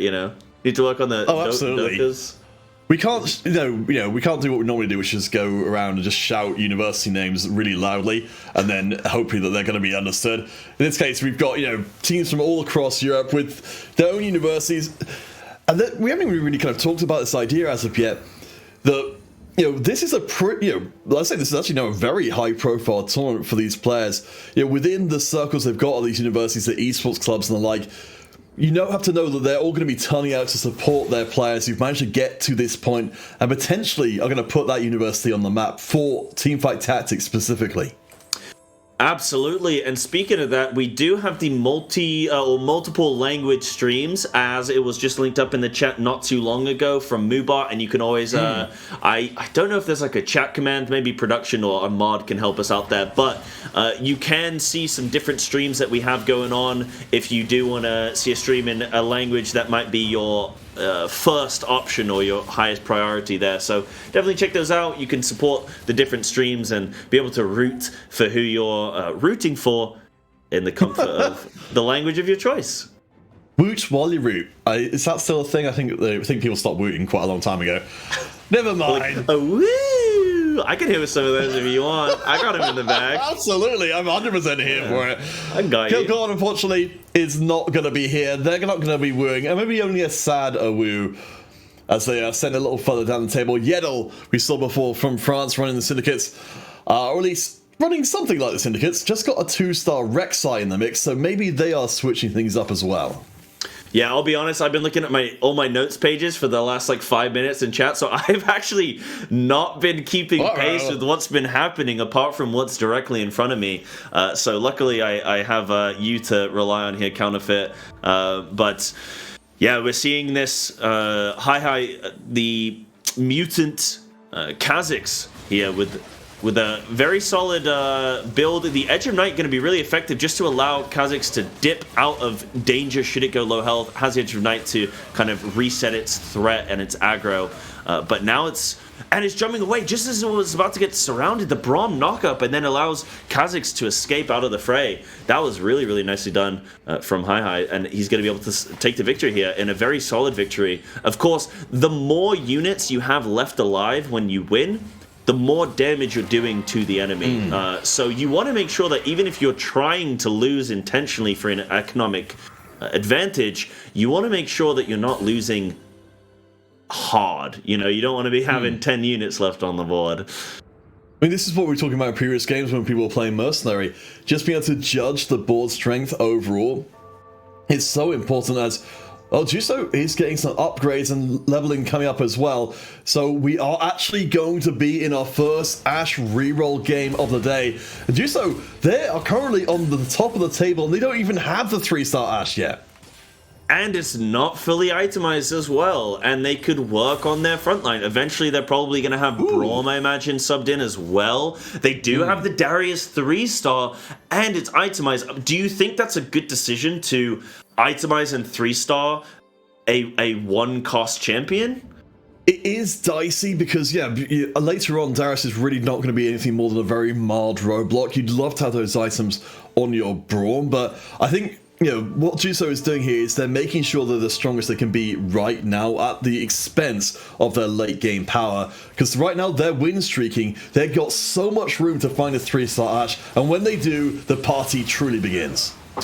Yeah, and I guess there's the potential where you could... I mean, do you ultimately have the choice of potentially subbing out the Darius completely, in which case you may as well itemize him now, may as well 3-star him, and then eventually you chuck him out anyway? Or is Darius going to be retained in the comp for the full duration?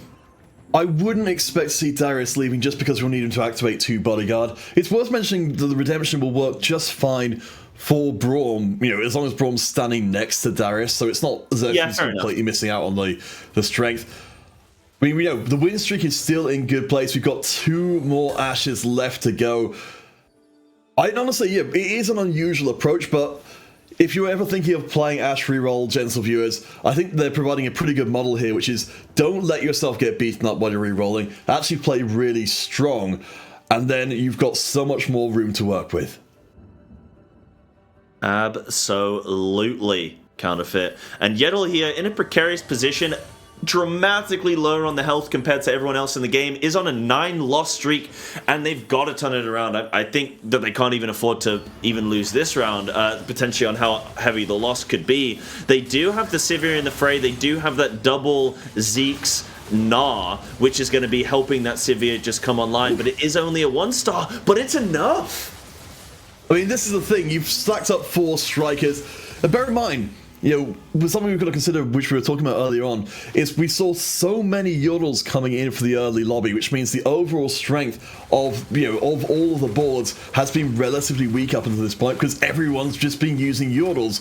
This is the point of the game where that starts to change with Sivir, and as we see here, Zeri coming in. Poor old Cho'Gath. His knees can't keep up with that anymore. Oh my goodness. I was like watching just like some NBA and grandma just got her legs broken there. That was terrible to witness. The Cho'Gath had nowhere to go. That's the strength of Zeri there. I didn't actually see it. Zeri, was it Debonair? Did it have the VIP? Sorry. I would be extremely lucky if that did end up being the case. I imagine they'll be looking for that. No, so it is the VIP. It is. So that means once the ult is up, she ain't stopping for nothing. She's going to be able to just keep dancing around the board. And if you don't have the ability to catch her, as so many comps will lack, then she becomes untouchable. Exactly that. When I saw her just dashing around constantly, I was like, right, I think this is a VIP Zeri, which is very... Look at her go. Look at her go. Right side of the screen there, chat. She's just dashing around. You know what this reminds me of? Do you ever play like Space Invaders and stuff? And you just be... showing my age here. It's bullet hell. It's the personification of the bullet hell type. Exactly. She ended up standing next to the opposing Jhin for a good chunk of that round because she just doesn't care. She's like, I can go where I like. Yeah, just like point blank range getting domed in the head as Jhin, and Jin's just clunky and slow with those shots. Yeah, Zeri is a very interesting champ to actually look at, and one that when I did take a brief break from TFT in the mid set for a little bit, but when I came back and I saw Zeri, and I was like, oh, this seems so OP when it's VIP, but I mean, obviously, if you know how to play around it with good CC and good positioning and stuff, I guess it's not too decimating to deal with, but showing some power. I think currently. It's a lot less good when your comp falls apart quickly, because a lot of, effectively Zeri's using her entire comp as an ablative piece of ablative armor. As long as somebody on her comp is alive, they'll get targeted before she will, because she's just dancing around the outside of the fight. It's all about that defense, even when you're trying to run a high damage carry like Zeri. She needs time to get the job done. As we check in with Zamimi here, they are, let's see, on the table. They are from the UK, currently languishing on, I believe, 9 points. So, again, they're best they're going to try and hope for here is to try and make a play for third. Yeah, that's absolutely what they're probably going to have to be doing, right? Is aiming for that top 3. And I mean, if somehow they can go higher, sure, but again, I'd have to work out the math and figure out exactly what they need to do in order to secure those higher spots. But for now, just trying to play a good, solid game, as they're currently doing, is got to be Zamimi's game plan. They've not had probably, I guess, the best tournament compared to what they were maybe expecting, but this is it, right? You were talking earlier about tournament play, how things can be different. When you're playing on ladder, it's very comfortable, it's cozy. Now you're playing for the, this is a public stage, this is international, this is a big moment. You're representing a university, in this case for Zamimi it's Portsmouth here in England, and sometimes the game plan doesn't always go to plan. So binary airdrop coming in is pretty amazing. I love this here. So we actually saw the 3-item carry being sold there just to allow for binary airdrop to be better. We've got 2 Tam Kenches coming in as well. They can generate more items, and with more items comes more binary airdrops. more of everything is what's going to happen here, and gluttony is absolutely being personified here in the form of Tahm Kench, who isn't on the board yet but will eventually, I imagine, get kind of subbed in at some point. We did also see the level 2 Sivir and then become itemized with the Hurricane and Infinity Edge, so Sivir here is going to be putting in a good shift. Only 3 striker, not the 4, but got a good 4 scrap frontline to help protect her. Yeah, also getting a good roll on the binary airdrop as well means she'll keep herself safe for a little bit longer. Of course, we are into Zeri territory again. Unfortunately, the Frozen Heart is sitting right next to Zamiri's Sivir, which means she's not getting off anywhere near as much damage as she should be. She's just going back and forth the whole game. Zeri, the carry, not quite enough. No! Sivir is going to be absolutely crunching through the backline with those ricochet. And Leona is going to be the left unit, the last unit standing. Zamimi there. Beautiful. Sivir. That Bloodthirster seemed to be really effective from the binary airdrop. I mean, this is what we've mentioned this in previous games. For Zeri, target access is everything, and that's something that Sivir can do for you. She's bouncing her shots onto Zeri, where other comps like, say, the Jhin, won't even get close. There's no way for Zeri to be able to escape that eventual damage trickling through. If you don't have something like a Hextech Gunblade, eventually you're going to fall over just from incidental damage.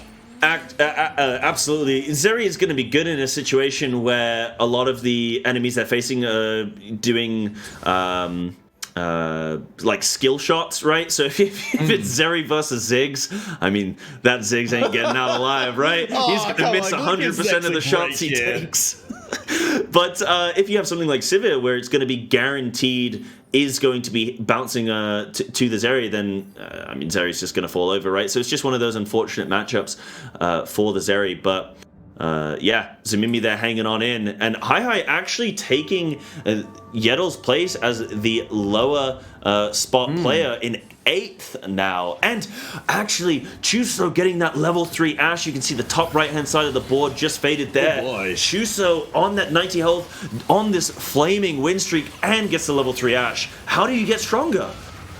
I mean, you can just go up to level 8 now. You can start bringing the 5 syndicates. You can bring the whole ball strength much stronger. But Yedel, though, they are struggling to hold on here. It's Boomerang Central, and Yedel is going to get slapped down to 3 HP. Hi, down to 1. Still no eliminations despite everything. Yeah, and Hi here really wants to hang on. Doesn't want to go 8th after such an incredible performance so far today. Game 1 goes first, then 2 4th finish games in game 2 and 3. So Hi is actually in a very good standing, currently the 2nd ranking player in this tournament. They don't want to go 8th. They need to hang on here. They need to pull something out of the bag. You speak of these like Hail Mary plays and things, but realistically, what have you got left? You got this Silco Jhin, you got this frontline level 2 Jace. Is it enough here, Counterfeit? Well, so maybe it's going to give him a pretty good run for their money. Steven, unfortunate item from the binary airdrop's not going to make it too much stronger, but she is 2-star now. So again, the target access is there. Jhin is getting knocked up. He's taking the damage. It's trickling through.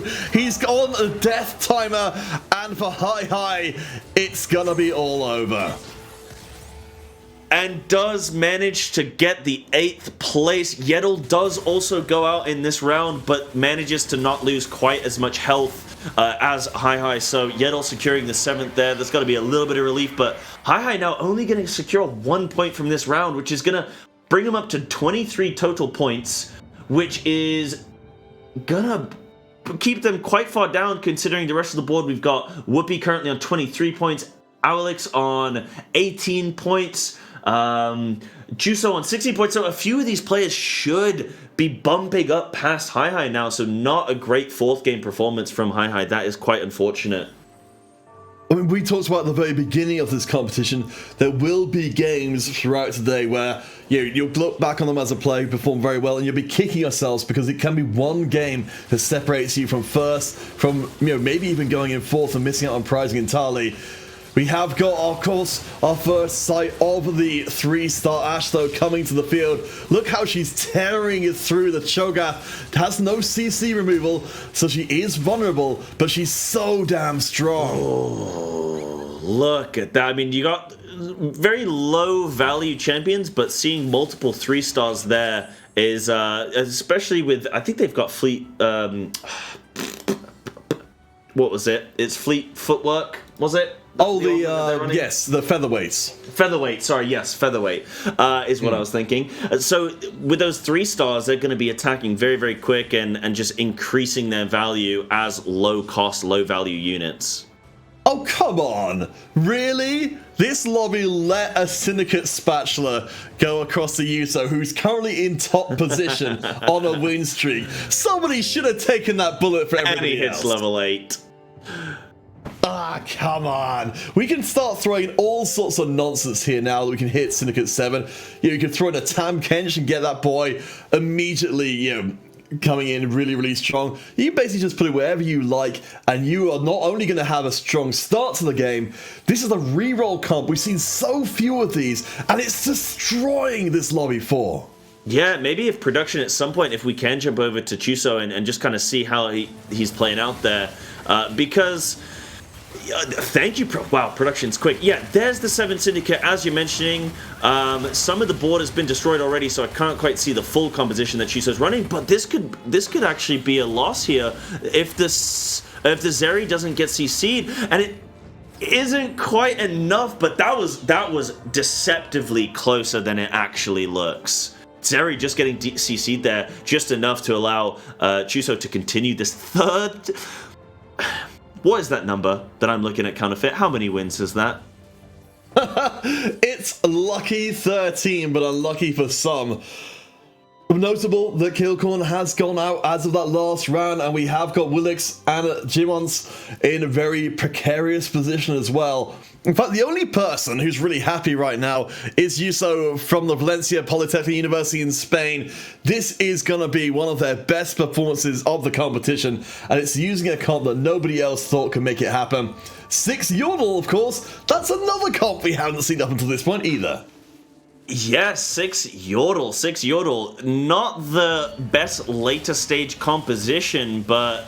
hey, if it's doing enough to hold on for now in this lobby, then I'm all for it. Whoopi doing a solid job here, going up against this Zeri who's just all over the map, but is attacking potentially the wrong targets here, not going after the Corki carry or the Ziggs carry, and is instead just pummeling through the front line. It's now Zeri verse 5, Zeri verse 3, Zeri verse 1, Zeri the carry coming on through. Wow, that was a decimation.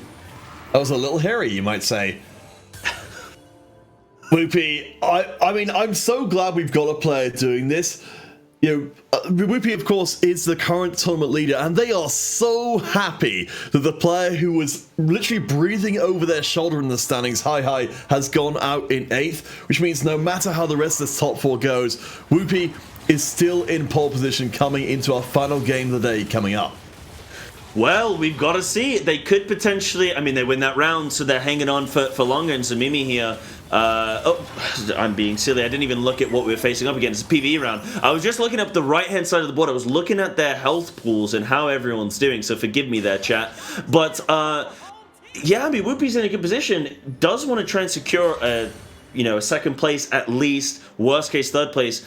In order to maintain this rank 1 lead here, though, Chuso currently in 4th position with 16 points. If they get a first here, they will be at 26 points. I think it'll potentially move them up into like a 3rd spot. We did just say Willix there going out in 5th position, and they are at 22 points. So they are maybe going to be dropping down a couple ranks here in the standings. We'll have to wait and see how this final 4 plays out, Counterfeit.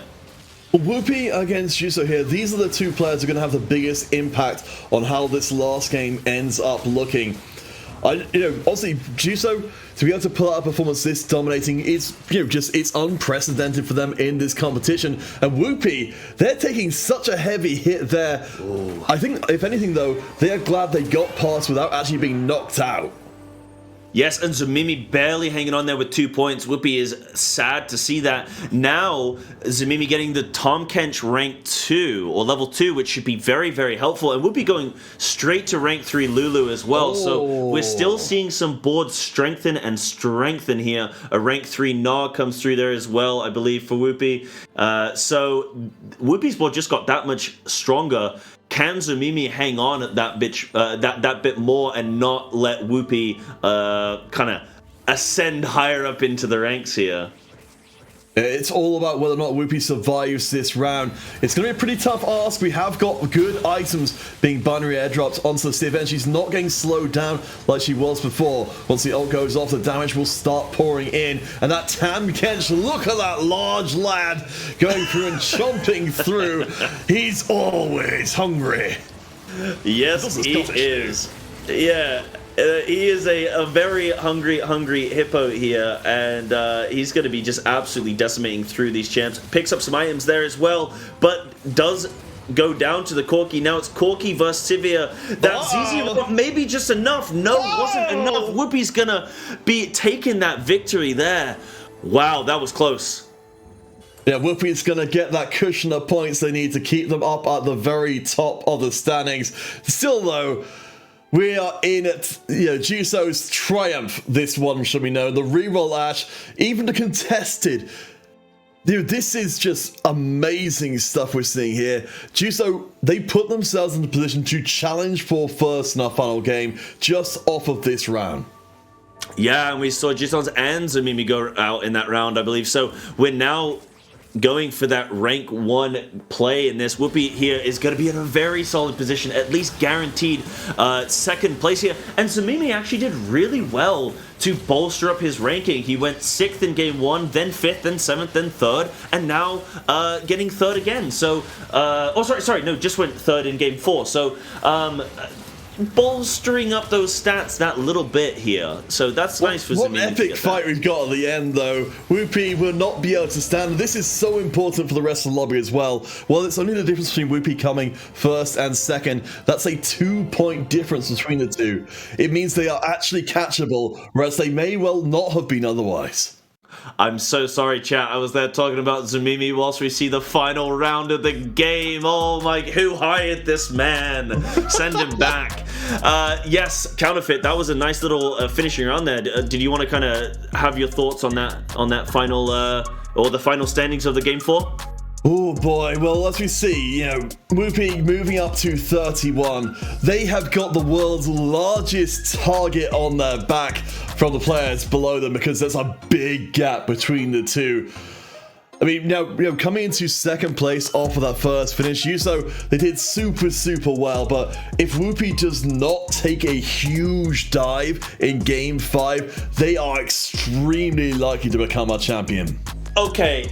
Right, this is when we get into tactics. Now, this is, of course, the game is called Teamfight Tactics after all. Can we see some team fights here? Counterfeit. What do? As these players, you can potentially try and just prevent Whoopi from getting first. Do you want to play around maybe Chuso trying to get rank 1 and winning this game out? Because if you're say in the position of like Click On, great played a great tournament this weekend, getting into the final stage. Not had the best of luck, I think, today in this grand finals, but you look at Click On, you look at Yedel, maybe Zamimi, some of these players who can say, right, do I harass some of these higher ranked players and try and affect their game? Or, like you were saying in the last game where the Syndicate went uncontested, like, do you try and do some strats here to mess with people? Well, what we've kind of got ourselves coming into the final game is we've got players who are threats to your eventual position and players who are not. So I think we've been talking in the chat, certainly in card game terms, it would be called hate drafting to try and keep units that are specifically vital for a comp. Even if you put 1 or 2 Ash out of the pool for an Ash reroll, that's going to slow them down by a noticeable amount. I think here in Game 5 coming up, that's the time when you absolutely decide, I'm going to take something of a bullet here, I'm going to lose maybe some economy, keep these units on bench, because you just know that Whoopi cannot be allowed to come out strong. If they get an early win streak, then they're pretty much done here. Everybody needs to be making sure that doesn't happen. Yeah, for the sanctity of the tournament, we want to see some interesting final game plays. But I believe we are going to be. Are we going to a quick break before this final game? I believe so. Yeah, so we're going to be going to a quick break in a moment, chat, before we get into our final game of the day, Game 5. Everything to play here for a few of these players up in the top spots. We are getting. We've got this $2 grand prize pool sitting up there for the people to be picking at and getting some money for themselves. But of course, want to say thank you to our sponsors before we go to this break. Thank you to Amazon, University Esports, Twitch Student, and Intel for keeping us powered through this event, making this all possible. So thank you to them. Counterfeit, thank you as well. You've been wonderful today. But we're going to be jumping to a break. We'll be right back.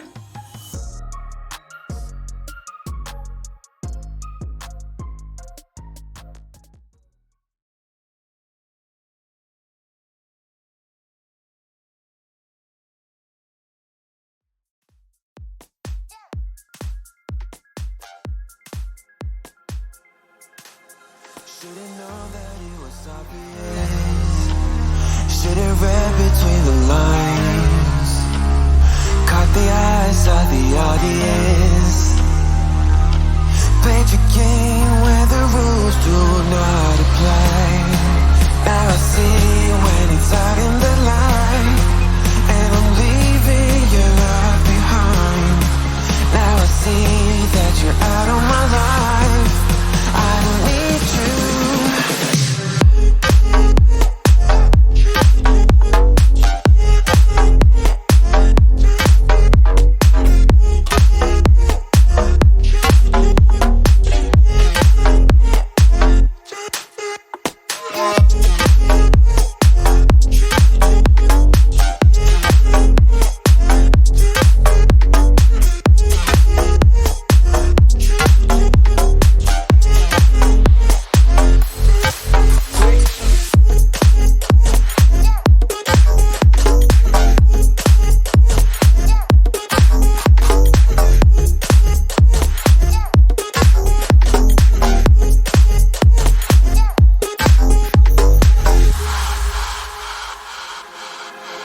Every day we had another fight. I was far too blind to realize that our love had got out of control. Should've known I was better off alone.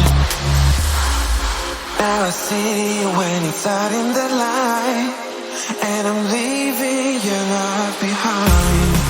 Now I see that you're out of my life. I don't need you.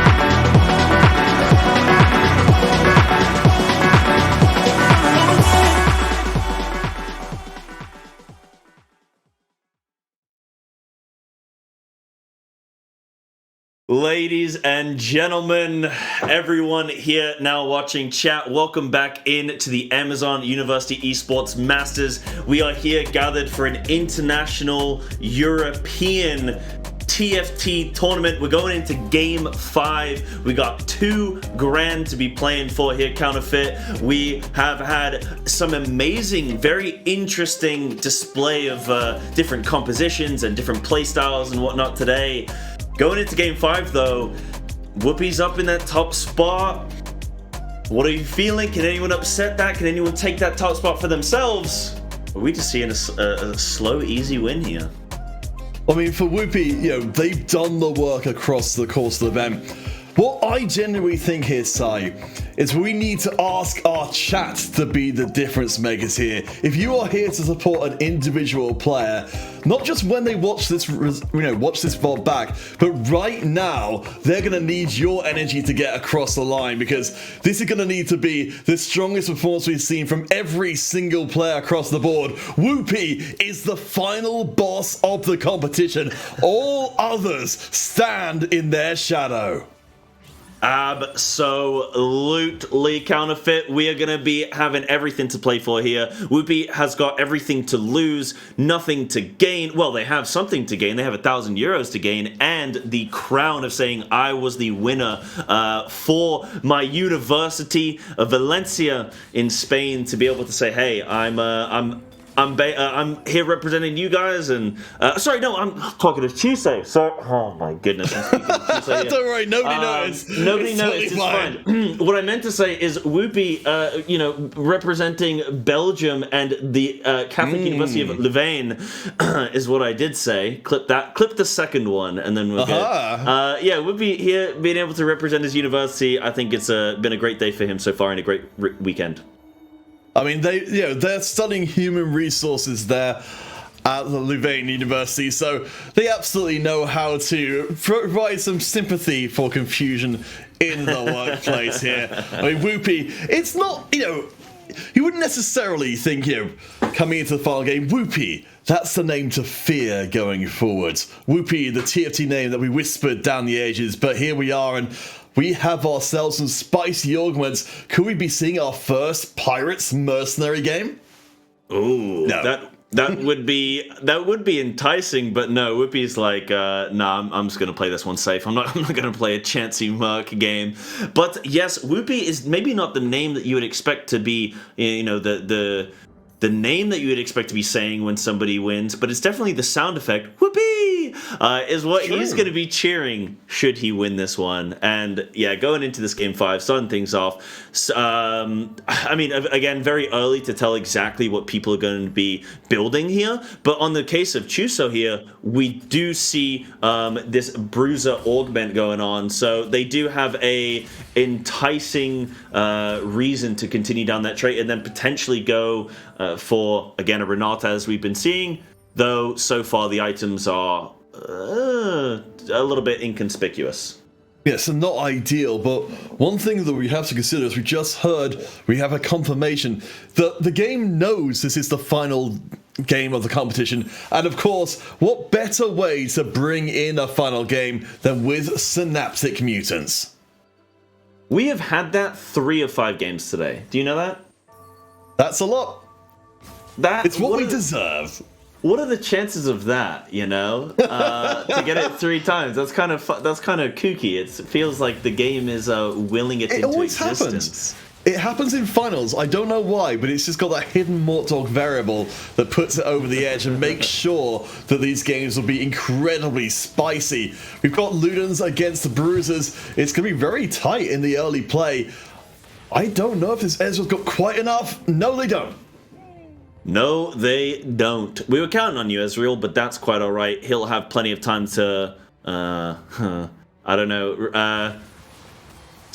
reprove himself, I should say, I guess, is the word. I don't know if reprove is something that people say. I get what you mean. Reinvent themselves, reinvent the wheel. Yeah. But was Whoopi actually taking the L there in the early going? So that's one step on the golden path that can maybe put somebody else onto the throne of the entire competition.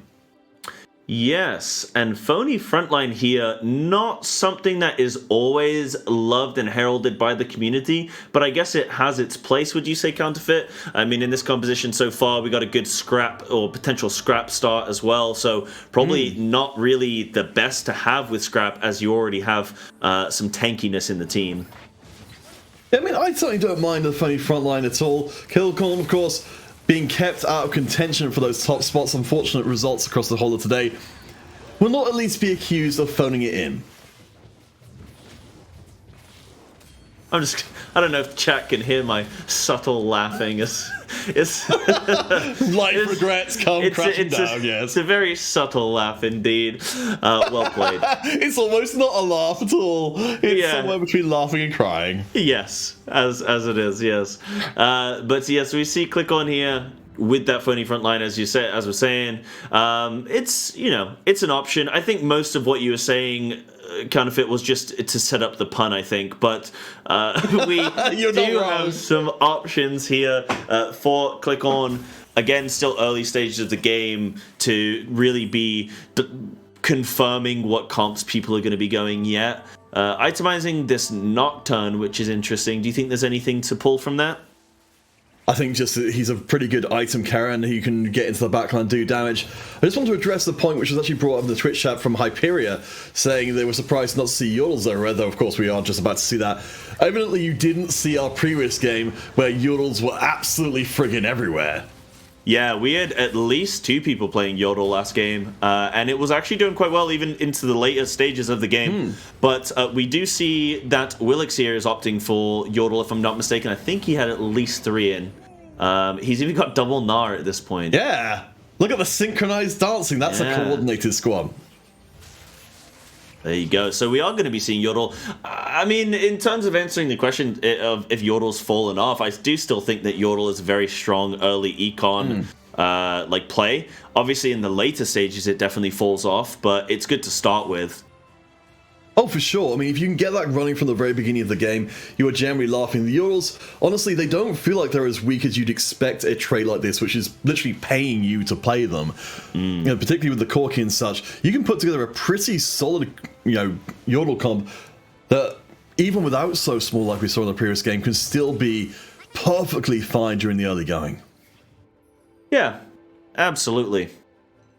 Absolutely. And yeah, here's the Yordles popping off here. We've got double Vex, could get an early 2-star Vex, which would be quite strong, and even getting this Striker bonus as well with the Rek'Sai coming in. So some good horizontal trait spread right now, though it is obviously, of course, just barely dipping into a few of these. I don't mind it at all, though, because these are going to work well together. The Bruisers, in particular, giving everyone the boost. Arcanist giving everyone the boost as well. Up against Yeddle, who is currently only very slightly defeated. They've only taken one very tiny loss so far. I think the Yordles could well get the job done here, because they've got a really solid, beefy frontline that's allowing Ziggs to eventually kill everybody. Yeah, potentially Gna's gonna hang on there, and Ziggs with the snipe. Wow, I've never seen a Ziggs do so much damage. Look at him, absolutely carrying for now for Willix. So yeah, a good position for Willix. Are you going to finally let Ziggs be acknowledged as the monster carry he is, who just occasionally completely throws all of his damage into nothing? Okay, if Willix gets a 3-star Ziggs, fully itemizes it, and carries it on to the end game, and wins with it, then yes, I will bow down. Is that all? Is that all you need to do? That's all I request, yes. Well, that's very generous indeed. For Willix, I think they're pretty happy with where they are right now. So they've got a good spread of augments. Whoopi is going to come up next. You can see that they've got themselves an early access to Twin Shot. They're waiting on the Corki to arrive to really get fully going. But what Whoopi's got right now is something which is what we kind of expect them to do. They've got a comp being put together that will comfortably take them into the top 4 and therefore very likely give them the tournament win without having to win the lobby. Yeah, that's got to be a weight off your mind when you're thinking going into Game 5. Okay, all I need... Oh, the Lucian choice! But Ziggs gets him on the re-up, okay? A little bit of an alley-oop to himself there with the snipe. Wow, Lucian, that was quite cheeky of you, sir, but not enough. Yeah, as I was kind of saying, it's got to be a bit of a relief there if you're in the position of Whoopi. You're 5 points up above the next or the second place player in this tournament. You're going into game 5 and you can just think, I don't need to do anything crazy. I don't need to prove myself here. All I need to do is have a safe, comfortable game, play to my strengths, play to my comforts, and hopefully should be able to secure the first place. We'll have to wait and see, though. So as we look at this game overall, bear in mind again, this game 5 is our final of the day. There's so much on the line for our players. We know that Yuso from Spain is the main challenger to Whoopi's dominance. There's a whole 5 points between the two of them, but Yuso is the only player with a realistic chance of catching Whoopi, unless Whoopi goes out and, say, 8th. Yeah, which is absolutely possible. All things, anything can happen, and if anything can happen, anything will happen. We could see Whoopi go in 8th this round, or in this game, and then, yeah, as you're saying, we could see Chuso come in and snatch a cheeky little victory. It's definitely possible, and that's got to be in Chuso's mind, where they're thinking, hold on a minute, I can win this thing. What do I need to get there? And right now, getting that level 2 Zac, this hot win streak, not lost a single round yet, that's got to be really igniting their fire and making Whoopi maybe a little bit stressed at this point. Well, I think what we're seeing from Yuso here, which I'm sure we'll catch up with at some point soon, is they're power leveling, they're getting their 2 stars in. What they're trying to do is accelerate the pace of the lobby, because once they do that, other people will have to put stronger boards in to make sure that they don't get overrun as well, and that creates an environment where there's much more variability, which potentially could send Whoopi out early if they don't keep up with the pace of everybody else and grieve for stronger units later on. Yeah, and a nice little shop there for Yeddle, able to 2-star the Brand and 2-star the Swain. So that's going to or just reinforce that composition quite nicely. Currently on a 2 streak. They do have the option to level here, but realistically, do they really gain much strength for doing so? I don't think so. It's one of those things where you gamble, chat, and you say, oh, well, I'm already on a win streak. I want to... okay. Does opt to do it and does get the Blitzcrank in, but doesn't really bring anything to the composition. It's more of maybe a CC bot and a bit of an extra tankiness, and does end up ripping this... well, this is the Ziggs. This is the kind of the sort of technique you can use with the Talon there. That, he'll jump across, hit a unit, and then Blitz will pull it back into your own lines to finish off the job. Because Talon, a lot of his damage is front-loaded, he does it immediately. So you can almost double up on the damage you're doing with the Talon. And for Yeddle, I actually think they might even be looking to run a Talon comp, which we haven't seen so far in the competition. That would be cool. Yeah, that would be nice to see. Talon's definitely a solid carry. I've seen some people on ladder have been opting to choose Talon and only Talon reroll, so it could definitely be a solid option here. And on the side of Whoopi, we have the Lucian with the mutant spat right now. And oh my gosh. Forgive me. It's Synaptic, isn't it? This is our We third know it's Synaptic. It's always Synaptic when it matters the most.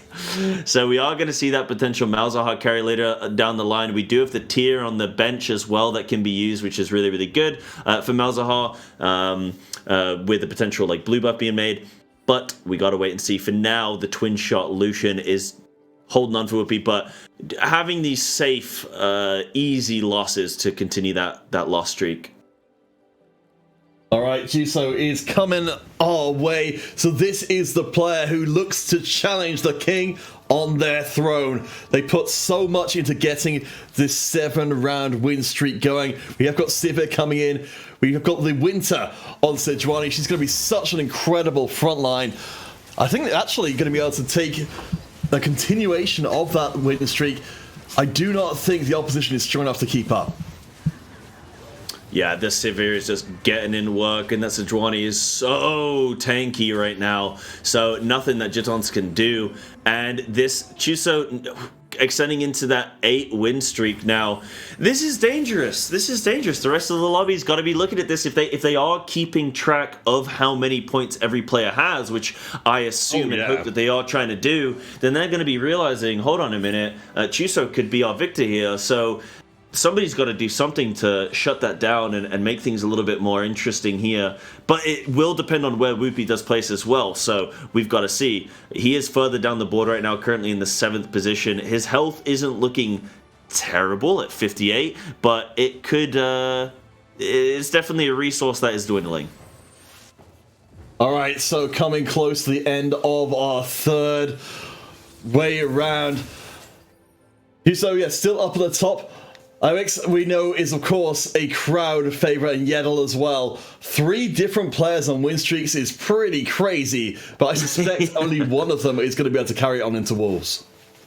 Yeah, absolutely. It's not something that you see too often, especially when all of them have quite health pools where they've been... they must have not played each other for a long, long time now if they're all on that high health and then also win streaking. So that's pretty interesting to see. So... Chuso here, again, he's got that really strong front line with the Sejuani. He's got the Sivir 1 with the Last Whisper, which is just going to be cleaving and chunking through the back line with those ricochets. Zamimi here doesn't stand a chance there to really combat Chuso. All right, so we're up, 4 strikers, 4 bruisers. We're feeling pretty darn good about our chances to at least finish strongly. I think Chuso, though, as you said, they've got their eyes on the prize here. They know they have to finish first if they're going to call themselves a European champion. This is, while our players have played in other competitions, to play on the European stage like this is going to be a significant part of any player's career. It really, really is. And Chuso, you're in such a strong position. You've got to just be, you've had such a good, strong, solid start here. The rest of the board has to say, right, let's lock down these Seviers. Let's not let him get his hands on them. And Whoopi's got to be just crossing his fingers, crossing his toes, hoping that he can have a good, effective last game here and hopefully secure that win. And you can see now places shifting on the board, the right-hand side, seeing health pools drop there, but Whoopi is not one of them. So good for now. I actually want to refresh myself of Whoopi's composition. I don't know if production can jump on over and we can see how that's taking shape right now to see what kind of position he's in. At some point, I'm sure they will. And for now, we are seeing the position of Willix here, who's got that 4 Arcanist, got that Malzahar available, and also can go into that Mutant later on in that Synaptic, which we know is very, very strong. Oh, for sure. I think that's very much on their mind. They wouldn't have the Rek'Sai there otherwise. As we have a random little brand dropping in there to say hello. Doing a little bit of maneuvering there to bring everything back to parity, but for Hi, currently on 23 points overall in the standings, they are in a pretty tough spot to challenge for first. Of course, Hi took a lot more attention earlier on for bringing out some pretty unusual setups. This time, they're going for more of a classic approach with the scraps. The classic scrappers, absolutely. A very, very strong comp right now. Definitely something that people are favoring on the ladder and in competitive play. And we are now seeing Whoopi as well, which is what we were kind of wanting to gauge, see how things are looking. Now, that Lucian being an item holder, who does that, who do you think he kind of replaces that Lucian with eventually? Oh, Ari. All day, every day. Yeah. I mean, there's always a possibility of going for victory if the opportunity presents itself. But I think Whoopi is trying to take the slow and steady approach here. They've got a win streak going, but they don't have very much money. Right now, we've got one Ari sitting on the bench, and Whoopi really needs to establish themselves again economically. And they don't have an absolute ton of health to trade for gold right now. So instead, they're going to try and get that gold from getting wins. I think that's maybe the game plan, is just spend gold early, try and hold on as strong as possible, and try and get a top 4. Just don't go 8th. And maybe that's what Whoopi's trying to do here. They are level 7, so they are keeping pace with the rest of the lobby in terms of levels. But yeah, a moment ago, their gold banked up was the same as their win streak, it was 3. They had 3 gold. So not the best position to be in at 4-2, but even if that can hold on to that top 4, that's good. But now we're seeing them go up against Chuso, who hasn't lost a round yet at 100 health on a very solid win streak. And will he be able to dispatch of this front line, this tanky Sejuani? Lucian's trying desperately, got the aggro of that ZZ Rot, and now Sivir's ricochets are doing their work, and down goes Lucian. It's not enough from Whoopi. Chuso continues his win streak. That's the sweetest nectar indeed there for Juso. Not only do they keep their win streak going, but they are actually able to directly hit Whoopi in the face and stop them from building up any economy of their own. You couldn't ask for a better situation to come together. Again, you see the health numbers. Juso up at the top of 100. Then you've got a 31 health drop-off to the second place. This is what happens when you have a player just steamrolling through a lobby. Everyone pays the price for it. Absolutely. When it's just such a dream game such as this, I mean, it's you want to keep that climactic building, the energy going up, and seeing this last game, seeing how things shape up. But then you have Chuso, who's just on this ridiculously solid game here, and it's like, oh, is he just gonna win this whole thing outright? We'll have to wait and see. We still have to get into this later stage game, and we know how things can shift. We know how people can be on 20 health or 8 health and can still turn around and get a win or get a top 2. So just because things are looking good now for Chuso doesn't mean they're going to stay this way. A quick reminder again for any of our latecomers coming in. Whoopi is our current leader, with Yuso in second place, currently on a massive win streak. Willix, of course, the crowd favorite, and Hi on 22 and 23 points respectively. These 4 players are the ones with a chance of taking home the crown here today. But as mentioned before, top 3 are where the prizes are at. So it's going to be wild all the way to the end, very end, even if everyone has to settle for second. Yeah. Absolutely, and just speaking a little bit more on Chuso here, you were mentioning Whoopi there being in the lead in terms of total points. He's representing Belgium and the University of Louvain, and he's a big TFT streamer in the French community. So power to him, and he's done an incredible job this weekend. And of course, Chuso now, who's potentially riding for this potential first, maybe the second spot, we'll see. He's representing Spain and Valencia Polytechnic University, so power to him as well. Also a big streamer in the Spanish TFT community, so or a big player, I should say, in the Spanish TFT community. So 2 big powerhouses having an incredible weekend. And I like that we've got a chance here to take a little moment of recognition for Zamimi, even though they're pretty much out of contention for the very top spots at this point. Of course, we're going to have a soft spot for a player from the UK, and it looks like they're actually going to be able to end out the tournament here with a pretty solid run. We now have 2 players on win streaks on a collision course with each other. This could potentially be a bit of a worry here for Yuso if they don't think they can take on the Renata comp. Absolutely, and it's also Zamimi's birthday today, just to kind of add that in as well. So happy birthday to him.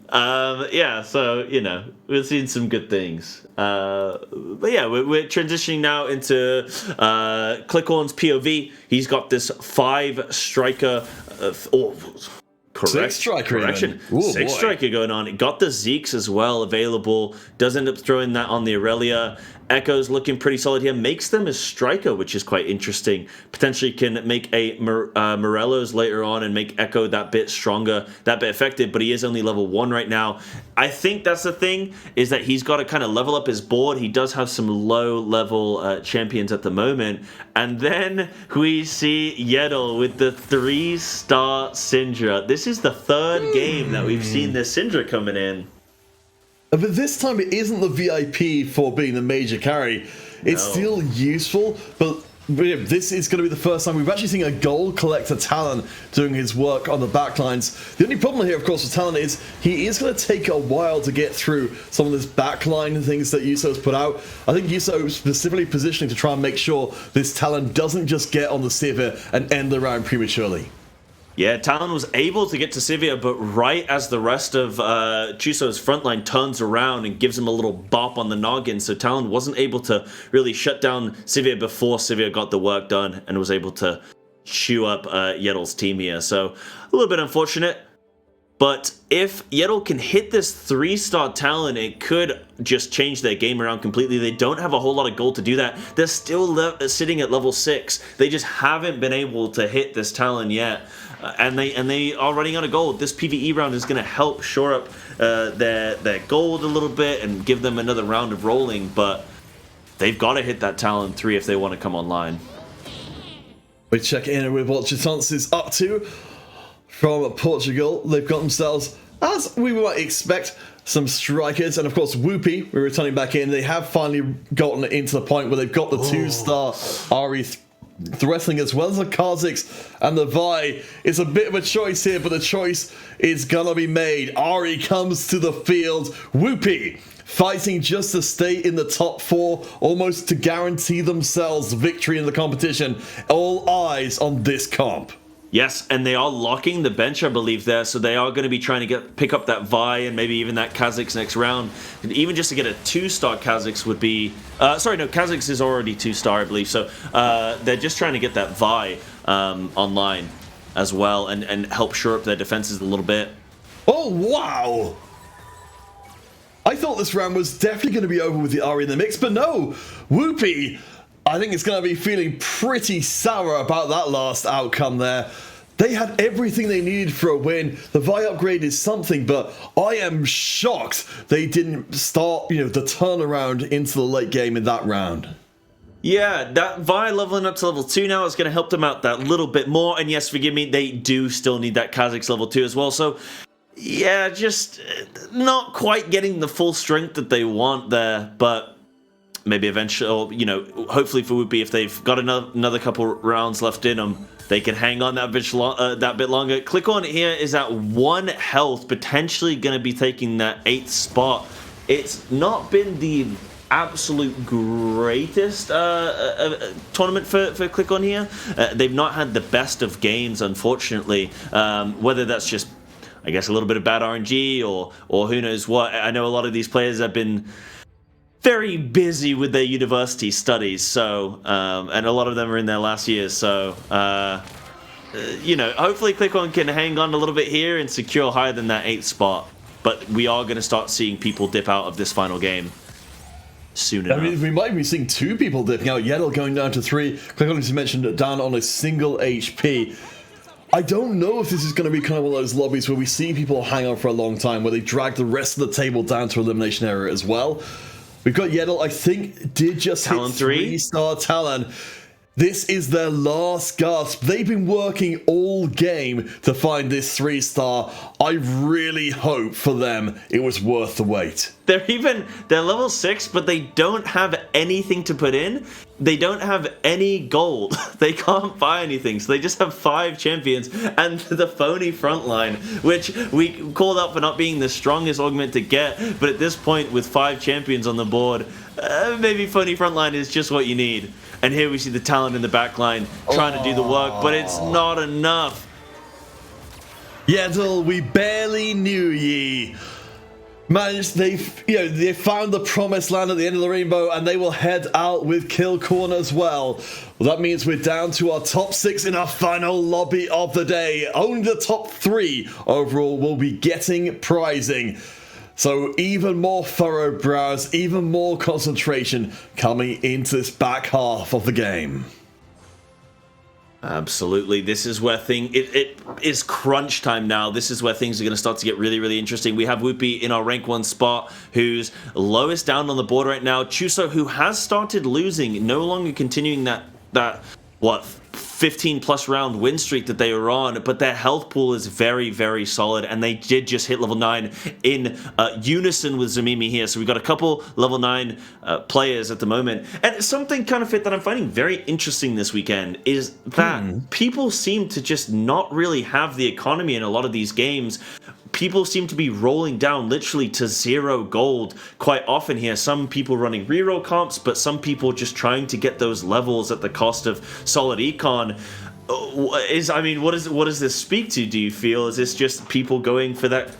Obviously with real comp it's understandable, but with these fast 8s and fast 9s, are they just throwing everything at the wall, hoping it sticks? Well, I think it speaks to the situation we're in here. With this being a tournament play, the decisions you'd have to make in a normal game, the kind of the ability to sit back and keep a good econ are suddenly, oh my gosh, suddenly a lot different. Like for example, with Whoopi here, if you're gonna die with your pockets full of gold, you're gonna feel like you've really wasted the opportunity. That's why Whoopi has thrown absolutely everything at the wall here, even an Edge of Night to keep Ari casting if he does take aggro.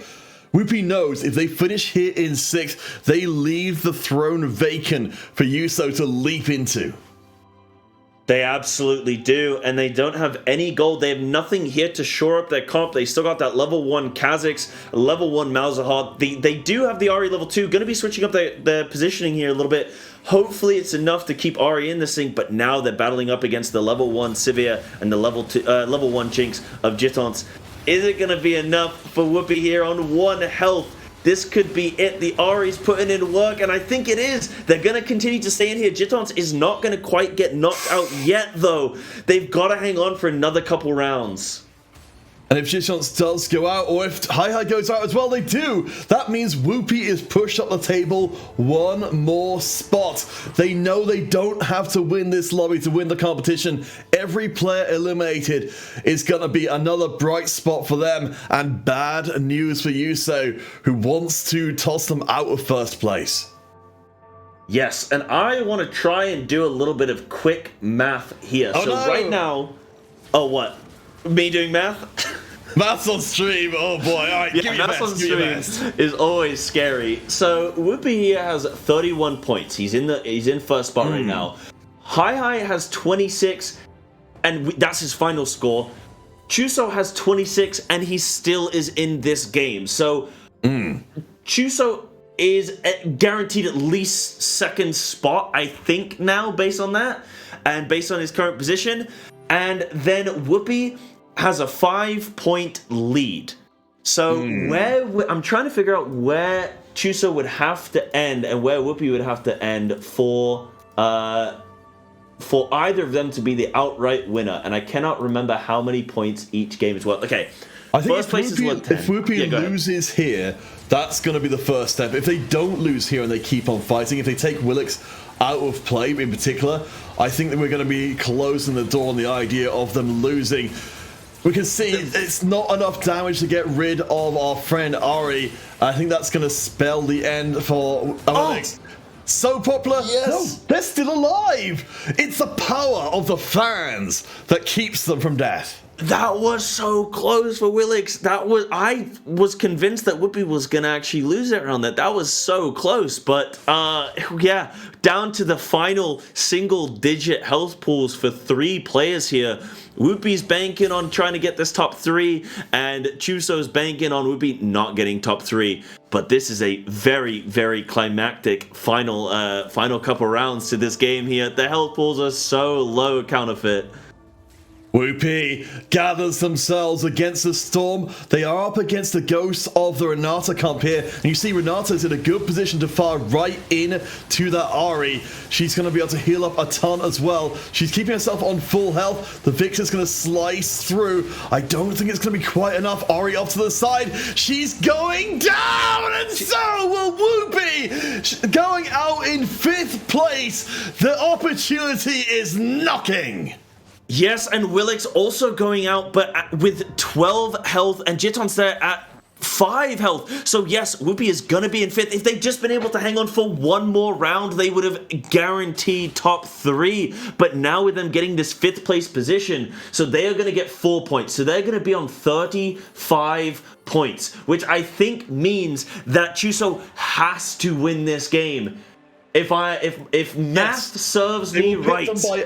If they get first place points, they will pip by a single point into first place.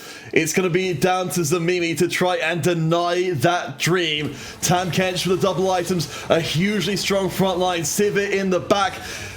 Renata will have to hit both sides of the board. I don't think she can do it. Yeah, Zamimi here just hanging on barely. Is it going to be enough? Could Chuso be taking this one home and ending Zamimi's 4-win streak as well? It looks like it. Wait, that was a nasty little dive right at the end there. I thought that was maybe going to be Sivir's ending, but no. Chuso wins that round. So, and also ends the win streak. So Chuso here, if they get a good item that they're desiring here off the carousel, potentially that Zeke's, yes, that Zeke's to empower that Sivir that little bit more. Zamimi's got to hit with the Zephyr, got to hit that Sivir in order to try and CC her for long enough. Also gets the 2-star Silco as well, Counterfeit, so strengthening the board quite a bit. Got to hit with that Zephyr. I mean, this is the perfect situation to be in for the Zephyr. You can guarantee it's going to land onto the Sivir. Even if the Sivir's moved around, as long as you've got somebody who's in a position to have that Zephyr dropped onto them, you guarantee the major damage source of the comp is off the field, and maybe you can even sell and do it again. The only problem is, Yuso's got so much HP, you're going to have to be able to deal with the comp again and again and again. We see Sivir move to the opposite side to avoid getting knocked up, so Sivir will be pouring out the damage. Zamimi, you've got to do this multiple times to take the first place and deny Yuso the same. Got it, yeah, and I don't... Oh, yes, it's going to be enough. The Sivir goes down, okay. Oof. This is really interesting, but as you're saying, Counterfeit, one victory isn't enough. Zamimi's got to do this time and time and time again, and with these very close wins, you're not really going to be losing much health for either opponent here. So for Zamimi, if they win out this lobby, they will leap themselves to 26 points, which will put them in a multi-way tie for third place. I don't even want to try and think about how that one's going to play out. So they've certainly got a lot to play for here as well. It's amazing to get to the very end here and have literally the first place in the competition be decided by a duel between two players. Yes, absolutely. And Chuso here being a little bit greedy with the Sivir 3, not selling up the Jace or the Vi, picking up the Seraphine just for now. Well, picking up those 4 costs is going to help hopefully fish for Sivir because it's going to reduce the pool size for these Sivirs to hopefully be picked up for Chuso. But now it's getting delicate. Now it's getting spicy. We do have a PvE round, a brief respite, and a Zeke's for Zamimi. Would have been more impactful, I think, for Chuso, but we'll see how this plans out in Zamimi's favor. Well, I mean, to be fair, there is at least some use here for the Zeke's that's going to allow for the Victor to cast faster, but you're right, it's not, you know, the kind of comp-defining item it could be. The Spirit Shojin over on the other side may well have a larger impact overall. Still though, we have not seen Yuso winning a round for a while now. They're going to start getting more desperate because both players are level 9. There's not a whole lot more they can do aside from just tweaking positioning to try and change the results of the round. Wait a second, Yuso found the Sivir 2-star, the Sivir 3-star. We are in the presence of the gods themselves. It's time for one more fight, this time for real. It would be very fitting for this tournament to end on a Sivir 3 carry, wouldn't it? It would just be the definition of this set, I guess, right now. And Sivir even jumping into that spotlight as well, strengthening her even more so. Does the Zephyr hit? It doesn't. It hits the Jace, which means Sivir has free reign over this Tahm Kench before he can get any gubbins in, before he can chew up anyone. Sivir very, very low on health, doesn't have that QS as well, so a very, very compromising position, but it's enough to hold on. Zamimi there, back down onto his last attempt to win this out against Chuso. If Chuso wins this next round, then he is the tournament winner. He'll be taking home 1,000 euros as the first place and the winner of this international European university standard competition. Counterfeit. Oh my god. We're not just heating up, we're burning. Speaking about that spooning brand earlier, I feel like he's next to me. What is happening? Oh my lord. To be in a position right now to know that what the decision you make, the switching around of positioning, that could earn you 1,000 euros or could send you into second place. There's a knock up onto Sivir. We've not seen this happen before. Zamimi, they've got a chance to fight once more. If they lose here, then we have got ourselves the champion. It's boomerangs all day, every day. The Victor's not going to kill the Sivir, and that means Sivir 3. Oh, what? They won? I don't even know. Wait, but he didn't have any champions on the board, but the Victor killed. I don't think I've ever seen that before. What even happened? He didn't have any champions left on the board. That shouldn't have gone through, right? Can we look at Zamimi's board? I want to see if both players are on loss streaks right now, because I generally don't know who won that one. I mean, Zamimi definitely won because he still has 9 health. That's and true, he had of course, 9 yes. health before. That Wow. was peculiar. I would love to get an instant replay. I guess we're going... We've got the real deal. Listen, we want to make this competition as exciting as possible. This is going to be potentially the final round, and this is going to be it.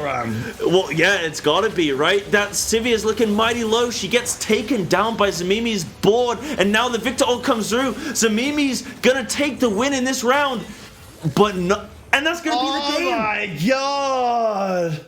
Yuso, at the final hurdle, they had it within sight, the tournament win, but playing spoiler there.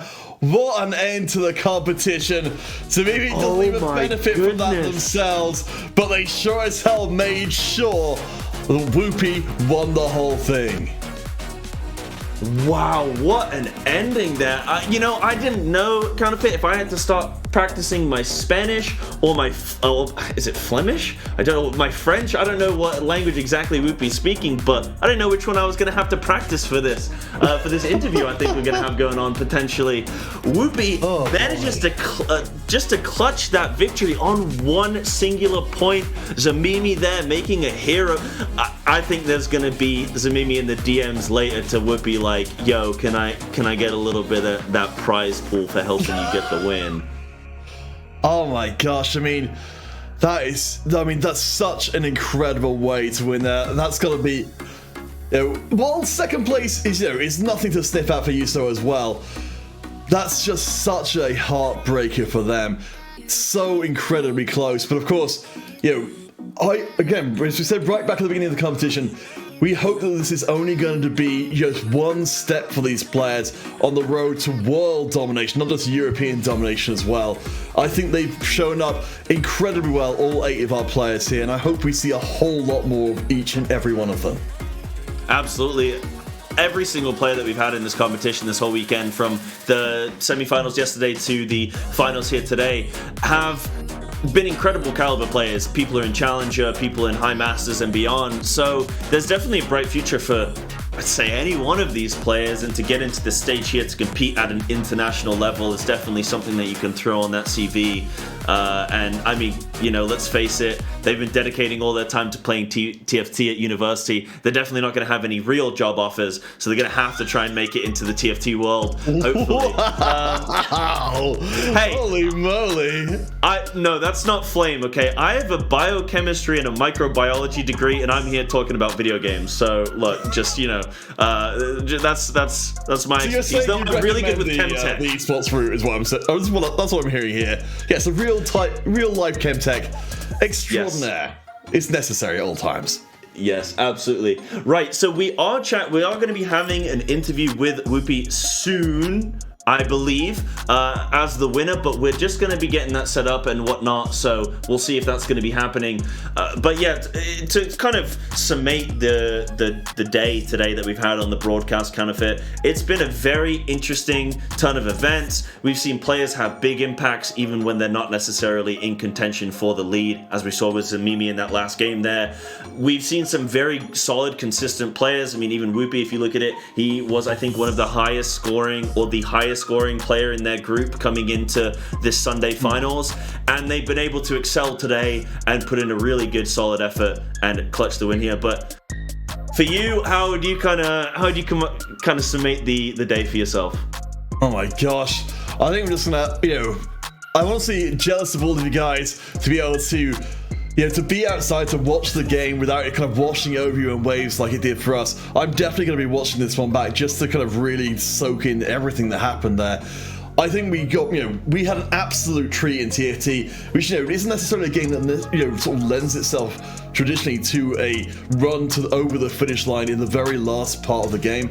But to have that be our final game of the day, that's absolutely astonishing stuff.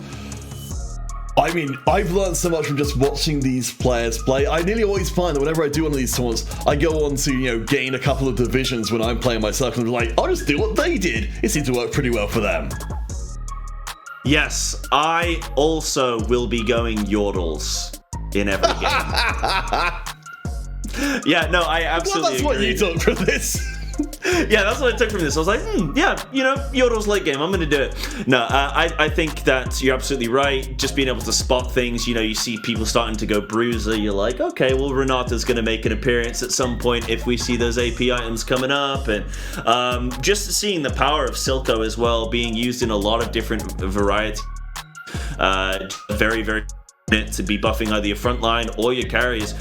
Really interesting to see a lot of the different strats that the players incorporated. We saw some very low econ strats at times, having literal 0 gold very early on into to some of these games, as well as seeing a Syndra 3 being brought out multiple games. Very, very interesting with the Debonair Syndra as a carry. Cool to see. Nice to see some variety as well, not just absolutely severe every single game, even though we did see it from Yes. Well, that's the thing. It certainly was in line with our own expectations. Even with that severe scrap kind of composition being knocked down a peg, she's still absolutely ludicrous. I think honestly, it's going to be tough. We're coming to the end of set now. It may honestly never be a problem that ends up being solved entirely. Just that I think Sivir having access to pretty much the entire board with her damage. You mentioned before, that we're seeing the players refining. This is the point in the set, in the half set in particular afterwards, where we would fully be expecting our players to have the best idea they're ever going to have as to what the right thing to do is in these high stakes circumstances. Absolutely. Even though it's a new patch, not a massive amount of things have actually shifted.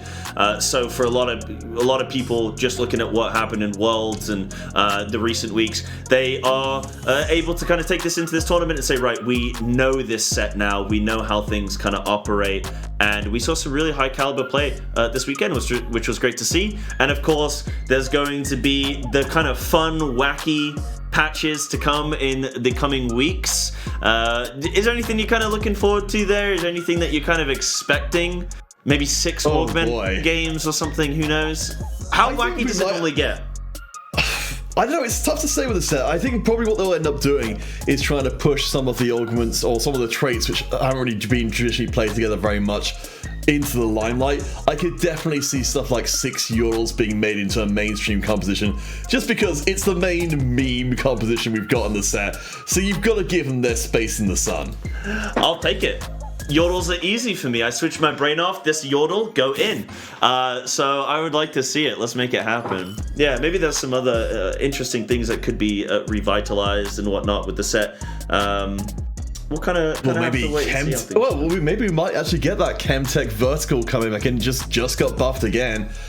I don't know. Of course, a lot of people are going to have their eyes on Dragonlands coming up. Of course, the next set, I think there's going to be a big exodus of folks across to the PBE to get, as much info as possible. It's always a really fun time in TFT where you've got the most volatile version of the set coming in, because you go to the PBE, you've got daily changes on there. So the stuff you learn on one day could be completely irrelevant by the next. Dude, I'm gonna have so many YouTube videos to watch. I'm gonna have wacky late set, then I'm gonna have the PBE, the amount of, montage, highlight videos, tier lists. It's gonna be insane. Is it called Dragonlands? The new. I get confused. So I'm predominantly I'm a big WoW player and stuff, and they've just announced their expansion, Dragonflight, and then TFT have announced Dragonlands. And I'm like, I don't know where this dragon stuff is coming from, but. Well, we have got confirmation that we didn't want to kind of tease you guys too much with it, because we're in a case that it technically wasn't possible. But Whoopi will be joining us shortly for their Victors interview. I can only imagine how much of that last game they spent, just grasping onto their desk and saying, please, oh please, this is out of my hands now. I have to rely on the most unlikely turnaround win. Yes, I mean, we even saw in the final moments of that Game 5 where there was some interesting kind of shenanigans with the Victor ult and stuff. I honestly still don't know what happened there. I want to go after this, after the stream and everything, after the production. I want to go and check that out and see exactly what happened there. But very interesting kind of play that happened there. And then Zamimi and Chuso coming down to this final battle. Whoopi was absolutely had to have been on their edge of their seat. So I'd love to hear from them and their thoughts and just going into this weekend. So the interview should be cool to have. It's always nice when you get player interviews and you get to really see how they feel they did, what their mindset was like. Because obviously as casters, we're trying to fill in the blanks and we're trying to second guess what they might be thinking, strategizing, feeling emotionally, coming into a global tournament, coming into just a tournament in general. It's a lot of pressure, so it's always cool to get their mindset. I mean, I think a lot of people would have expected Whoopi from Belgium, to do well. They did, they were the highest point scorer out of groups, and also the winner of Group B who played yesterday. So it's very much a case of there's not exactly a surprise result here. They've maintained consistency across all the days of play, all the way through. As we said, we had surprised people not actually even here in the finals. Really, really high-ranked players who were ranked, in the normal ranked queues. But when it comes to tournament play, that can all change so quickly. And every tournament's experience a player gets now is so incredibly valuable because you just can't get that in many places. Yeah, absolutely, and I hope that we do get some continued Amazon University Esports Masters events happening for TFT. Of course, chat, make sure you follow the channel. There's other events that are happening as well for Rocket League and League of Legends, well, not just TFT. So there are other esports avenues to follow over, but we are going to be setting up for this interview in just a moment. I don't know if Whoopi is joining us here. Is that what production said? I think we're going to be hopping in with us in a second. Do let us know, chat, while we've got the chance. If you've got anything you'd like to ask Whoopi, try and keep it PG. Of course, we know that Whoopi's going to be in a very emotionally wrought state after winning that last one. But if we see anything good in the chat, we can't promise we'll answer everything that's in the chat right now. But if we see something particularly good, drop it in the chat. We'll try and fit it in if we can. We've only got time for a short interview because we are running a little bit long. But Whoopi, can you hear us? Are you on the line? Yes, I heard you. Do you hear me well? We do. Yes. Whoopi, it's wonderful to have you here. I've got to ask the question that's got to be on everybody's minds. How did that last game feel once you've been knocked out in 5th and you couldn't control if you won or not anymore? Oh, I was really sad, but then I look at the results and I was like, so many, you got me. Please do it. Honestly, when Xuso hit CVR3, I didn't think I would win the tournament, but yeah, Zomini is just too good and perfect. Yeah, absolutely. That was really interesting to see, to win a tournament and not even be in that final battle. It's got to be incredible or an incredible feeling. Are you going to be giving Zamimi some of your prize pool because of his wingmanning? I could consider it, but I don't know. I will see. I see the Zamimis in the chat right now. We're like, He's like, could give me $20, couldn't you? No, congratulations on the win, Whoopi. You had a really great weekend. We obviously didn't get to see the broadcast and the stream yesterday, but you were the joint highest scoring point player in your group yesterday. Did you feel quite confident coming into this weekend? Were you expectant to potentially win the whole thing? Yes, for sure. I'm really confident, and I prepared a lot for this tournament, and I adapt my playstyle to be as flexible as possible for a tournament, and it did go well, even though I didn't really have a big game or big top one. But yeah, it works. It worked. Well, I'd like to go more into that, actually, kind of reflecting back across the competition. I know you've already had a few moments to actually do this, but in terms of particularly from what we saw today, do you feel like are there any lessons that you've learned or kind of things you already knew that have been reinforced by what's happened today? Sorry, my English is not perfect, so that's all right. could you repeat? I'm not sure I've understand the question. So, are there any lessons that you've learned today, from these 5 games? Oh, it's always yordles. Yordles, you click it. Dodge yordle. There What we did go, I say? Si, you had it right. I was There you like, go. do I do it? Do I do it or not? And I was like, okay, go.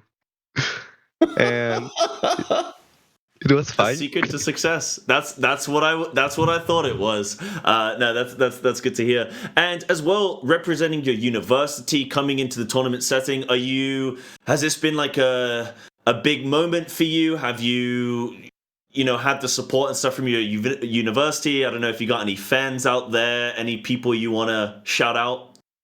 Yeah, for sure. I would like to thank the Sefuk Gaming, that's the organization for my university. And in a more particular way, I belong in a structure, his name is Kira Corp, and they bring me a lot of soutien, a lot of help, and they're amazing. The staff is perfect, and if I'm at this point at TFT, that's because they helped me. And yeah. And thank you to all the people who followed me. And yeah, thanks. Well then, I've got just one last question for you. You've got the space now to address your fellow competitors from the finals. Are there any words you'd like to pass across to them as a final thing today? Sorry, I didn't understand well. So your opponents from today, is there anything you'd like to say to them? Oh, they were great, and maybe have one today, but they could do it also. And yeah, keep going.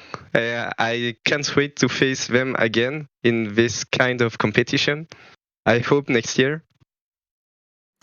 Absolutely. And I just have one final question as well. It's great to hear that you're not only a great TFT player, but you're confident and you're humble as well. So that's good to hear. But Whoopi, if you could cuddle with any League of Legends character or TFT character, who would it be? Oh, Tam Kench. Always hungry. Okay. That's a great answer. Whoopi, thank you so much for coming on and interviewing. Enjoy the rest of your day, your studies, and enjoy the prize pool as well. Hopefully we'll see more of you in the competitive scene. Thank you. Yeah, now it's exam times now. Oh Gonna be hard. Well, But, hopefully yeah. we don't keep you. Hopefully this has not kept you from doing too much of your studies. But at least your studies have borne fruit today. Yes, thank you. And you did great also. Here the stream, you were really cool. Great caster. Look Well, at that. We enjoy casting you guys as well. That was a hell of a show. All right, Whoopi, thank you again so much for joining us. So we will be moving towards the end here. Cyber, there's been so much to think about. Again, I think we've been saying, we need time to reflect on everything that's happened here because it's in a heartbeat, it's all over. Yeah, this Counterfeit has been my first ever TFT event, and I know, chat, you couldn't tell. I know you thought this was wild. But this has been my first event coming into TFT. It's been, I didn't really know what to expect of this weekend, but it's been so incredible. It's been really, really fun. A short and sweet kind of event, but really awesome to see some of these players coming into this competitive scene and getting to make a name for themselves, and seeing everyone in chat, seeing all the support for all the different players. And even just in this kind of channel, not even considering all the other channels that we've got going on, the multi-streams, it's been incredible to be a part of. In Counterfeit, you've just been absolutely amazing to cast with. It's been a pleasure. Yeah. I mean, Sai, as I said, genuinely, I think you've done an amazing job. Chap, I demand you show Sai some love. That's how it works, right? I'll show myself we've seen a lot of love going around there for the various different players, but this has been absolutely amazing. Of course, a shout out as well to our partners on the multi-streams as well, providing localized versions of this competition across. I think that's so important that so many different places get to experience someone as amazing as this one. Yeah, it's really incredible to have an international tournament with international multiple different streams, and on a university level it's really great to give these players a chance to have like a nice safe step into a competitive environment where they've got the support of their of you know, like you're saying, from Whoopi was saying, having the support of those around them is really, really good to see. Yeah, we are going to be ending up in a moment, but we do have kind of the next stream from the UEM is going to be the 14th of May. It's going to be a last chance qualifier for League of Legends. So if you're interested in TFT League of Legends, like I say, other esports as well, not just TFT, make sure you follow the channel, keep updated on news, check out the Twitter account as well. I don't know if we have a Twitter command, !Twitter in the chat. Maybe that works, maybe it doesn't. And follow us on Twitter and all that good stuff. Counterfeit, where can chat find you as well? Well, I personally am Counterfeit Cast, I believe. It's going to be on the bottom of the screen. And look, Sai there, even your one's on the stream as well with an underscore between the two. Yes, absolutely. Got to make sure that TV is in there so everyone knows I stream, right? The classic. But yes, Counterfeit, it's been an absolute pleasure. I believe we're going to be throwing it out now. Chat, thank you so much. You've been wonderful. For any of the competitors that are in the chat as well, I saw some of them coming on through, filtering on in. You guys are incredible to watch. You all played amazing, and it was a pleasure to cast for you. Good luck with the rest of your studies. And yeah, chat, thank you so much for watching. Make sure you follow the channel. Thank you to our sponsors. Thank you to Amazon, to University Esports, Twitch Student, and Intel for giving us the power that we need to run this event and this broadcast. Thank you so much to the mods. Thank you to the production team. Counterfeit, thank you to you. Anything you want to say before you go?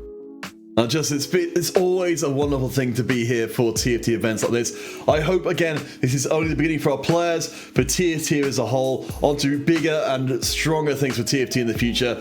Absolutely love it as an esports, and I'm so happy we got to do this event.